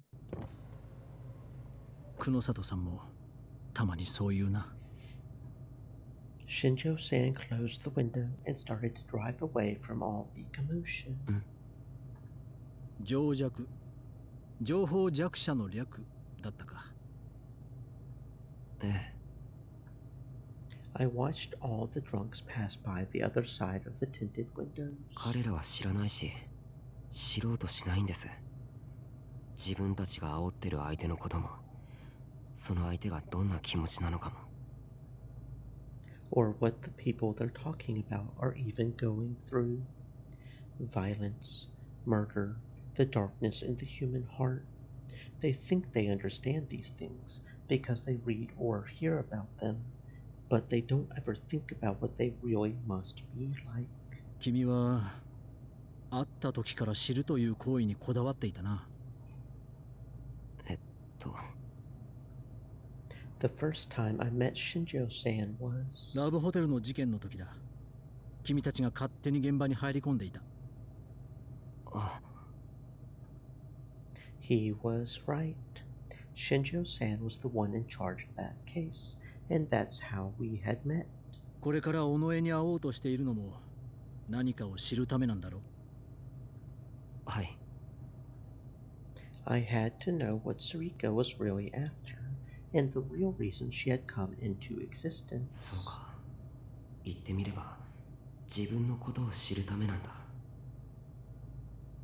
What did I wish for during the earthquake? What wish had created her? I realized for the first time that I was trying to find out more about myself than Sarika. 先輩もそんな人だったよ。I looked in the rearview mirror again. Shinjo-san was still watching the traffic in front of him. とにかく知ろうとすることに対して貪欲な人だった。そのためなら世間の常識も警察の理屈も関係ない。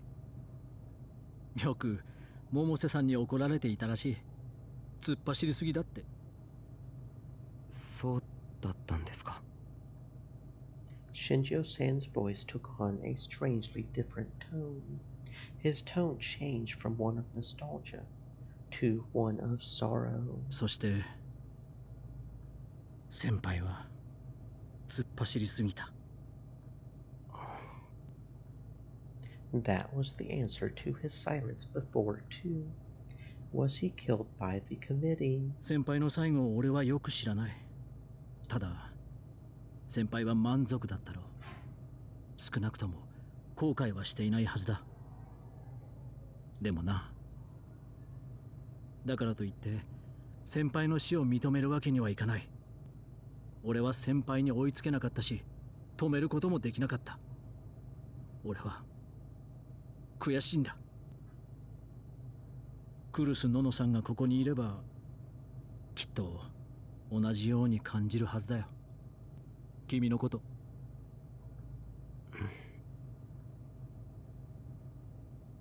I fell silent. There was nothing I could say. But I was truly glad that he was the one who had read Nono's letter, and that he was the one who was now helping me. When I reached the Hikari-wo, I realized that something was wrong. It was too quiet. Normally, even at this hour, the Hikari-wo would be fairly noisy, but it was completely silent. There were no murmurs, no drunken shouting like I had heard just a moment ago. 始まっちまったか。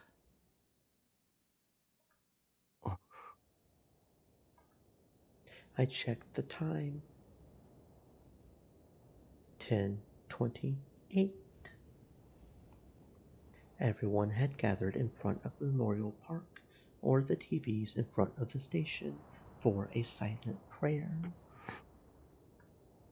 Shinjo-san switched the car's navigation system to TV mode. It was displaying footage of the Memorial Park. I saw the ceremony and gasped. All the sand was gone from Shibuya. It was like a movie set. Suddenly I was struck by a terror even greater than before. It felt like the moment of silence was for me as I headed to my death.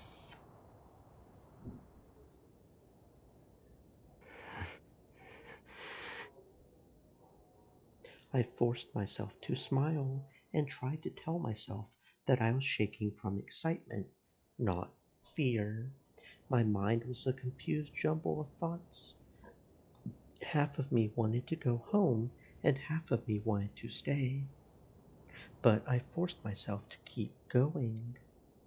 Yeah, I have to know, no matter what. Shinjo-san tossed something at me. 何ですかって、これ。I felt the sensation of rubber as I grabbed it.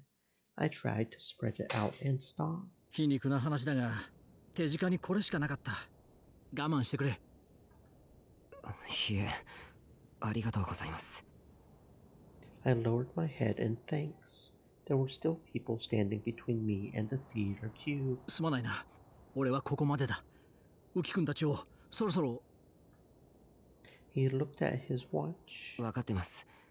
急いで彼女たちを秋葉へお願いします。送り届けたら俺はすぐに戻ってくる。死ぬなよ。はい。 I wiped my sweaty hands off on my pants and nodded. Then I took a deep breath to calm myself down.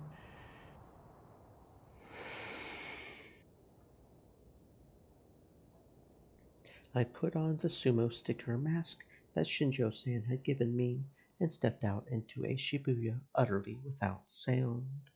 The silent prayer was continuing, and this was my chance.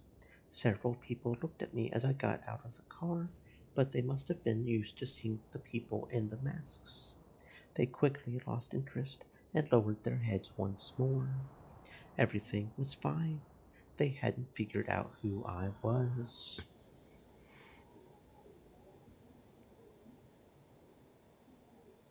I looked up at the Hikari Wo building, which towered above me like some kind of fortress. The people around me all seemed suspicious, but I made it to the theater floor without anyone saying anything. But then I realized that something was wrong and stopped. There was no one on this floor. There were no customers and not even a single employee. Even the convenience store, which was open during the festival, was empty.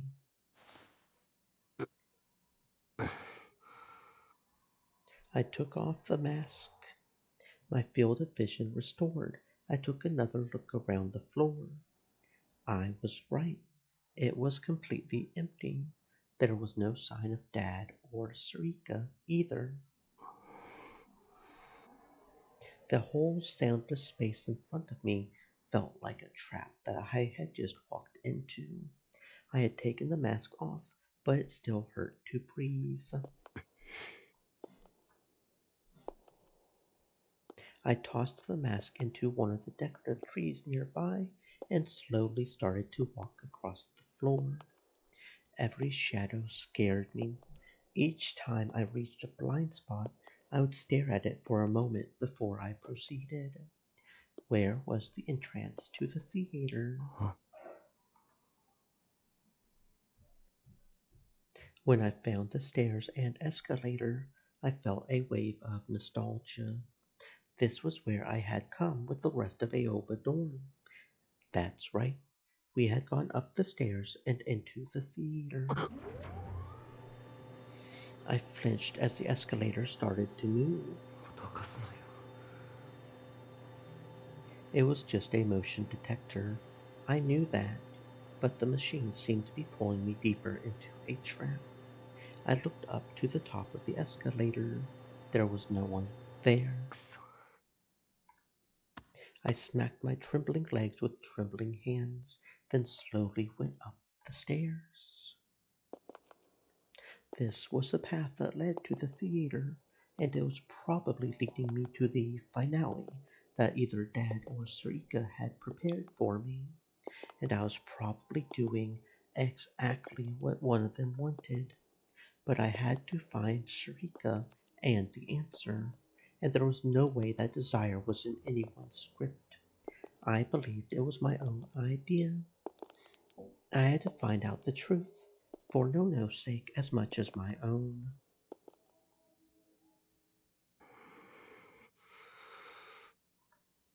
I went up to the entrance of the theater and put my hand on the heavy door.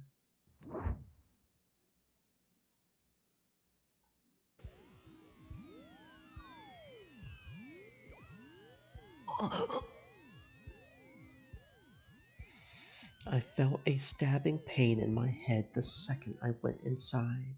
I staggered and leaned against the back of a nearby chair. I forced myself to endure the pain and look around the theater. The theater was done up in the modern style, with stadium seating. The stage was at the lowest point in the hall, and the seats got higher up the further you went away, so it would be easier for the audience to see. The entrance was at the far back, behind the seats. When I looked down, I could see the whole room. The stage was completely empty. There were no props or backgrounds. The lights were focused on the stage, so the rest of the theater was dark and hard to see. The seats seemed empty too. I couldn't see anyone. I couldn't hear any movement either. My first suspicion was Dad's mind control power. But if his power worked like ours, that meant he would need to share his delusions with me in order to reboot them. In other words, if what I was seeing was due to mind control, Dad had to be watching me from somewhere nearby.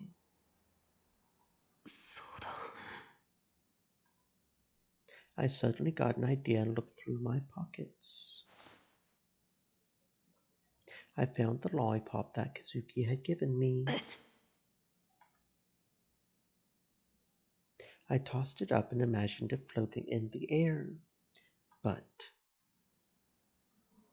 instead of floating, it fell down into the thin row between the seats. I sighed with relief, satisfied with what I had seen. It was impossible for us to use our powers alone. If my psychokinesis wasn't working, it meant there was no one else here.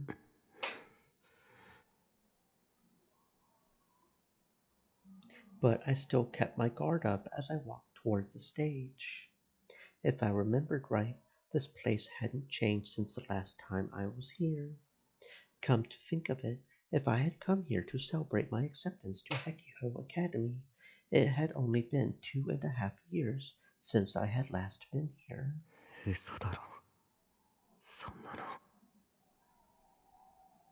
It didn't seem real. It felt like so much more time had passed. Everything had changed. Nono and Yui were gone. Yuto had probably left his home and was on his way to Akihabara with Shinjo right now. And Dad.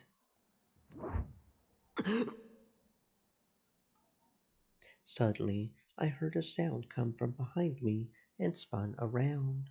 Standing there was...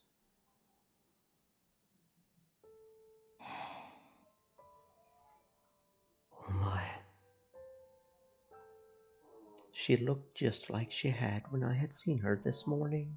Not only was she not hurt, there were no signs that she had even fought someone. Sarika waited for the door she had come through to close, and then slowly walked toward me. なぜここにいる?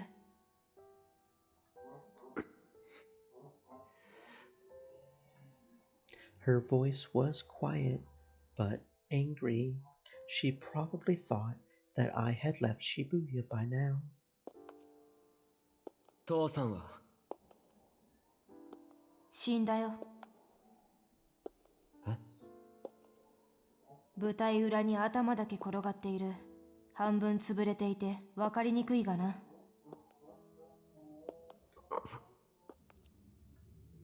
The look on my face must have been ridiculous. Sarika's voice was completely calm, and it was hard to believe she was lying. Dad was dead.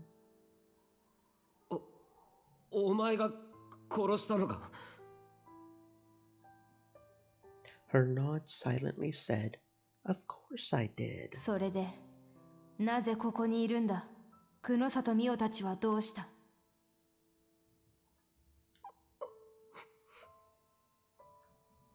How could she be so calm after killing someone? It was terrifying to see how unconcerned she was. My thoughts, my feelings, and even my words were all a jumbled mess, but I managed to tell her that Shinjo-san had taken everyone else out of Shibuya by now.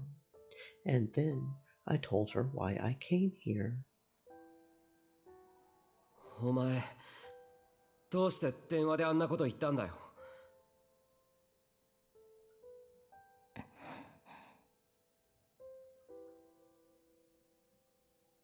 僕に何を望まれて生まれてきたんだよ。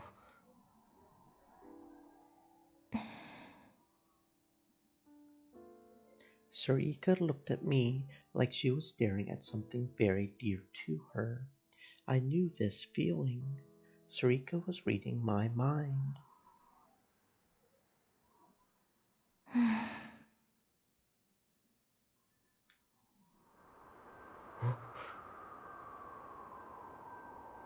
Suddenly, it appeared. Its design was far too complicated and intricate to be called a sword. It was sharp like metal, but had a strange luster that was all its own. It was a D-sword, big enough to cover Sarika's entire upper body. It was what she had used to kill Nono.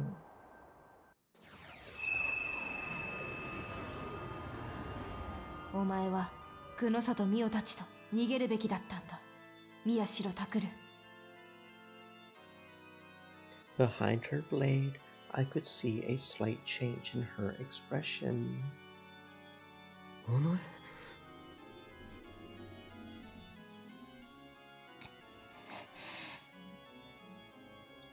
It was the same look I had seen before when she was talking about Dad, as if she hated everything she saw.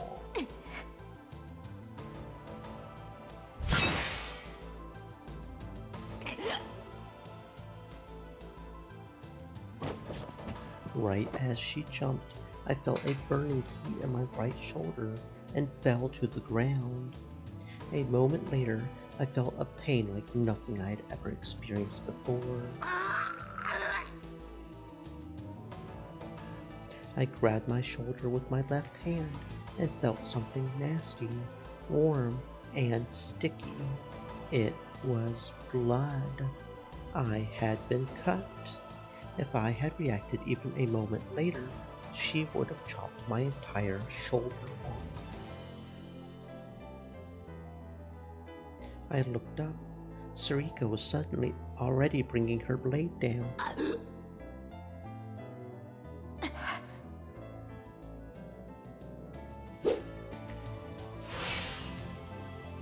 I forced myself to twist out of the way, ignoring the blood spurting from my shoulder. This time, the pain was in my left leg. I ignored it too, trying my best to get away.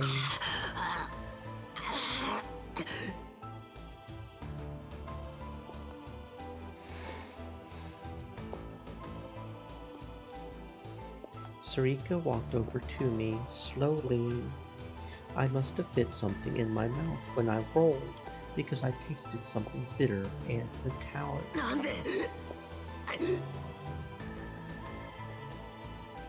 手遅れだった。私が委員会を甘く見ていた。Sarika stopped, close enough to strike me with her D-sword, and began to speak. 佐久間に代わる人間がもう私に接触してきた。すでに逃げ場はない。お前を生かし続けることはできない。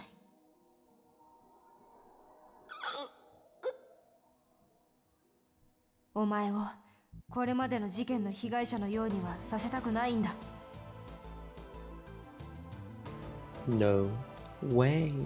So now she's going to kill me, the same way that she killed Nono, with that D-sword.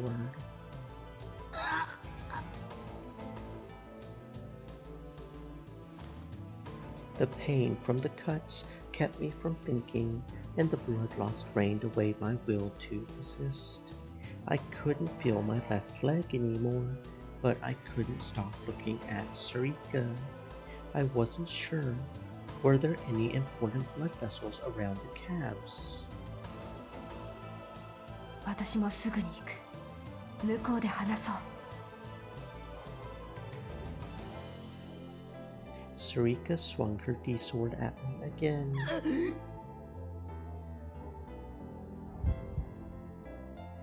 And then I felt something burst within me.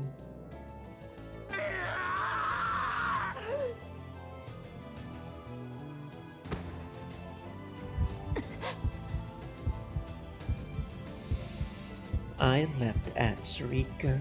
I reached out my hand without thinking and felt something warm and rough. I heard her scream in my ears. By the time I had realized I had reached into the cut on her stomach and ripped out the stitches, I was already on top of her. Her D-sword had disappeared.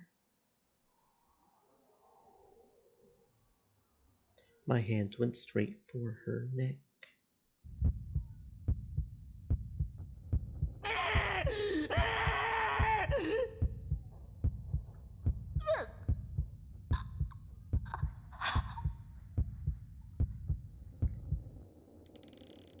My fingers dug into her flesh. The only thing I saw was the color red dripping down the base of her neck. Was it my blood from when she had cut my shoulder, or hers when I had ripped open her stomach, or had my nails broken the skin on her neck? Whatever it was red, and it was spreading.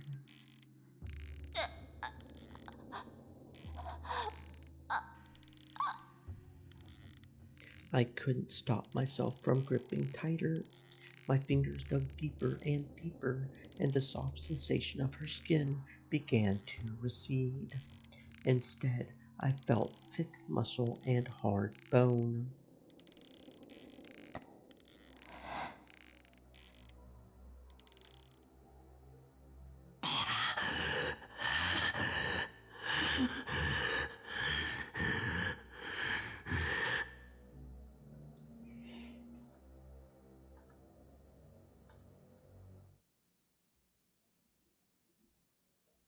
When it was all over, the pain in my leg and shoulder were gone. No, they were still there, but it didn't feel like my own pain. It was like I was watching myself on top of Sarika from a distance. But when I took my hands off her neck, that feeling disappeared, and everything else came flooding back. Sarika's eyes had rolled up into her head, and her tongue was sticking out of her mouth. I felt an unpleasant wetness in my underwear. It was her blood from where I had sat on her. The blood was pouring out from the gash in her stomach.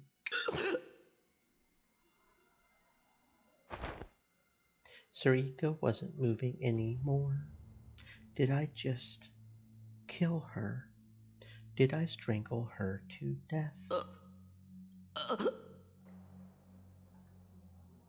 I suddenly felt the urge to vomit. Why? Why was I on top of Sarika? Why are my hands covered in blood?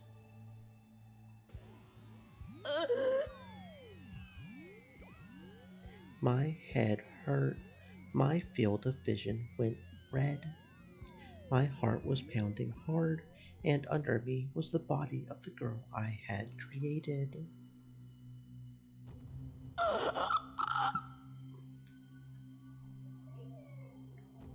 I held my head with my bloody hands. It hurt so much that it felt like it was going to explode. My eyes hurt too. Everything was turning red.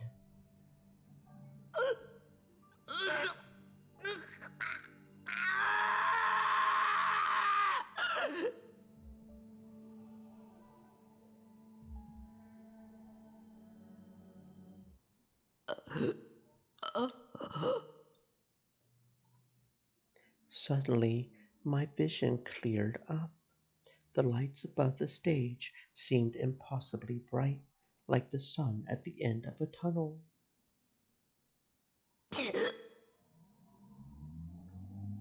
I felt pain in my eyes. I reached my hand up to them and saw that my fingers were covered in pink tears.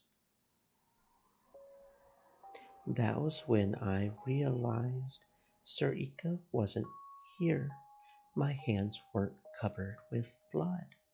I twisted my neck to look at my shoulder. My clothes weren't even cut. There wasn't a single wound on my leg either. What just happened? I was sitting on the ground, alone, by the seats near the entrance. ひでえやつだな。そんな男に育てた覚えはねえぞ。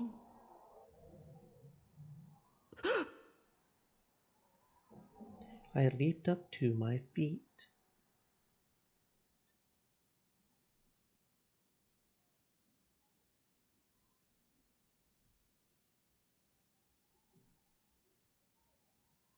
Do... 父さん Dad was up on the stage. He was standing in the center like the lead singer at a musical, and at his feet was... お前 Sir Ika, the girl I thought I had just killed, was lying at his feet. There was no blood on her clothes, and the cut on her stomach hadn't been torn open, but she must have been unconscious because she wasn't moving. こいつは妄想のお前に殺されそうになっても一切抵抗しなかったぞ。いじらしいじゃないか。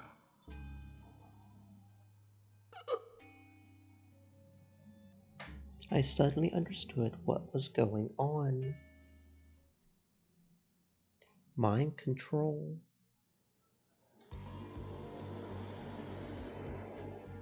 But since when? まさか劇場に入った時にはもう When I came inside, I had felt a sharp pain, and my vision had blurred for a moment. When I had tested my powers with the lollipop, was I already under his spell? The pain and heat had been felt so real, but it was all an illusion. But I could still feel the sensation of wringing Sarika's neck on my hands.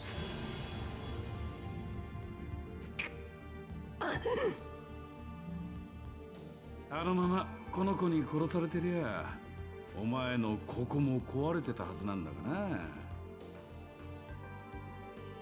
Dad tapped his own heart.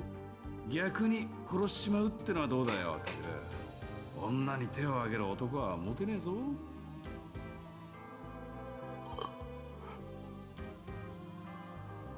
Hearing Dad talk in the same tone he always did was almost enough to get me to let my guard down. But this wasn't the man I knew. The man on the stage wasn't the Dad I knew. なんだあの木か I took a good look at it. Dad was wearing some kind of rucksack, and I could see some kind of device inside of it. 何を背負ってるんだ Dad was also wearing a piece of headgear that connected to it. And the long cylindrical machine he was holding was connected to it by a cord. If he has psychic powers like we do, then he has to have one too. That must be Dad's D-sword. But why does he have one? I thought that those powers only appeared in brains that were still developing during the earthquake. これまでの研究によれば、脳がまだ発達段階で活発に活動している若い人間。その中でも脳への負荷が非常に高い事象を経験した者だけに能力の発現が見られる。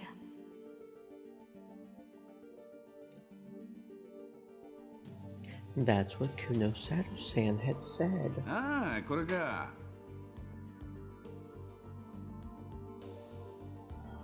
Dad saw what I was looking at and tapped his rucksack with his D-sword. すげえだろ。俺たちの研究成果の一つさ。俺みたいな普通の人間でもギガロマニアックスと似たような能力が持てる。こいつはある装置の端末でな。その装置ってのは以前ここにあったんだが、ちょっとトラブっちまって。おかげであの地震だ。ひでえ目にあった。Dad sounded like a child whose favorite toy had been broken. It was clear he didn't care at all about the people who had died or whose lives had been ruined by the earthquake. そのせいで俺らもリストラされちまうしよ。金もね、人もいねえで。組み立て直すのに6年もかかっちまった。いいんかいのバカども。So that was how he had been able to do that to Ito. And how he had been able to kill Yui. I felt a mix of rage, sorrow, and hate. All the feelings were so strong I wanted to scream in rage. はい、お前のことを何とかすりゃ、また研究に戻れるからな。It was like he was picking just the right words to make me even angrier. 正直、ちょっと焦ったぜ。この世のやつ、一人でここへ来やがったからよ。お前が来なきゃ話にならねえし、めんどくせえことになったと思ってたんだが。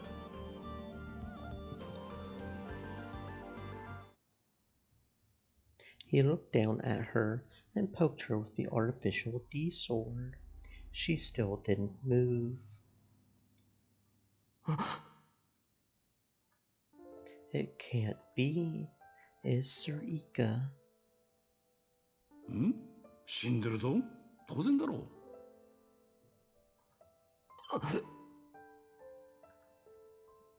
Funny, ain't it? He seemed to say. 思考誘導をかけられて妄想の中で戦わされてるって気づいたんだな、こいつ。最後、ディソードを引っ込めて、お前に殺される瞬間まで抵抗一つしなかった。どこまでお前のことが大事なんだか。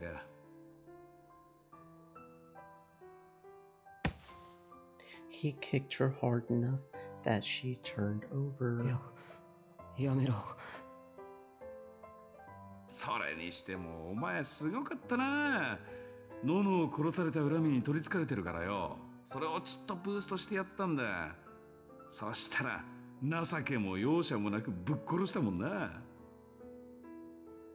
お前もどこまでノノが大事なんだか。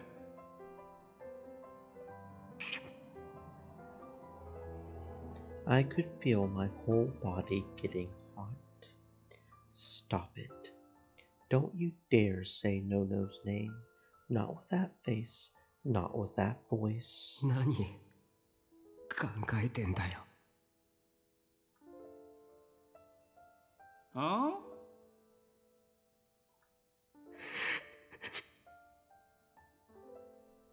The way Dad's expression didn't change at all, only made me angrier.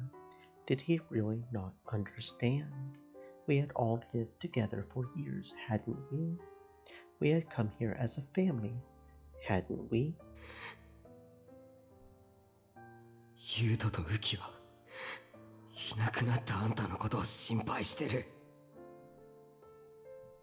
なんだお前まだあいつらに言ってなかったのかよ。ユイだってずっとあんたを信頼してた。それに And Nono. きっかけはタクルのリハビリの手伝いをしていた時に父さんに言われた言葉。独学なのにやるじゃないか、なかなかだぞという一言でした。きっと父親というのはそういうものなんでしょう。父さんが作った家のルール、私は好きでした。ありがとう。くれぐれも飲みすぎには注意してください。信じてたんだ。大切な家族だって。なのに何考えてんだよ。My words echoed off the walls of the theater and came back to me again and again. And then I realized that I was the same way. I had believed in Dad too, from the bottom of my heart. But he...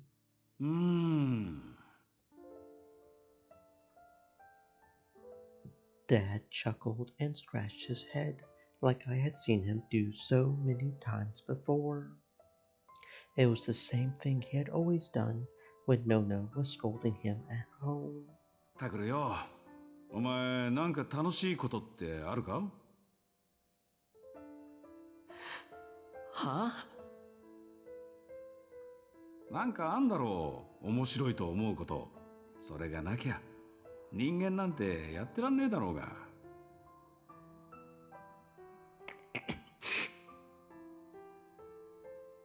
What's he talking about? That wasn't what I asked. なんでユイを殺した？ノノを殺した？ん？ユイをやったのはお前の友達だし、ノノをやったのはこいつだろうがよ。うるさい！おー、怖え。What the hell is so funny about this to you? I clenched my hands into fists, my grip so tight in my rage that my nails dug into my skin. あんたどうしてこんなことできるんだ？おかしいだろ。何怒るなって。今言ったろ？楽しまなきゃダメだ。What the hell does that even mean? 俺はな、お前に期待してたんだよ。人間一人リアルブートしちまうくらいぶっ壊れてたからな。どこまでいけるか、どこまで震えるか楽しみにしてた。ああ？お前みてえなギガロマニアックスが好きなことを好きなだけやるようになったら本当にすげえんだぜ。この世界すらめちゃくちゃにできちまう。面白え、たまんねえ。それを観測して計算して理論を組んでまた実験して、そのループの先にどんなもんが現れるのか俺は見てみてえな。ワクワクしねえか、タクル。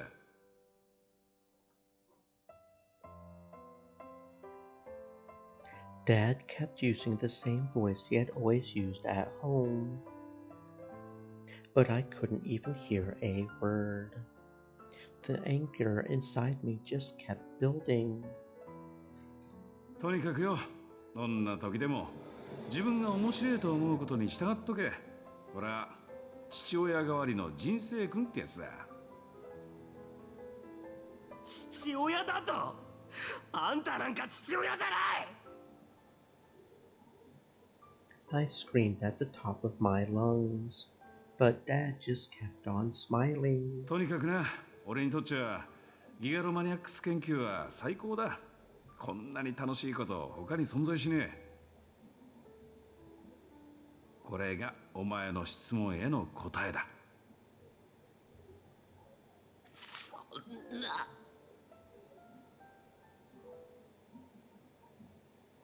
That was the only reason? The only reason he worked for the committee? The only reason he did all those horrible experiments in the basement? ユイやノノや伊藤たちをあんな目に遭わせたの、それだけのために。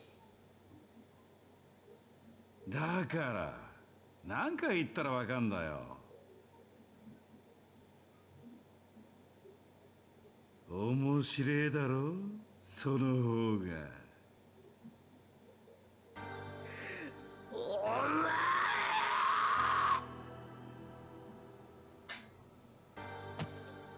The next thing I knew, I was running. The D-sword appeared in my hand instantly. It had no weight, but I could feel that it was there.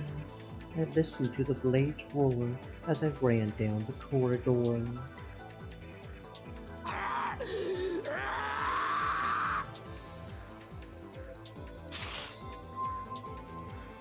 And swung it upward at the bastard on the stage.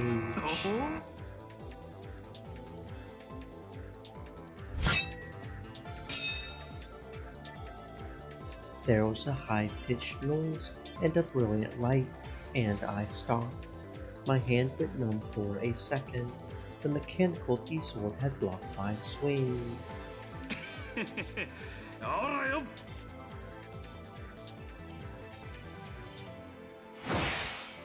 Dad's muscles bulged like thick ropes as he swung his giant D-sword down at me.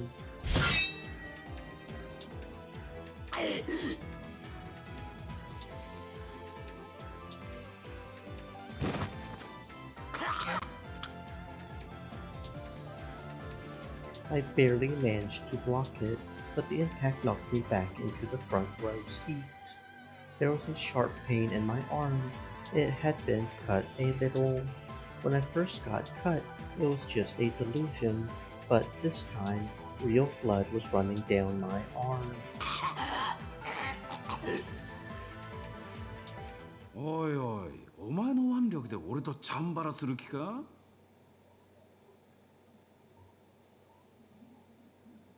Dad didn't move a step. He raised the giant D-sword onto his shoulders. His huge body was at least 185 centimeters tall, and he towered over me from the stage like a wall. ま、たまには息子と遊んでやるか。娘ばっかり相手にしてちゃかわいそうだしな。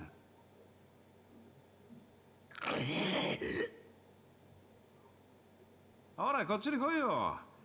観客がしたい一つってのは物足りないけどな。Then he kicked Sarika's unmoving body once more. I felt anger, but also an indescribable despair. What was I doing here? I had come to find out the truth from Sarika, but I had killed her myself. There was no reason for me to be here anymore. So didn't that mean there was no reason to try and fight Dad? No, it wouldn't even be a fight. I would probably just get myself killed. So maybe... When Sarika had cut open my leg before, it had only been an illusion. I could run to the exit. If I caught him off guard, I could escape. Maybe. But...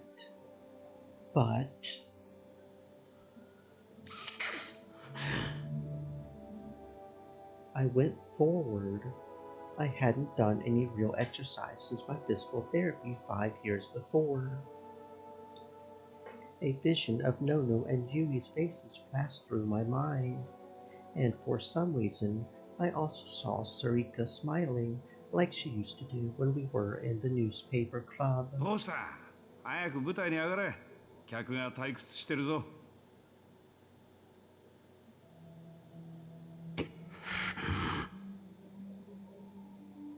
When I looked at him, I suddenly had an idea in the corner of my mind. I remembered when he had said that the machine on his back was what gave him his power, that he was an artificial gigalomaniac. But what if I could get rid of that machine? やれるかもしれない。いや、やるんだ。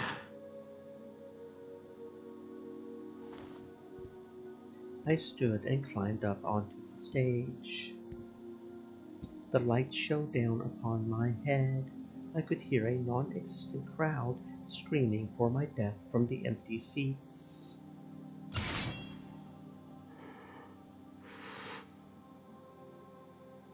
I readied my D-sword. My hand still felt a little numb. おお、主役っぽいぞ、タクル。それでいい。I took a step to the side, trying to look as natural as possible. あいつがあのままの姿勢でディソードを使うなら。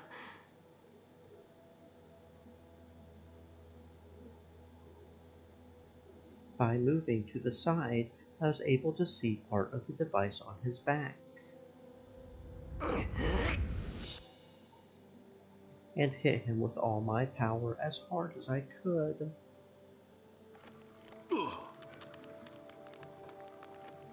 Dad heard a noise from behind him and turned around. I had a clear view of the machine.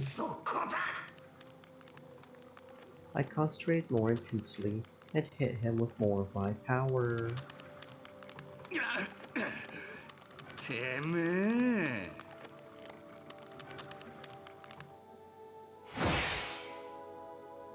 Dad then howled like a wild animal and swung his D-sword. But I didn't stop.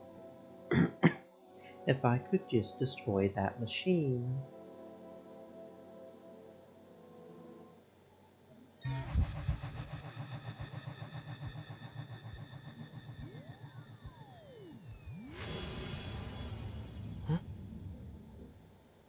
My vision suddenly blurred.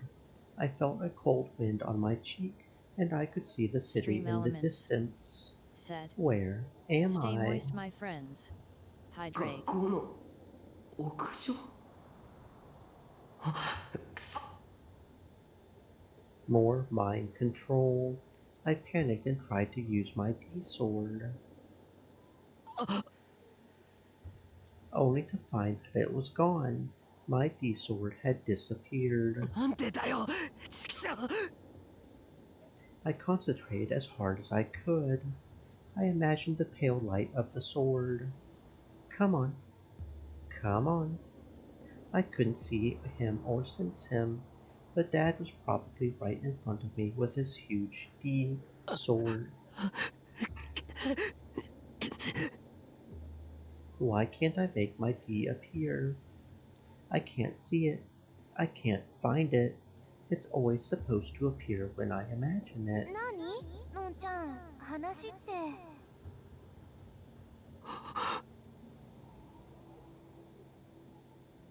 Sarika was standing there on the roof, and so was. 白々しいわね。あなたなら聞かなくてもわかるんでしょ、セリカ。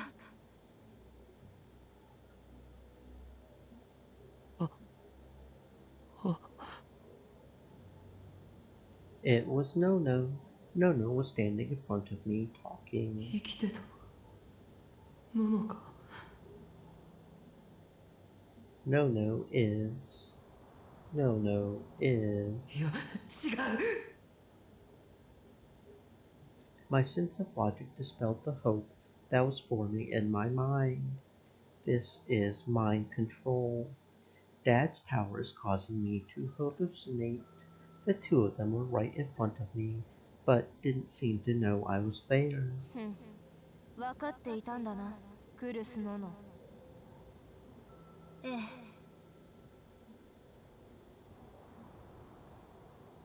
Suddenly, Sarika changed. The smiling, happy girl from the newspaper club disappeared. She became a cold, relentless, remorseless killer. やめろ。おのえ。 I knew I was being mind controlled, but I couldn't help myself.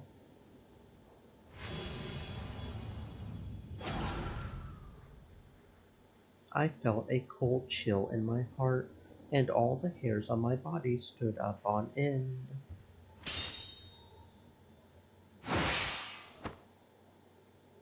Nara, こうなることも分かっていただろう。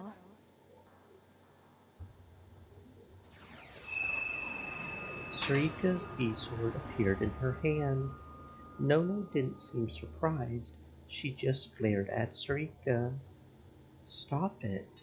Stop it, Sarika. タクルのことも殺すつもり。それはない。あいつのことは私が生かし続ける。それが私の存在理由だ。信じられないわ。だから私はあなたを止める。この命を使ってでも。そう言うと思った。だからお前は邪魔なんだ。やめろ！ I screamed as Sarika stepped forward, but there was no sign that she heard me. I tried to summon my sword, but it didn't work. I tried to get between the two of them.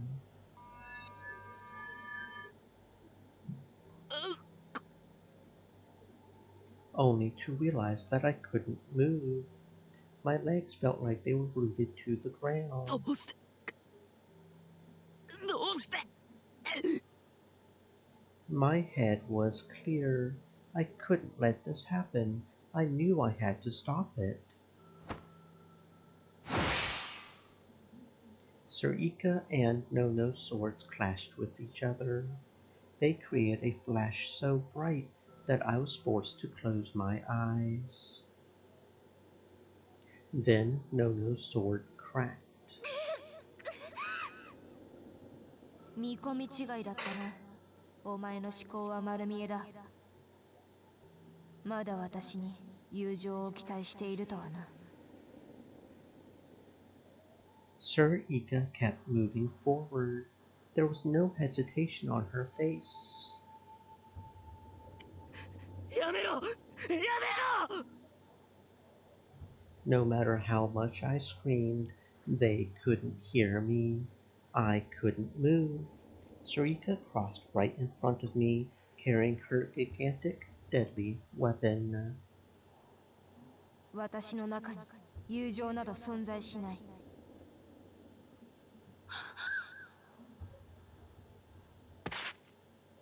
In the next moment,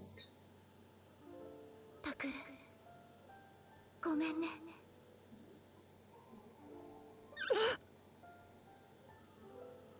it felt like Nono looked right at me. Then, Sir Ika's sword ran her through.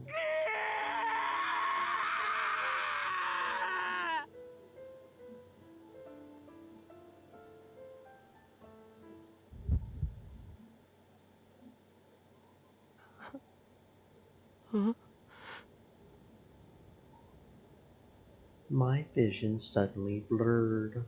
I felt a cold wind on my cheek. I could see the city in the distance. I could hear a sob. I had been crying without realizing it. I looked around, forgetting even to wipe the tears from my cheeks. The roof was lit up by the moon. There was nothing here. There was no one here. Of course, there was no sign of Sir Ika or Nono's body. Then what was that just now?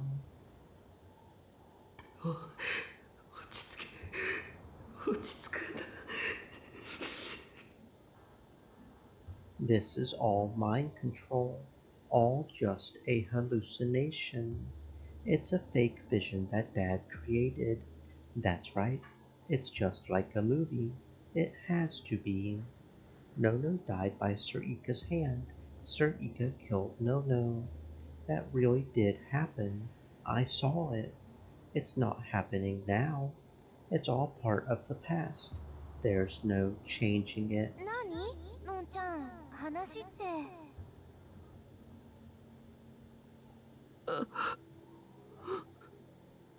白々しいわね。あなたなら聞かなくてもわかるんでしょ、セリカ。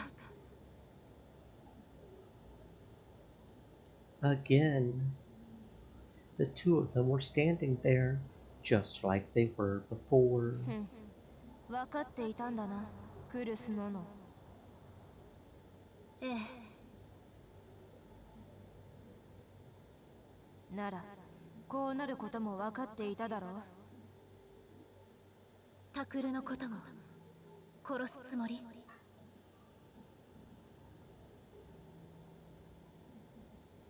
それはない。あいつのことは私が生かし続ける。それが私の存在理由だ。信じられないわ。だから私はあなたを止める。この命を使ってでも。そう言うと思った。だからお前は邪魔なんだ。The two of them played out the exact same scene as before. There was still no sign that they had noticed me.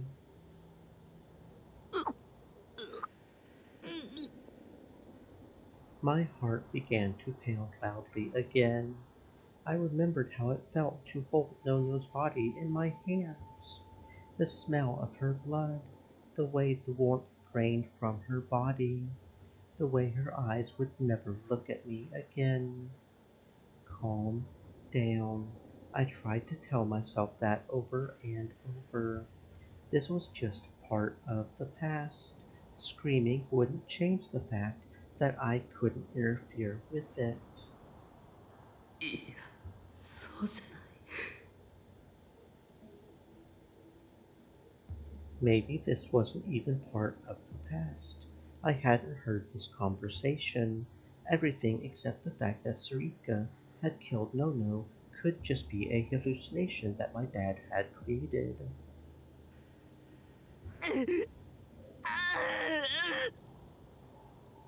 I tried to run away, growing ever more frustrated at my unmoving legs. Nothing worked, which made sense. After all, the real me wasn't even here.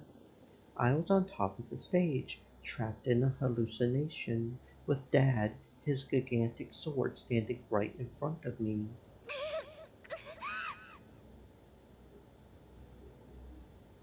見込み違いだったな。お前の思考は丸見えだ。まだ私に友情を期待しているとはな。Sir Ika raised her sword and advanced.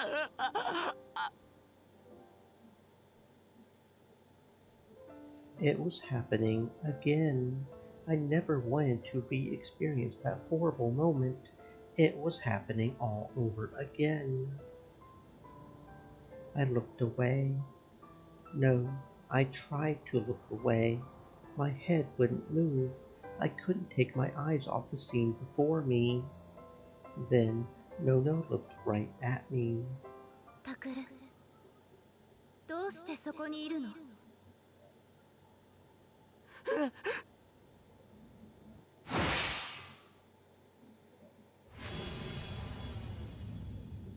？Sir Ika killed Nono again.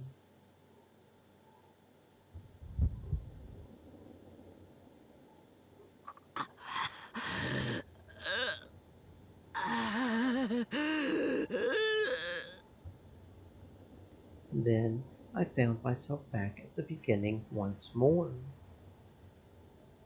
On the cold, moonlit roof, I wrapped my arms around my body tightly, trying to warm myself against the freezing air.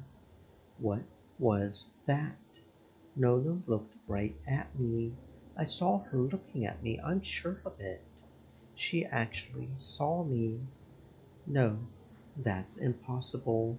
I'm not really here. I know that was Nono's voice I just heard. She was definitely looking right at me.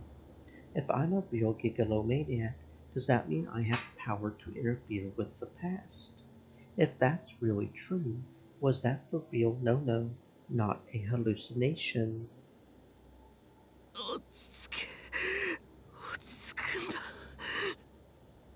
My head hurt. I was losing the ability to think. No, this is an illusion. It's all an illusion. There's no way I can interfere with the past. 何のんちゃん、話って。白々しいわね。あなたなら聞かなくてもわかるんでしょ、セリカ。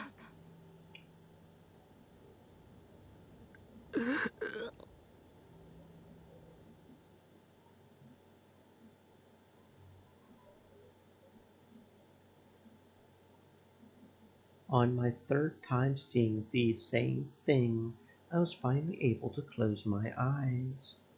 Stop it.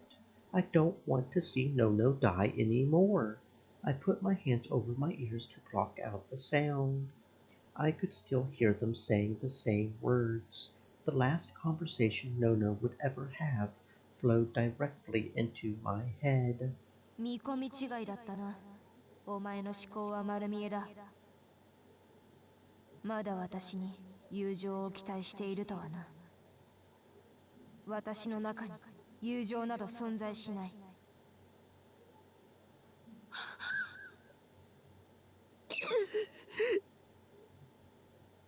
I didn't have to look to know what was happening. I knew the expressions on their faces. I knew the looks in their eyes, the angle that Sarika held her D-sword at, even how she was going to swing it. I knew it all. タクル、どうして助けてくれないの？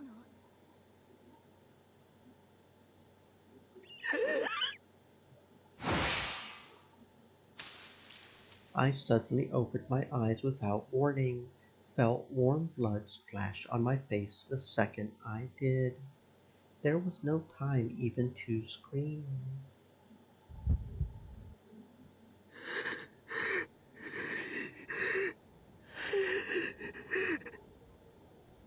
I shut my eyes tightly again. I could feel the wind on my cheeks again. I was stuck frozen on that roof again. The muscles in my face had tensed up. There was nothing funny happening. I was letting out a noise that sounded like laughter. My teeth were chattering. 何？のんちゃん、話って。白々しいわね。あなたなら聞かなくてもわかるんでしょ、セリカ。I covered my ears. Their words went right into my brain. I didn't know how I could possibly be any more confused. What was that? Why was Nono in front of me? なぜ答えてくれないの？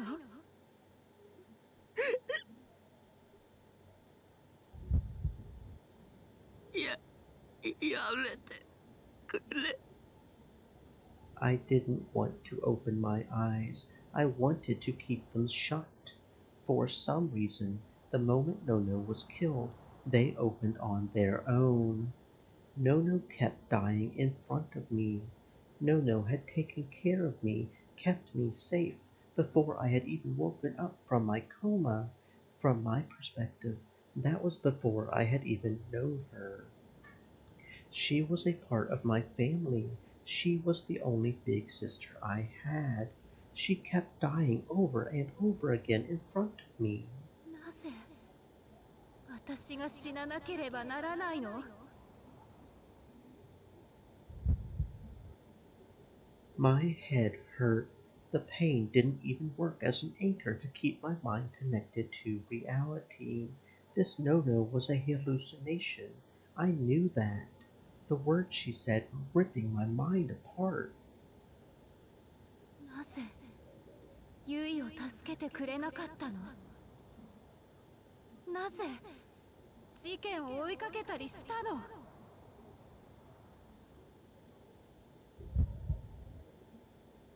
Nono looked at me and kept asking that. Were those her last words before she was killed? Her dying screams? Her final message? No more. I already said I don't want to see her die again. Please, stop it. My eyes were closed. I could see her death repeating again and again in my mind. The sword running through her chest, the blood everywhere, the tiny sail coming out of her throat like air leaking from a bag. Her blood was hot when it landed on my face. It didn't have that metallic smell. It was hot. I couldn't tell anymore. Was this really a hallucination? Maybe this was the real Nono. Maybe this is what she had really thought. Why didn't you save me? Why didn't you save Yui? Why did you try solve the case at all? I told you not to do anything dangerous. I told you not to get revenge.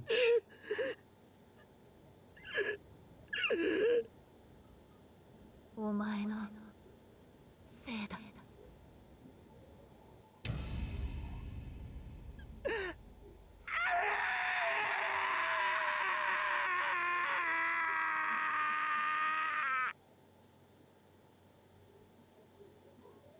I heard a sound somewhere. It was the sound of something snapping. I didn't want to see anything anymore. I didn't want to hear anything anymore. I didn't want to feel anything anymore. I closed off my heart, wishing for nothing more than that. おいおい、そこで殻に閉じこもるなよ。罪の意識だけで立ち止まるお前なんざ、もう見飽きてんだ。I heard a voice from somewhere speaking directly into my head. I held my hands over my ears anyway. I didn't want to hear anything. しょうがねえな。なら立ち止まれないようにするしかねえか。ウッドバーンヘロンは知ってるか？じゃあまた1ヶ月後にな。楽しく壊れろよ。Then, just like a computer monitor being powered off, everything disappeared. What? What is this?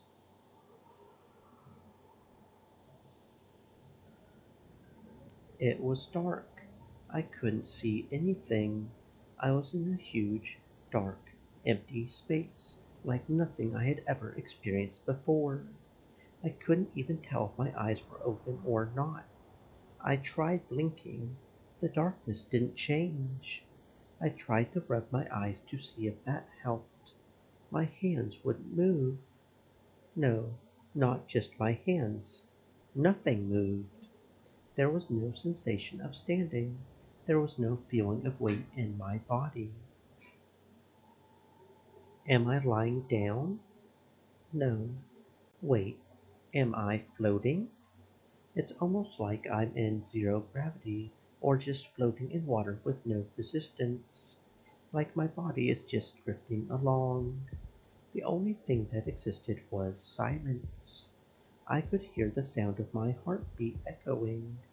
Even in the overwhelming darkness, I felt a little better. Anything was better than seeing Nono die again and again.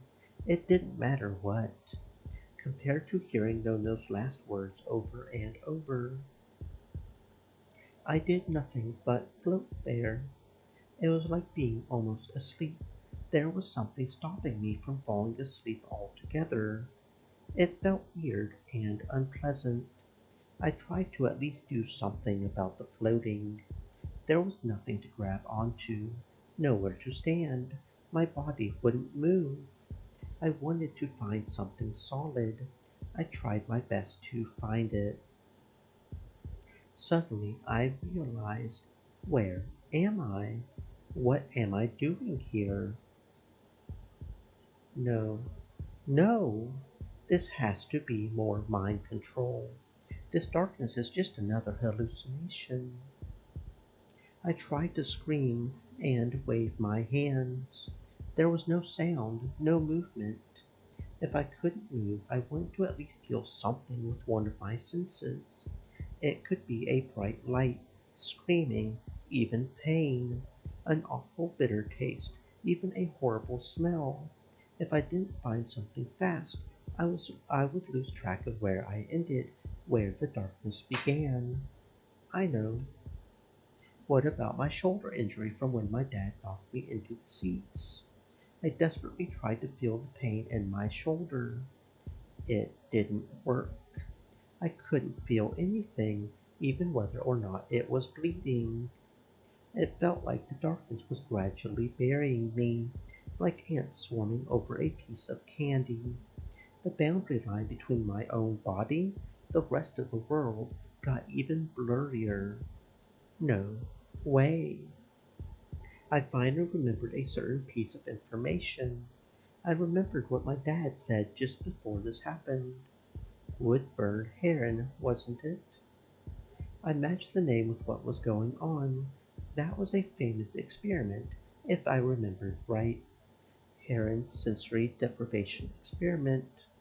He would put subjects in a soundproofed room that was completely silent, blindfold them so they couldn't see, then tie them up with a straitjacket kept at exactly the same body temperature to take away their sense of touch. Except for eating simple meals, defecating, they were kept on a bed at all times. The purpose of his experiment was to find out how many days a human being could last in that state. The results had been far less than what he had expected. The most any of them could endure was 2 to 3 days. The worst ones would complain about disturbed thinking after only a few hours. If they continued with the experiment anyway, they would start hearing and seeing things and almost go insane. A human being can't endure long periods of time with no stress or stimulation. The experiment was now banned because of how dangerous it was. Then I remembered something else, something terrifying. What did Dad say to me? See you in a month. Is he going to make me spend a month like this? I screamed. I couldn't even hear my voice. The first change was to my sense of vision. It was after about 2 days had passed. From what I could tell, it would have been about dinner time. I wasn't sleepy or hungry. At some point, I started counting numbers. 1 second, 2 seconds.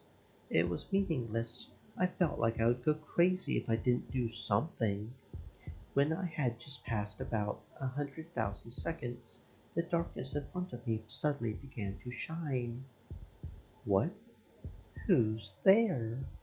It wasn't a camera flash or a light bulb. It was just a blurry glow. That was all. I couldn't see anything else, or even move. When I saw it, I lost track of my number and started over.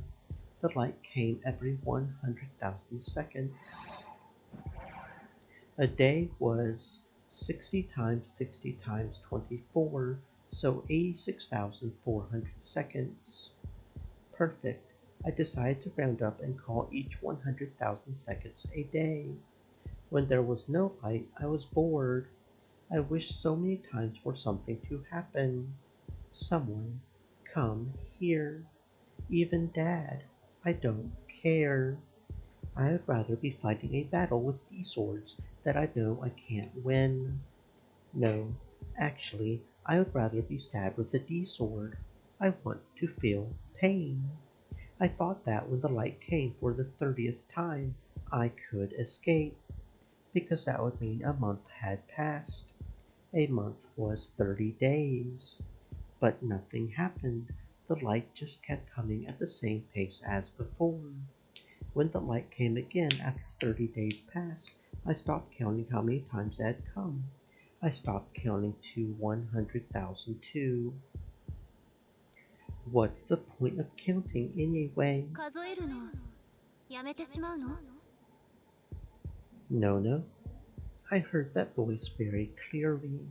I had started hearing voices sometimes when I neared the 30th appearance of the light. Are you just going to die like this? What's Miyashita Park like? Hey, Senpai, how did you meet Jin-san? Adios gracias. Why did you leave me to die? You idiot, are you just going to die here? The newspaper club's just getting started, right? Tell me, why didn't you save me? It hurt so much when I died. You ever heard of Woodburn Heron? The voices came and disappeared without listening to my responses. I at least wanted to see their faces. I was already starting to forget what everyone looked like. Maybe if I saw them again, I could stop the darkness from swallowing up all of my memories. ここから出してあげる父さんのこと殺してきてあげる Really? 行ってきたでもダメ私一人じゃ無理だった私たち手伝いましょうか Really? You'll do that for me? 女子高生の力をなめるなよアディオスグラッシャ Well, wait. どうしたのタクル兄ちゃん No, まさか一人じゃ寂しいとか言うんじゃないでしょうね勘弁してよ that's not true. Of course I'm not lonely. No, I wanted to tell you to be careful. Dad's power is.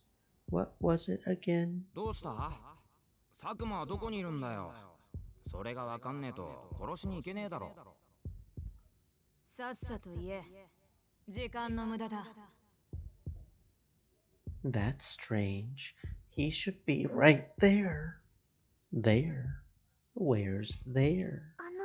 タクルさん、ウッドバーンヘロンって知ってますか？ Don't you know I'm a right sider? Of course I know. He's the guy who came up with the theory that a day is 86,400 seconds. See? Amazing, right? I was slowly breaking and melting away. Suddenly, I felt something stabbing me somewhere. It was the pain I had been wishing for, but I didn't care anymore. I was just tired of it. 殺してあげる。 No, please don't stab me. なぜ？ I don't want to die. どうして？ Because it hurts. 痛みなんて感じてないじゃない。タクル、あなた、本当にそこにいるの？ Nono kept stabbing me like she was trying to find out where I was. When that sound finally stopped, I heard a wet, slopping noise. I could tell her hands were jammed inside my body, rummaging through my guts. I could imagine the blood, but Nono was right. I didn't feel any pain. That's strange. It hurt a moment ago. Nono, let me see you. I'm sorry. You can kill me if you want. なぜ？ Because I want to see you. I want to see anybody. I'm lonely. No. No. Why did you leave? No. Wait, was that really Nono? Was that Nono's voice? Did she really talk like that? Wait a second. What was Nono's last name? That orphanage. I can't remember the place's name. There were 2 sisters there. What were their names? Or wait, was it a brother and sister? Everything started turning black. Who was that girl who always told me not to lie? Who was the one in the white lab coat? The one who didn't talk? The one who always seemed scared? Who was stabbing me a moment ago? わからないの？ひどい先輩っすね。 Shut up. Shut up. Suddenly, the noises started to bother me. I didn't want to be criticized by these people when I didn't even know their names. Please, somebody kill. I was surprised by a sudden, fierce pain in my head. I could feel the blood flowing into my head. How many months had it been since I had felt pain so clearly like this? No, how many years, or maybe decades? いつまでそんなことをしてるんですか？私の方がずっと痛かったんだけど。 I said, shut up. All of you, shut up. I don't even know who you people are. All of you, just disappear. Go away forever. 助けて。助けて。 When I said someone's name, everything suddenly became better. All the voices disappeared and the pain in my head was gone. タク？大丈夫？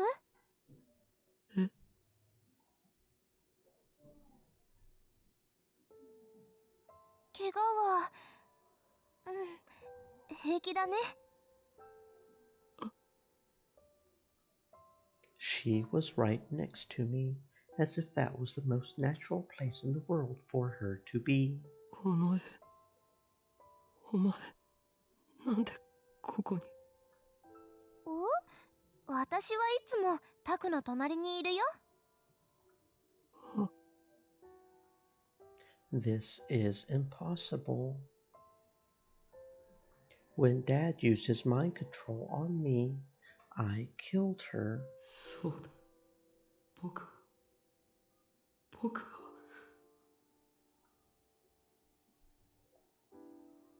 I remember Dad used his mind control on me in the theater cube at the Hikari Wo. So that means this Sarika is...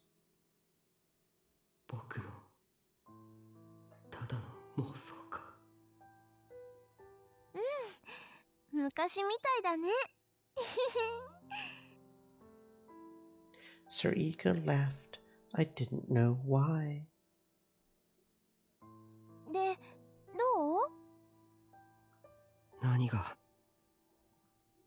思考誘導、どんな感じ？なかなかだよ。結構きつい。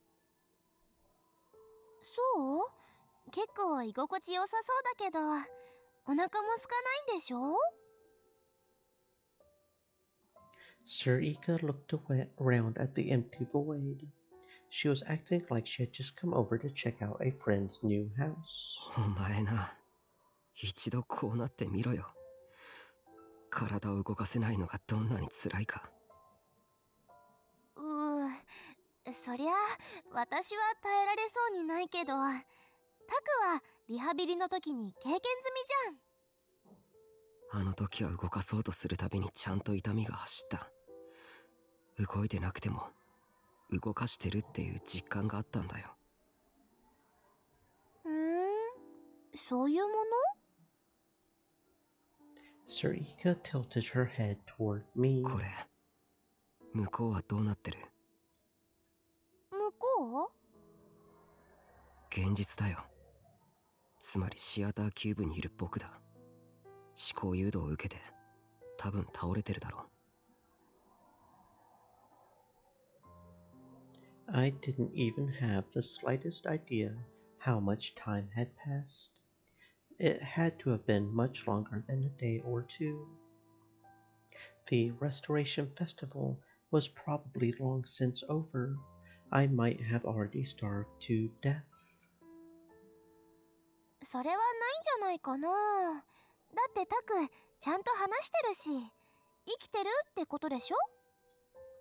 そうだけど。情報をまとめて理屈で考えろっていつも言ってるのはタクだよ。こっちと向こうの時間が違うとか？ She's right. That's very possible. ひなちゃんたちはどうしたの？ひなちゃん。Oh, right. Hinae, Arimura, Hinae.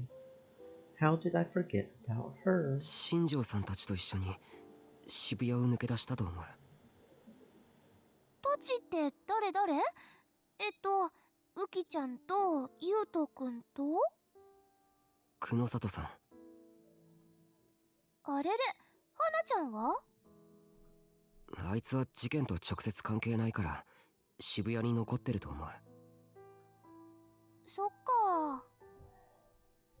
And then Sarika started asking me one question after another.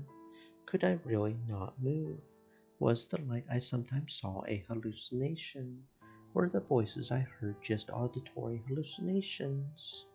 I took a long time answering each one in as much detail as possible. I had plenty of time, after all. Just the act of having a conversation was wonderful. It was something I had done all the time in my daily life at the newspaper club. Come to think of it, who first used the phrase, "You don't know what you've got till it's gone"? When did they use it? わかんないないよ。ポケコン持ってくればよかったかな。I laughed a little, though I wasn't sure if Sarika was serious or joking. Each time I would answer one of her questions, Sarika's expression would change. She would laugh or get mad. Sometimes she would even try to correct me. She really did seem like a normal person. 何？お前、昔は僕の妄想でどこにもいなかったんだな。バレちゃったか。She acted just like a kid who had been caught while playing hide and seek. 他の人からはどう見えてたんだ？ If she wasn't real, I must have spent all my time as a kid talking to empty air. どうって見たまんまだと思うけど。でもさ、私とタクが一緒にいるところなんてそんなに見られてないよ。タクの両親くらいじゃない？あと病院の地下でセンリちゃんにか。あれは失敗したな。そのせいで私のんちゃんにバレちゃったんだよね。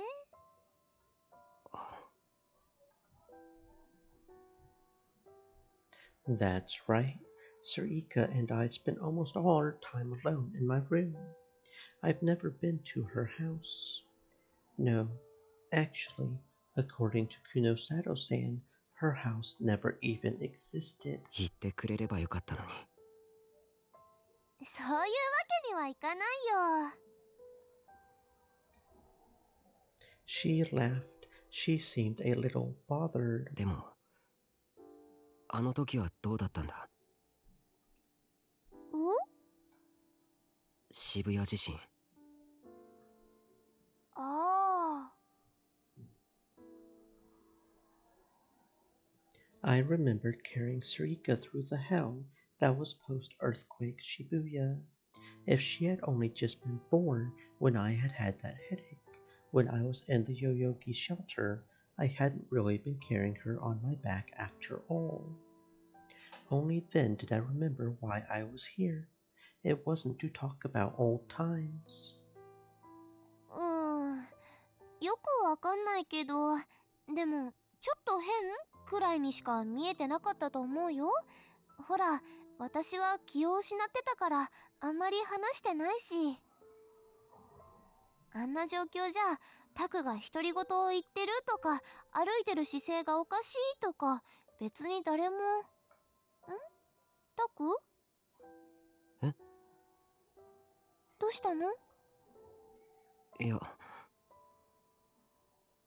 If I could have moved my body, I would have been looking straight back into Sarika's eyes. お前を生み出した時、僕はお前に何を望んだんだろう。それはね、わかんないよ。She didn't seem surprised or upset at all. だって今の私はタクの知ってることしか知らないもん。向こうの彼女しか知らないことだもん。That's right. The Sarika in front of me might look alive. She's really just another delusion of mine. So she doesn't know anything that I don't. I created her all over again just to help me get through this torture. She's just a... Oh.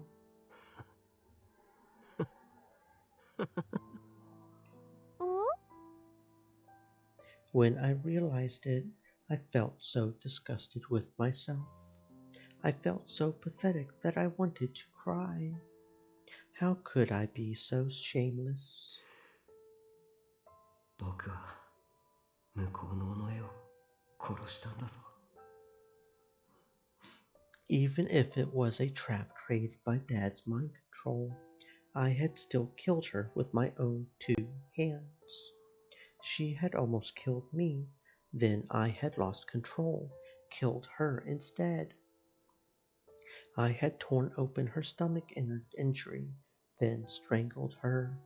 Saying I had been mind controlled was just an excuse. I knew that the rage, desire to kill her I had felt was real. Even without the mind control, if the same thing happened in reality, then I would probably do it again. I would kill her all over again. だけど尾上は違った。 Even when the delusionary me tried to kill her, she just chose to die rather than resist, unlike me. Then I wished for her to save me, just like I did during the Shibuya earthquake. I couldn't handle the darkness on my own, so I recreated her. I'm using her all over again. I can't imagine anyone worse than someone like me. 別に気にすることないよ。私、ここにいられて楽しいもん。 Enough. Stop it. タクが呼んでくれなかったら話すこともできなかったし。 Don't tell me what I want to hear. Come to think of it, Sarika's always been like that, ever since I was little. Even when I was neglected, she was always jealous of me. She always made me think that I was better off than she was. Whenever I wanted to show off some new piece of information I had learned, she would always act interested.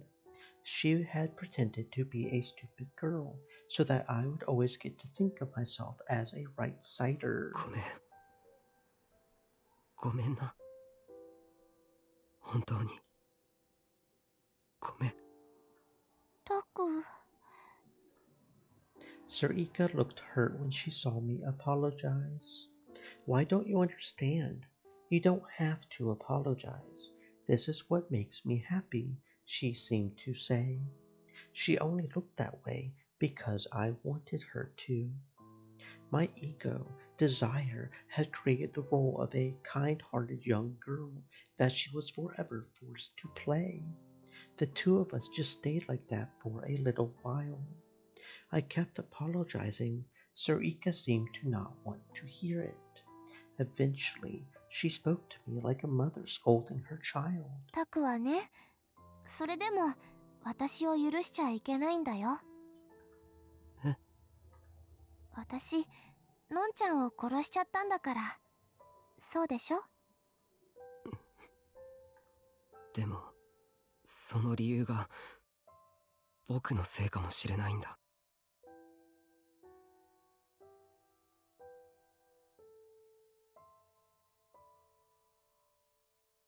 No, it's not a maybe. There has to be something connected to me. けど、私は死んじゃったから、聞くことはできないでしょ？ She's right. I'm just forcing her to say that. じゃあさ。 Of course, I knew what she would say next. Sarika's voice became a light, the one thing that lit up my path in this dark world. タクはどうしたいの？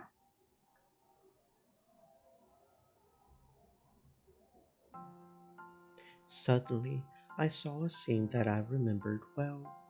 Until a moment ago, the darkness had kept me from remembering, no matter how hard I tried to imagine it. Now, I could see my family. They must have been getting ready for dinner. I smelled something good. I looked in the kitchen, saw a lineup of dishes fit for a nursing home. Yui, Yuki, if you take cooking lessons from Nono, they're going to start calling you Mom and Granny at school. Yuto was in the corner, sulking because Yui had made fun of him. Yui was looking at him, laughing. Uki didn't know what to do. Nono gave Yui a brief scolding. She was smiling when she did it. It was the same thing I had seen a million times before. Nothing was different.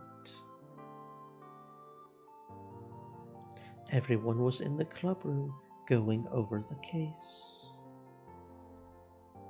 We seemed to be talking about Shibuya news. Kuno Sato-san had updated some information. Kazuki was playing her game. Ito went to stop her, froze when she offered him a piece of dried squid. Arimira told a stupid joke. Ito blushed, started to shake his head frantically. There was still no expression on Kazuki's face.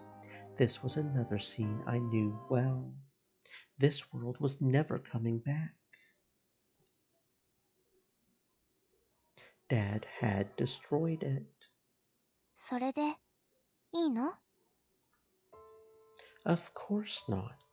I loved my family. I loved my friends. Those people were the most precious things in the world to me. He destroyed them all. When I asked him why, the only reason he gave me was that it was fun.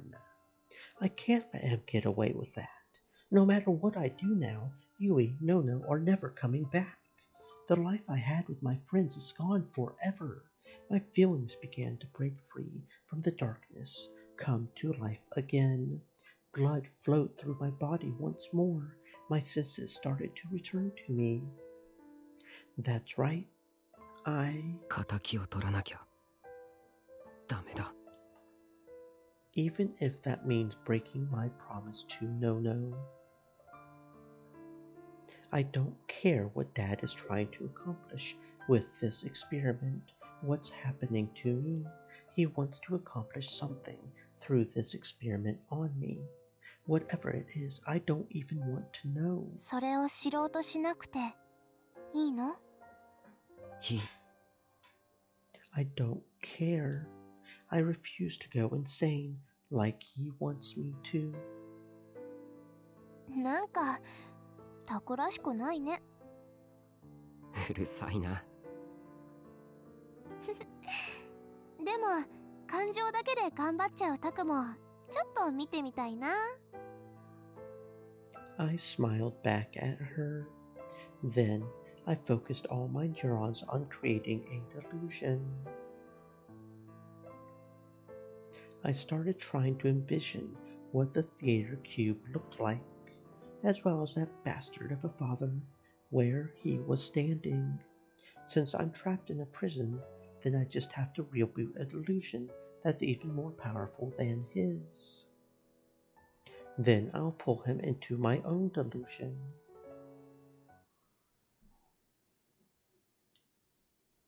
From what I remember, it looked like this. もうちょっと明るくなかった？天井から照明当たってるんでしょ？ Were they?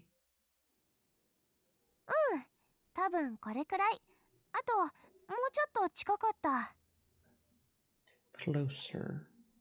How about this? オッケー。さすがカメラいじってるだけあるね。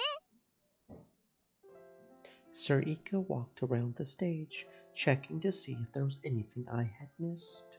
She must have been satisfied because she nodded several times. タクの立ち位置もオッケー？意識が飛んだ時のままならな。違ってたらどうするの？その時はその時だ。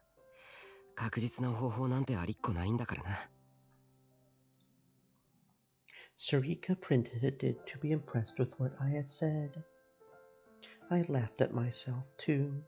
Was I really the type of person who was brave enough to do something like this? I used to think that risky decisions weren't courageous, but stupid. I used to think that courage was just a word people use to hide their stupidity. あ、そうだ、タク？私の仇は取っちゃダメだよ。のんちゃんたちの仇は取らなきゃダメ。でも私の仇はダメ。当たり前でしょ？それは。いいから、とにかくその瞬間タクが思っていいのはのんちゃんたちだけね。